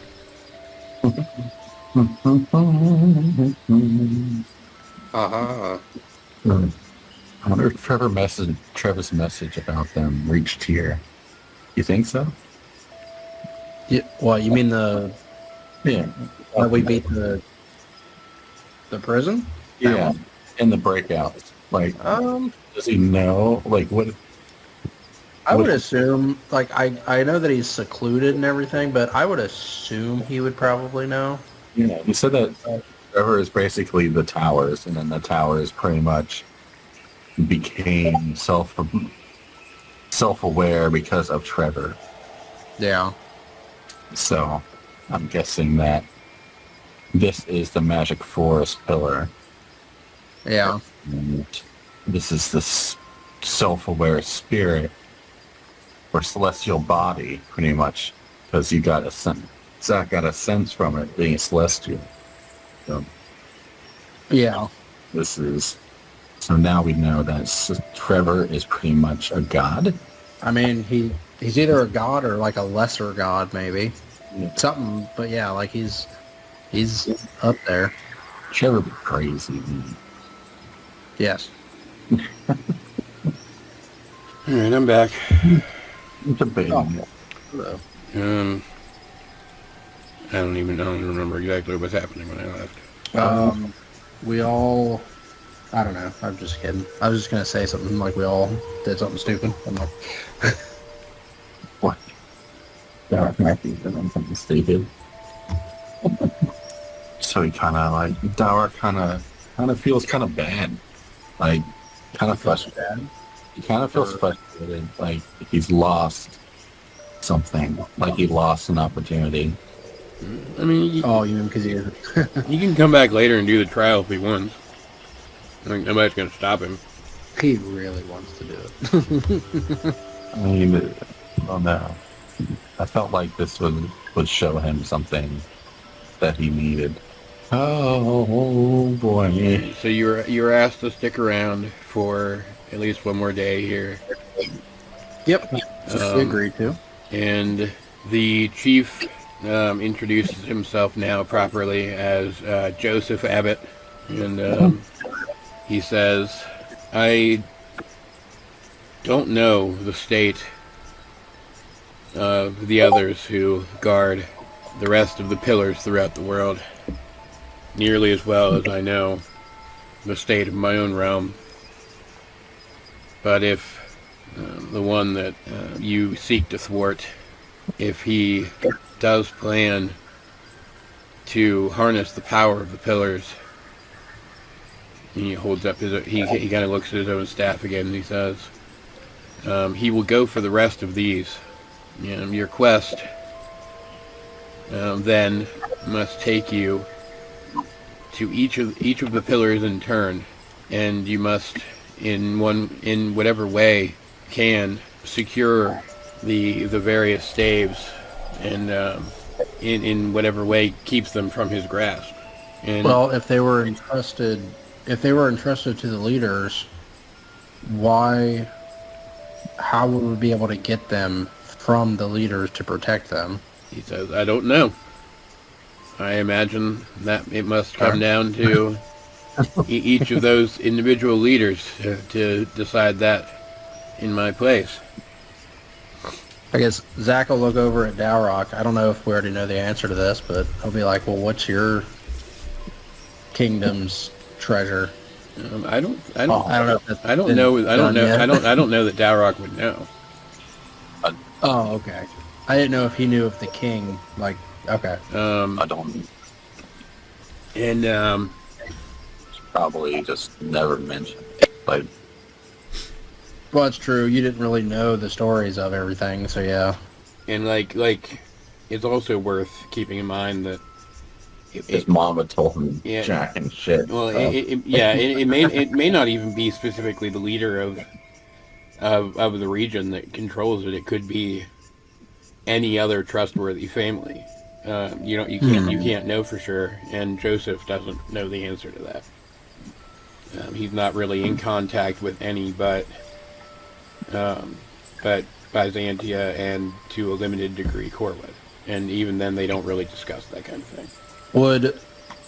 This is Zach talking to him again. Would you be able to potentially provide us anything, maybe that proof to maybe other leaders, or, I mean, do you know the other artifacts, or at least, well, no, you already said you don't know the other people. I didn't know if maybe the wielders of the artifacts knew the other wielders of the artifacts.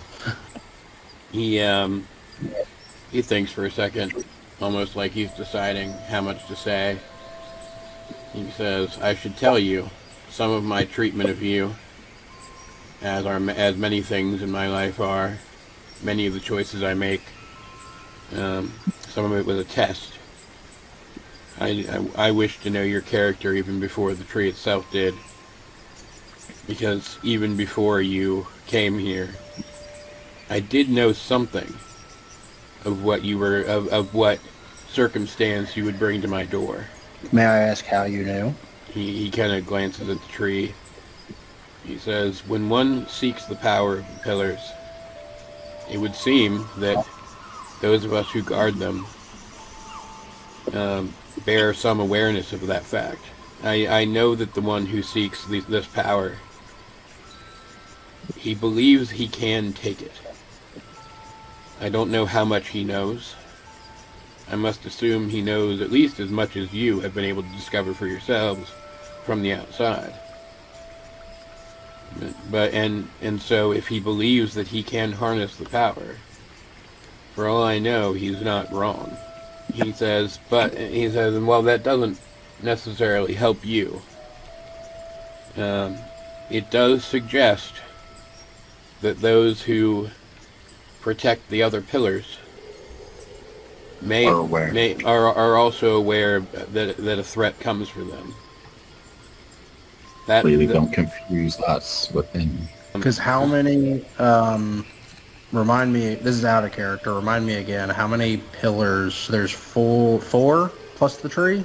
So 5 total? There's the tree, the sky spire, Yeah, sea spire. the sea spire, the inverted tower, Yeah. The volcano. the volcano, and recently you found out from the king that Trevor has made his tower into one as well. Oh, yeah. Okay. 6 total. Okay. That would be good. If that goes down. Like we said before. Joseph says, the others will be wary, of course, but if your group can continue to prove their right intentions as they have here, it is possible that you can convince the others to help you, and even more than I have been convinced to do as well. For all I know, the others could be less guarded than I, he says, but short of giving you my staff to carry, I don't know what I could do to signal that you have the favor of one of the Pillar Guardians, and I will not part with my staff. Dalrock, you can record an image on a stone, can't you? Mm-hmm. Can you take an image of the chief with his permission? Just so other leaders at least... I can record an image. So I can record up to 6 seconds, and I can do a hologram, pretty much. I'll ask the chief if he'd be willing to be okay having a hologram of him. He doesn't seem to exactly understand what that means, but he gets it enough that he says, there's no guarantee that this will do as you wish it to, as I know, but as none, at least it's something. yeah, as none are likely to necessarily recognize who I am, but I suppose I could accommodate you. We don't know if it could potentially come in handy at some point. So, and heck, out of character, and heck, we might be able to use it to fool somebody sometime. I mean, imagine finding Johan in the wild and then just making his dad appear out of nowhere. Yeah. The image is, let's see, a static visual effect. It emits an odor, a nonverbal sound, static visual effect up to 25 words of text. I guess would be him. I mean, you could get just his image then. Yeah. I don't know how. Like, I don't know how much that would do. Like it breaking up. Yeah, if it's a static image, you can't get him in motion.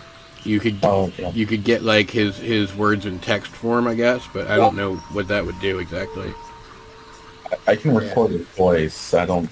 But it would be a static image and then his voice, Yeah. right? I mean, I guess that could work. Like as proof as we met someone from Wolfwood that wouldn't not like the very important person from Wolfwood, like the leader of Wolfwood. I mean, not everybody's going to have his image. I mean, but granted, how many people, I guess, are going to know his image? So, but still, I mean, if it's something that we can have in our back pocket potentially at some point. If things are to be believed, and saying that the relationship between Corewood and Wolfwood, I mean, it would definitely help convincing the king, because if he's seen him, he knows. Okay. Okay, then yeah. Then yeah, he agrees to. It'd just be more proof to help convince. Because we won't have anything to take with us, but if we at least have an image of him, you have to at least see him to make said image.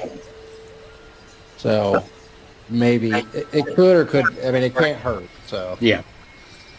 So he does agree, yes, and he records. Let me write this down too.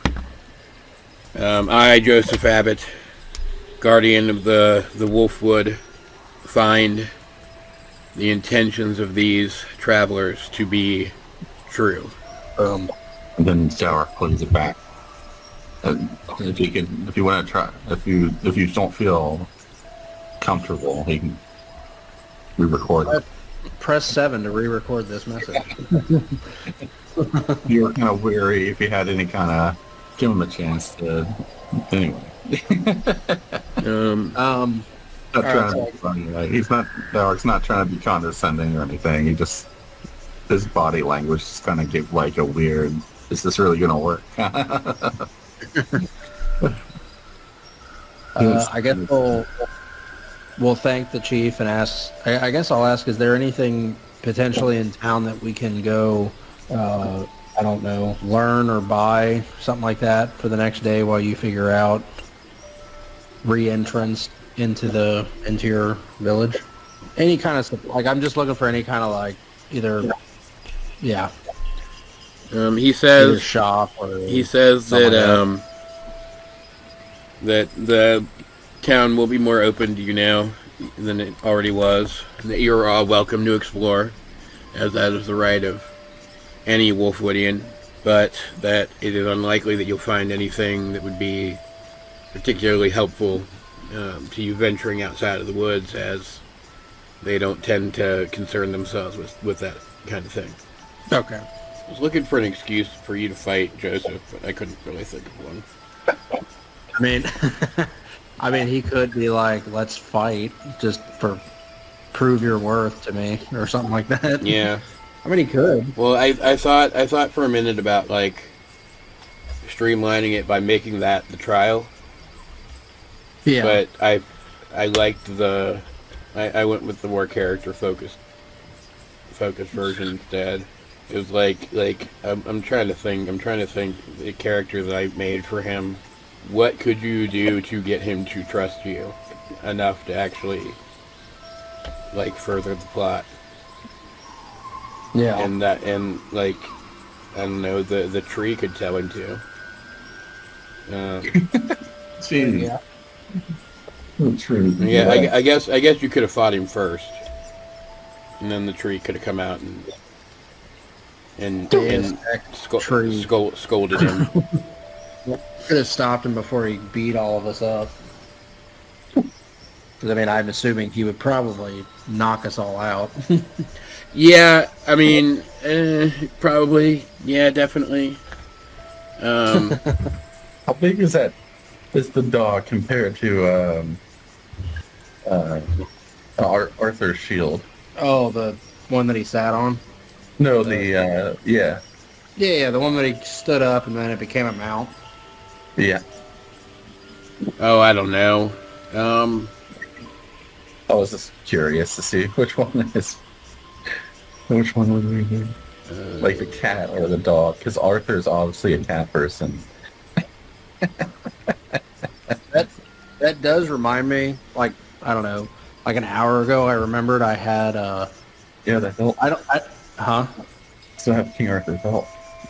Well, that's what I was going to say. I forgot that Zach has technically the hilt of Excalibur. Now, I don't know if that's actually going to do anything ever, but I kind of forgot I had it, so... Yeah. I was like, oh, yeah. You know you've been through a lot of shit if you can just casually forget that you have Excalibur in your bag. Yes. I'm just going through my bag, and I'm like, oh, hey, look at that. That's right. The wolf, though, size-wise, is a huge creature. Oh, the cat is Arthur's companion is also huge. Yeah. Like it's about the same. Yeah. Yeah, and like things could go slightly differently than I planned, but I think you'll still get to see him fight a little bit, which should be fun. Derek's definitely gonna ask if he can have some ironwood to feed to Igo. I mean, he could just ask his girlfriend. Oh my god. It wasn't even established, and now you're established in it. No, It's I'm established. kidding.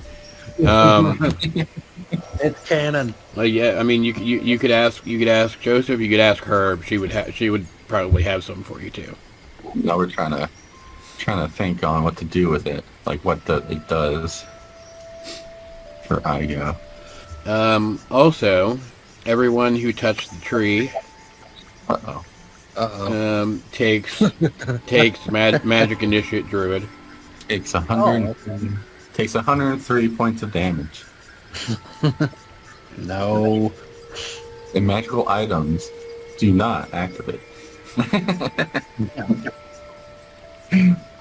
Magic Initiate Druid.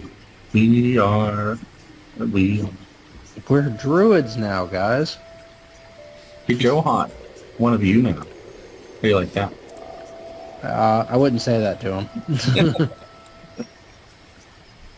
You'll hold up my honorary clan membership. Yeah. I'm gonna go ahead and sign off. While you guys think on what form that specifically is gonna take. The Magic Initiate, Yeah. you mean? Like what? Yeah. You can also, if you want, I guess you don't have to. You can bump your wisdom up enough to increase the mod by 1. Ooh. That's fun. Because I know, wisdom is not a super high high among stat. any Yeah. of except Johan, I guess. Yeah, and that way you can actually, utilize aspects of magic initiate that call for the spell numbers. Miscellaneous other modifiers. And that'll take the form of, as you guys are resting here another day, you kind of feel your connection to the land. You kind of feel that it's grown a bit. Like nothing nuts, but like something's happened. A little touch of druid. I know what I'm taking. What are you taking that you already know? I know one cantrip that Zach's going to take so far, and that's it, which is Shape Water. Mark is probably taking Shape Earth. And the other one is the Charm Animal.